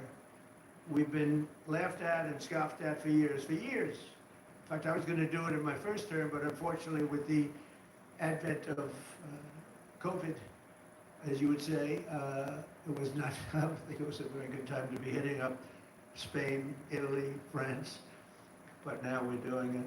So the hardest thing to do is going to be to get a country to do it, because we would have a pill in New York that was for sale for $130, and you could buy it in Germany and France and Spain, someplace anyway. They set their own prices for $10. So we'd pay 10 or 13 times more, pay 5 times more, pay all different prices. Now, whatever the lowest price is. Now, the pharmaceutical companies were difficult, but they also love our country. They knew it was unfair, and they were great. I appreciate it. But the bigger problem is going to be the countries. How are you going to get the countries to do it? And we told them, if you don't do it, we're going to have to use tariffs, and we're going to charge you a 10% tariff, which is far more money than the money we're talking about. and they immediately agreed to do it. So we have all the foreign countries agreeing to do it. If we didn't have the use of tariffs, we would never be able to do this. But we used tariff, and they said, is it a threat? I said, yes, it is a threat. And they said, we will do it, and they dropped the price. So what's happening, because the world is bigger than the United States in terms of people, that same pill would go from $10 to $20 for them, which is an increase, but it wouldn't go to, midway. But it would go from $10 to $20. Ours would go from $130 to $20. So we dropped way down. They went up a little bit. And everyone knows the way it is. They, for years, would just say, no, no, no. As medicine got more expensive for us, it would stay. They said, no, you can't sell it in this country. Let the United States pay. And we had other presidents, all of them, said, okay, we'll pay. So we were subsidizing the entire world. We're not doing it anymore. This is the biggest thing having to do with drugs in the history of the purchase of drugs. And I don't think the maybe press will treat it as a story. This is the biggest front page story that you'll ever see. This is a huge bearing too on the healthcare, because a big part of healthcare is drugs, pharmaceuticals, right, Oz? And this will have a tremendous impact on the reduction of healthcare. The biggest impact is going to be that the money should be paid not to the insurance companies, directly to the people, and the people will buy their own healthcare. So we're going to be working that. The problem is that the Democrats are very much controlled by the insurance companies that make all that money, but we're not going to let that happen. Starting next year, American drug prices will come down fast and furious, and will soon be among the lowest in the developed world. So in other words, whatever the lowest price for a certain drug, of which these companies make much of it, whatever the lowest price is, that price will come down to that price. So we will get the lowest price anywhere in the world. If they're lower in England than they are in Germany, we take the England price. As of today, 14 out of 17 largest pharmaceutical companies have now agreed, 14 out of 17, those three companies, no, they're in deep trouble. But actually they've agreed, because I think those three companies are coming in at a different time next week. So they've agreed. Johnson & Johnson is one of them, right? Why? They couldn't do it faster? Oh, okay. Trump RX is doing well. As of today, 14 out of the 17 largest pharmaceutical companies, but they've all agreed, have now agreed to drastically lower drug prices for their American patients, for the American people and patients. This represents the greatest victory for patient affordability in the history of American healthcare by far. And every single American will benefit. So this is the biggest thing ever to happen on drug pricing and on healthcare. This will have a tremendous impact on healthcare itself. I want to thank Sanofi CEO Paul Hudson. Paul? Hi, Paul. I hope they have you in some order. Let me check. Okay, well, we'll do the best we can. Thank you, Paul. Great company, by the way. Novartis CEO Vas Narasimhan. Thank you very much, Vas. Great job. Genentech CEO Ashley Meragri. Where are you, Ashley? Thank you very much. Great companies. Behringer Ingelheim President John Michael Bors. Thank you very much. Gilead CEO Dan O'Day. Thank you, Dan. It's a good company. Bristol Myers Squibb Executive Vice President Carrie Gallman.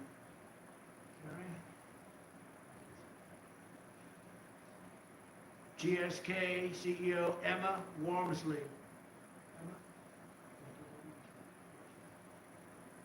Merck CEO Rob Davis. Great company. Thank you. Very good job.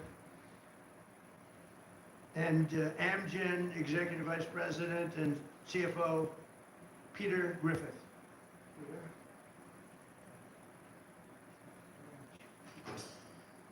You okay? Fake news.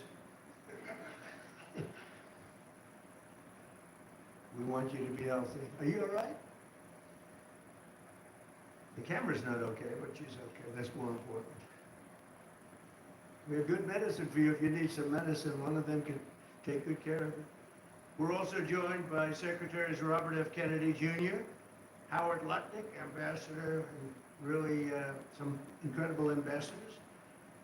Administrator of the Centers for Medicare and Medicaid Services, Dr. Mehmet Oz, and the FDA Commissioner, Marty McCary. They're doing a phenomenal job. Thank you, fellas. Good job. For decades, Americans have been forced to pay the highest prices in the world for prescription drugs by far, not just a little bit.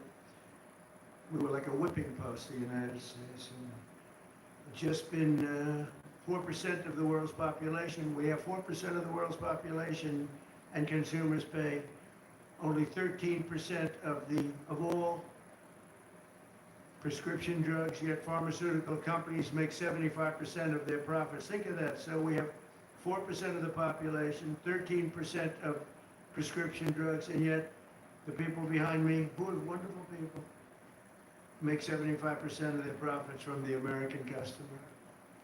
So they understood that better than anybody, that we have to do something. That's why I signed an executive order instructing my administration to do everything in its power to slash prescription drug prices for Americans while getting other countries to pay more. And we want this fair. We want to pay the same thing. They used to blame it, remember, on research and development. And they said, well, research and development for everybody. And everybody understood. And as a result, the United Kingdom's National Health Service agreed to pay the fair share for prescription drugs for the first time in 26 years. And we expect other countries in Europe will do the same. And if they don't, we're going to put tariffs on them, and we'll get the same amount of money, plus we'll take a nice return on the money. We signed historic agreements with Pfizer, Eli Lilly, AstraZeneca, Novo Nordisk, and EMD, Serrano, to reduce prices by 300, 400, 500, 600, and even 700%, and sometimes even more than that.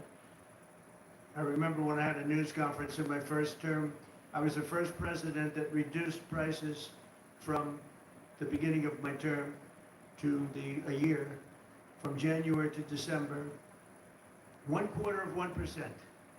And I thought it was the greatest thing, because it's the first one in 28 years.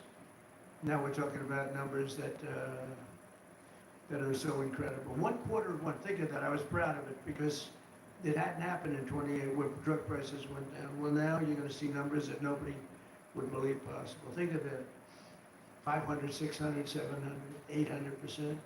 Today we're building on these accomplishments. The companies assembled in this room have agreed to offer all of their drugs to Medicaid and most favored nations pricing. You're going to get most favored nations pricing, meaning they're going to pay our country the lowest price paid anywhere in the world.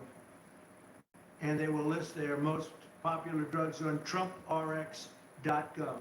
TrumpRx.gov. And I didn't name it that. Somebody named it that.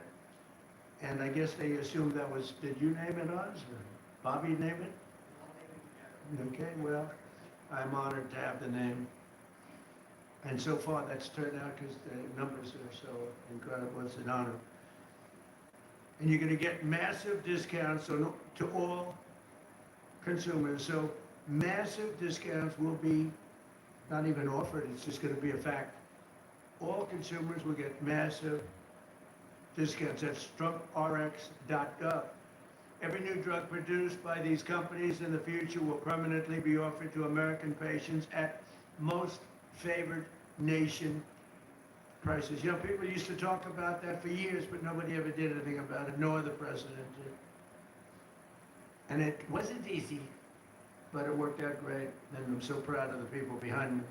As an example of the price reductions we have secured through these new agreements, Santa Fe will cut the cost of its blood thinner Plavix from $750 to less than $16. Wow. Where's Santa Fe? Oh, that's incredible, huh? Could have gone to $17. That's amazing. and you're gonna do tremendous business. You're gonna do much more business. So that's coming from $715, think of that, $750. And that's the number one blood thinner. I don't wanna know about that, I take an aspirin. To less than $16, think of that. Bristol Myers Squibb, great company, both great companies, will cut the price of HIV medication, Raytaz, from nearly $1,500, $1,500 to $217. And it will cut the cost of hepatitis B medication, Baraclude, from $1,400 to $413. Gilead will cut the hepatitis C medication, Epclusa, from nearly $25,000 to less than $2,500. And all prices are like that because we're bringing them down to the world's lowest price, everything. And these people really are pioneers. What they're doing is so great. And in the end, they're going to do much more business, and it's, I think it's going to even out for them as a company. The countries will have to pay more, but even for them, because of the fact that the world is quite a bit bigger, it won't be very severe, I hope. I also want to thank these companies and their incredible executives for their generous contribution to American national security, because it's really what it is. It's, to a large extent, national security in addition. You can't continue to pay 13, 14 times more than other countries and think you're going to have security. Collectively, they will invest over $150 billion to build up domestic pharmaceutical manufacturing in America. They're going to be, because of tariffs, they're coming in, and I think because of the love of our country, maybe because of the November 5th election, but because of tariffs, they're going to be coming in. They're building already. Just about all of them have started. They're building their plants in all states all over the country, and they're building incredible pharmaceutical plants. We're going to have close to 100% of our pharmaceuticals in a very short period of time made in the USA. As part of these agreements, Merck will also donate 3.5 tons of antibacterials to be placed in America's strategic reserve. Thank you very much.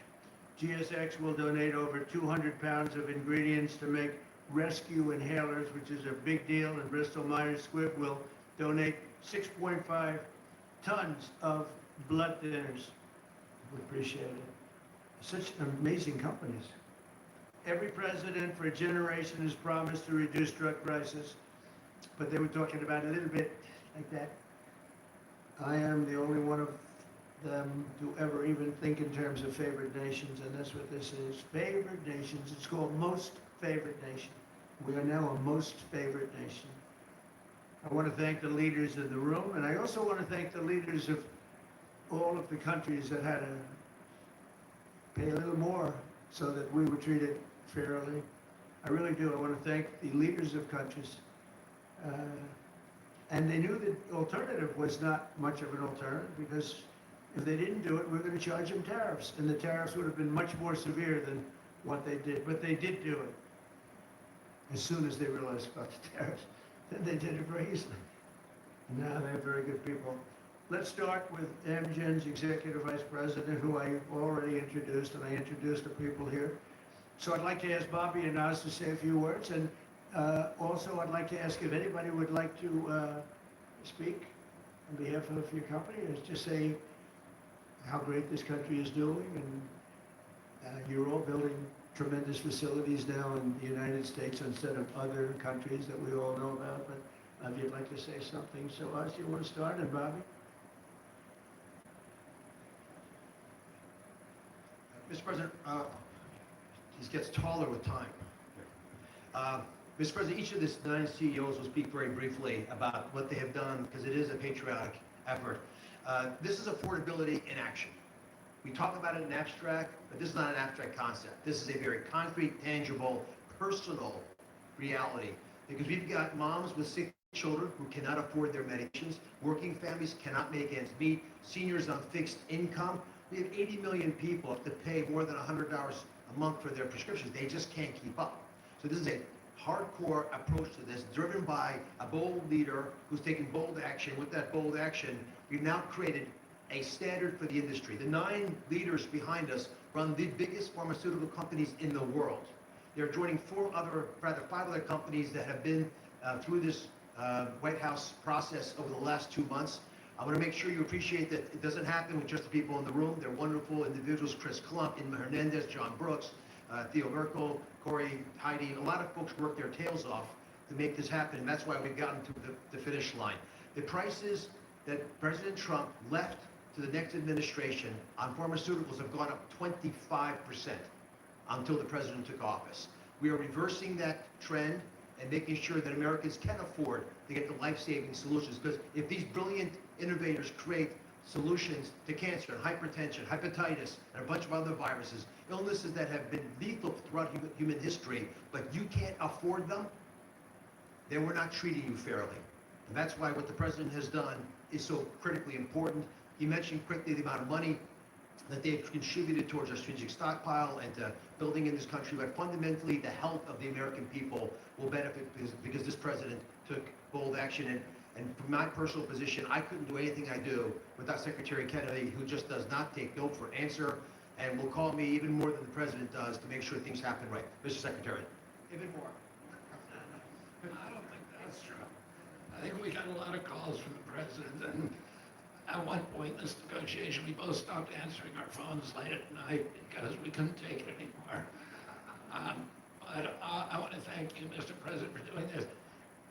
President Trump, when he was up here a moment ago, talked about how historic this is and how every one of the news outlets in here ought to have World War III size headlines about this. And I was reminded about how astonishing this achievement is a couple of days ago when one of my sons, 29 years old, very, very left-wing Democrat, and disagrees with a lot of the policies of this administration. He called me and he said, "Dad, I want to tell you how proud I am about this. This is the best achievement that could happen to our country."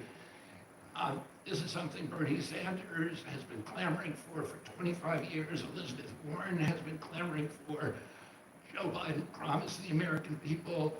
President Obama, President Clinton all promised to do this for the American people. All of them expressed their outrage, their indignation that we are paying 1/10 in some cases the price of drugs that they're selling in Europe. We developed them here. We manufactured some of them in New Jersey.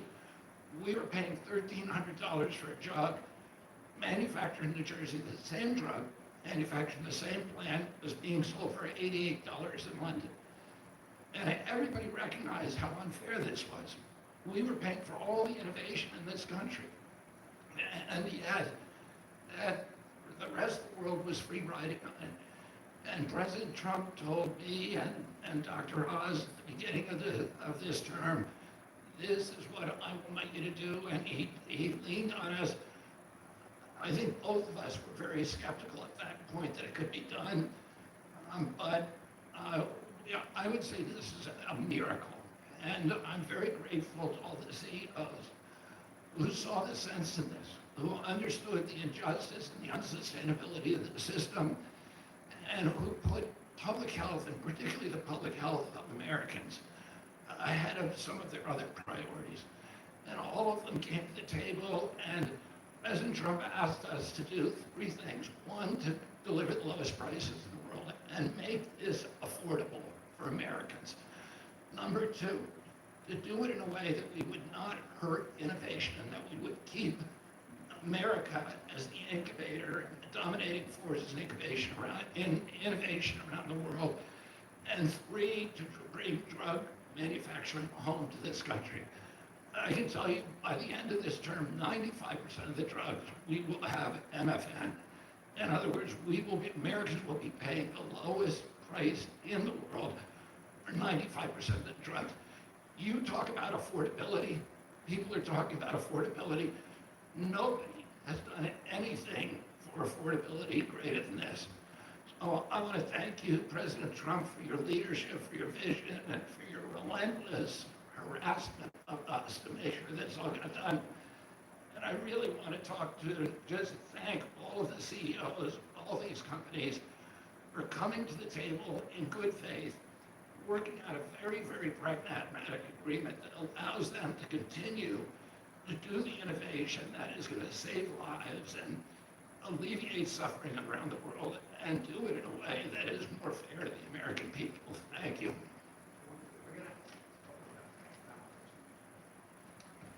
So this is an example of what President Trump does. It's the entire administration, the whole government working together.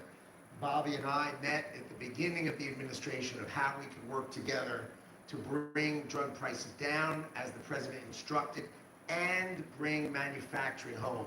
So they've said they're going to have 95% of the drugs be at the lowest price in the world. And when we walked in, the president walked in, we were making about 16% of our drugs were being made in America, right? And we are having hundreds, the people behind us are committed hundreds of billions of dollars to bring their manufacturing here and bring their research here. That employs Americans and keeps our drugs produced safely. You want to know when you take that drug is made in America, overseen by the FDA, and it is safe. So the president not only is driving prices down, he's doing a 1-2 punch of bringing production here, and the third thing he's doing is when you take that drug, you know it was made in America, protected by Americans, and it's safe. And I can't be more proud. I think this is the most impressive thing I've ever seen, because none of you, and even none of us, thought this was possible. Only President Trump, he knew it, he drove it, and he has delivered it here today, and I can't be more proud to be standing next to him, because this is delivering for America.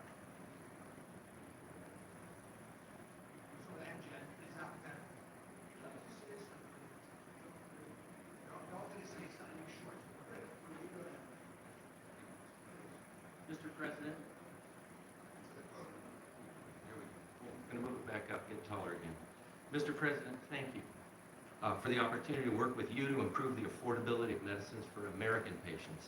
Amgen recently launched Amgen Now, a direct-to-patient option for Repatha that cuts out PBM middlemen and significantly improves affordability for people who are uninsured, facing high out-of-pocket costs, or paying on their own. Repatha will also soon be added to TrumpRx.com. A U.S.-based pioneer for more than 4 decades, we've invested more than $40 billion in U.S. research and manufacturing since 2018, supported by pro-innovation policies that you've championed. Thank you again, Mr. President. We look forward to continuing to work together to deliver meaningful benefits and innovation for U.S. patients.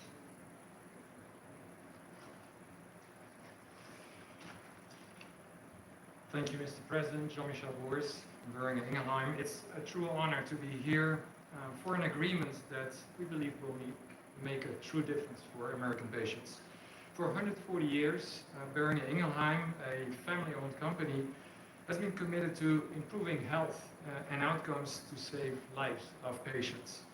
With today's agreement, we believe that we've actually struck the delicate balance that there is to protect America's leadership in research and innovation, and at the same time ensure that patients pay a fair price for their medicines. So from rare diseases in oncology or pulmonary fibrosis, where we do research into chronic diseases, diabetes, chronic kidney disease, obesity maybe in the future, I will go quick. We will continue to work for the American patients. We are onshoring manufacturing to the U.S. to very rapidly, within the time of this administration, have the majority of our products produced in the U.S. Thank you, Mr. President. Thank you, Mr. President. Bristol Myers Squibb is an American company that for more than 6,500 years has been protecting and extending American lives. And today I'll make 2 very brief announcements. One, we are very proud to announce that we will provide Eliquis, our #1 prescribed medicine, to Medicaid for free.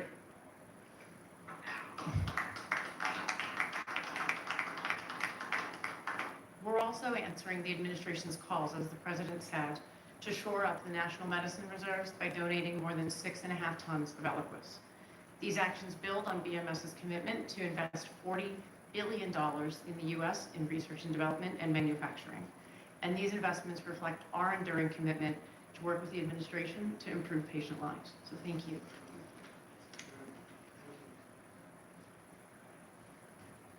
Thank you, Mr. President, for shining a light on the importance of our innovation and getting all countries to be for this innovation. I'm proud to represent Genentech, America's first biotech company. We are offering our flu medicine, which is very important this year given the severity of the flu, Xofluza, for $50 direct to patients, and that's a 70% price reduction. And that also will be available on TrumpRx. We're also very proud of our $50 billion investment in US manufacturing and new research labs. Our new facility in North Carolina will bring 11,000 jobs to America. These are important steps forward for Americans and also for patients. Thank you very much.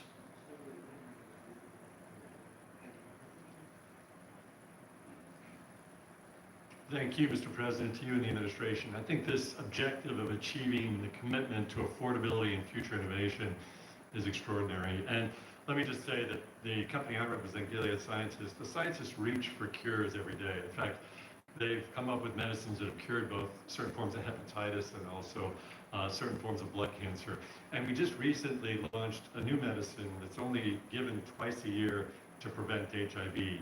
And we're working with Secretary Kennedy and his entire team, as well as the State Department, as a part of your ex-US strategy to support ending the epidemic really during your term. And so we look forward to working with you on that. I've never been more optimistic about the innovation that exists across these companies and the impact this can have on America's health and economy. Thank you very much. Yeah, it literally prevents HIV almost 100% given twice a year. And so the America First State Department strategy, we partnered with them, and we're also partnering with Secretary Kennedy and his team. Thank you very much. GSK cares deeply about improving the affordability of medicines, which is why today we're announcing for the 40 million Americans who live with asthma or COPD, we're going to be significantly lowering the cost of the medicines they rely on to breathe more easily every day. We're going to be going direct on 8 of our core medicines with deep discounts, and we're investing in American health security by donating the ingredients that go into rescue inhalers like this one so that people can access them when they need them. This triple win is on top of our commitment to invest $30 billion in American manufacturing, American research, American technology, and American talent. And all of this to do the right thing for American patients, whether that's John in North Carolina, who says he can now visit with his granddaughters without worrying whether he will have to struggle for breath, or Marsha in Kentucky, who says if her asthma inhaler is cheaper, she can properly celebrate with her family this holidays. Mr. President, thank you so much for your ambition for American patients and for the partnership of all of your teams so we get ahead of disease together. Mr. President, as the others have said, I just want to say thank you for your leadership. I reflect on your goal of driving affordability and access to Americans, but equally getting prices up outside the United States, and we're 100% supportive of your actions. As many of the colleagues have talked about, I represent Merck, and we also are looking to what we can do on TrumpRx.gov.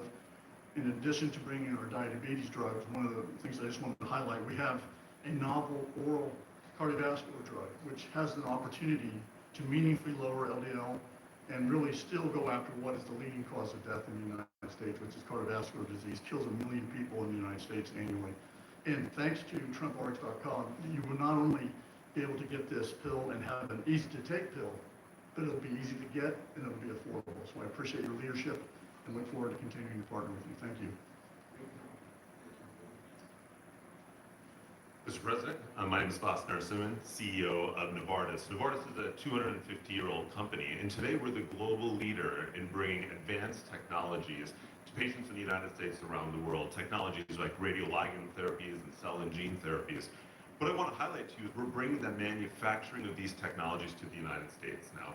We've committed to build 9 new facilities. 7 of them we already have a groundbreaking for. Dr. Makari was with me in North Carolina. We were opening up 4 new plants. Our plan is to scale manufacturing here and ensure all our critical medicines, including these most advanced technologies, are made here in the United States for U.S. patients.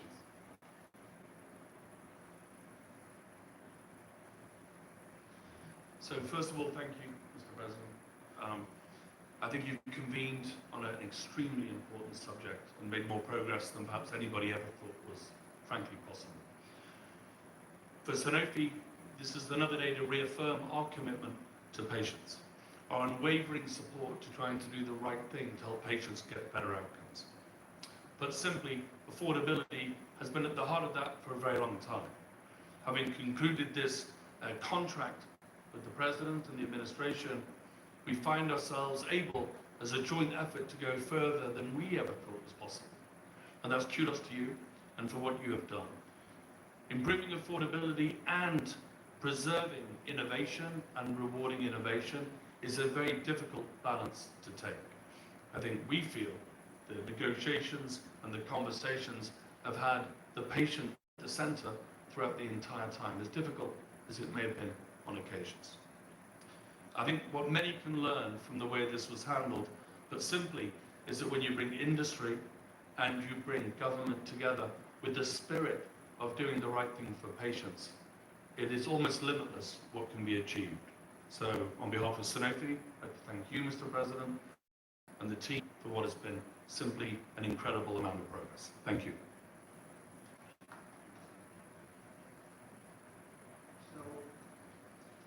As I watch, these are the greatest business leaders, and they're beyond that. Many are doctors. They ended up running the biggest businesses in the country. But you've learned so much, and you made it a lot easier than we thought it would be. You just, you understood to do the right thing. And as I was watching, and I know all of them, not personally, a couple of them personally, but I know them all through reading lots of business magazines and other magazines and newspapers. These are highly respected people. And I said to myself, look at what they've done. They've done something that, and as you said, something that you never thought was possible to get done. Most people thought for the United States to have favored nations where we have the lowest drug price in the world is unthinkable. I said to myself, we have a thing called the Unaffordable Care Act. It's unaffordable because the insurance companies make so much money, and the insurance companies totally control the Democrats. And I said to myself, standing watching these great leaders, and we have 4 other leaders coming in, Johnson & Johnson and 4 other very big companies, actually, very great companies. They've all agreed, and they'll be coming in next week, and we appreciate them too. But they've agreed to the same thing, lowest price anywhere in the world. I said, I think that the insurance companies, we should have a meeting and we should talk to them. Because I would say that maybe with one talk, they would be willing to cut their prices by 50, 60, or 70%. They've made a fortune. They've had stock prices that have gone up 13, 14, 15, 16, 17, and even 18. Think of this, they went up 1,800%, one of them went up, numbers that nobody's ever seen before. They had a nice return, not a 2%, an 1,800% return. One went up more than that. Therefore, there's a lot of fat that can be cut. And I'd like to announce here, this is just an idea that I had standing here, watching these great leaders saying that we're going to have the lowest prices anywhere in the world, something that nobody would have thought possible. And they're going to come out great. But also donating incredible different medications, medications that are world-famous medications that one or another of them make, and donating them in some cases for free or very, very low prices. And I said, I'll bet you if I called a meeting of the insurance companies, the companies that are involved with healthcare costs, I would be willing to bet, I think, that they would reduce their prices very, very substantially, and we could have fair health care in the country. Now, my initial thought, and this is what I want to do as of right now, this is the alternative, is that all of the billions and billions, ultimately trillions and trillions of dollars that's paid to these companies, we're going to pay directly to the people. But there's another way of doing it, and that's getting the insurance companies to ease up and to cut their pricing way, way down and stay part of the system. So I'm going to call a meeting, it could be in Florida.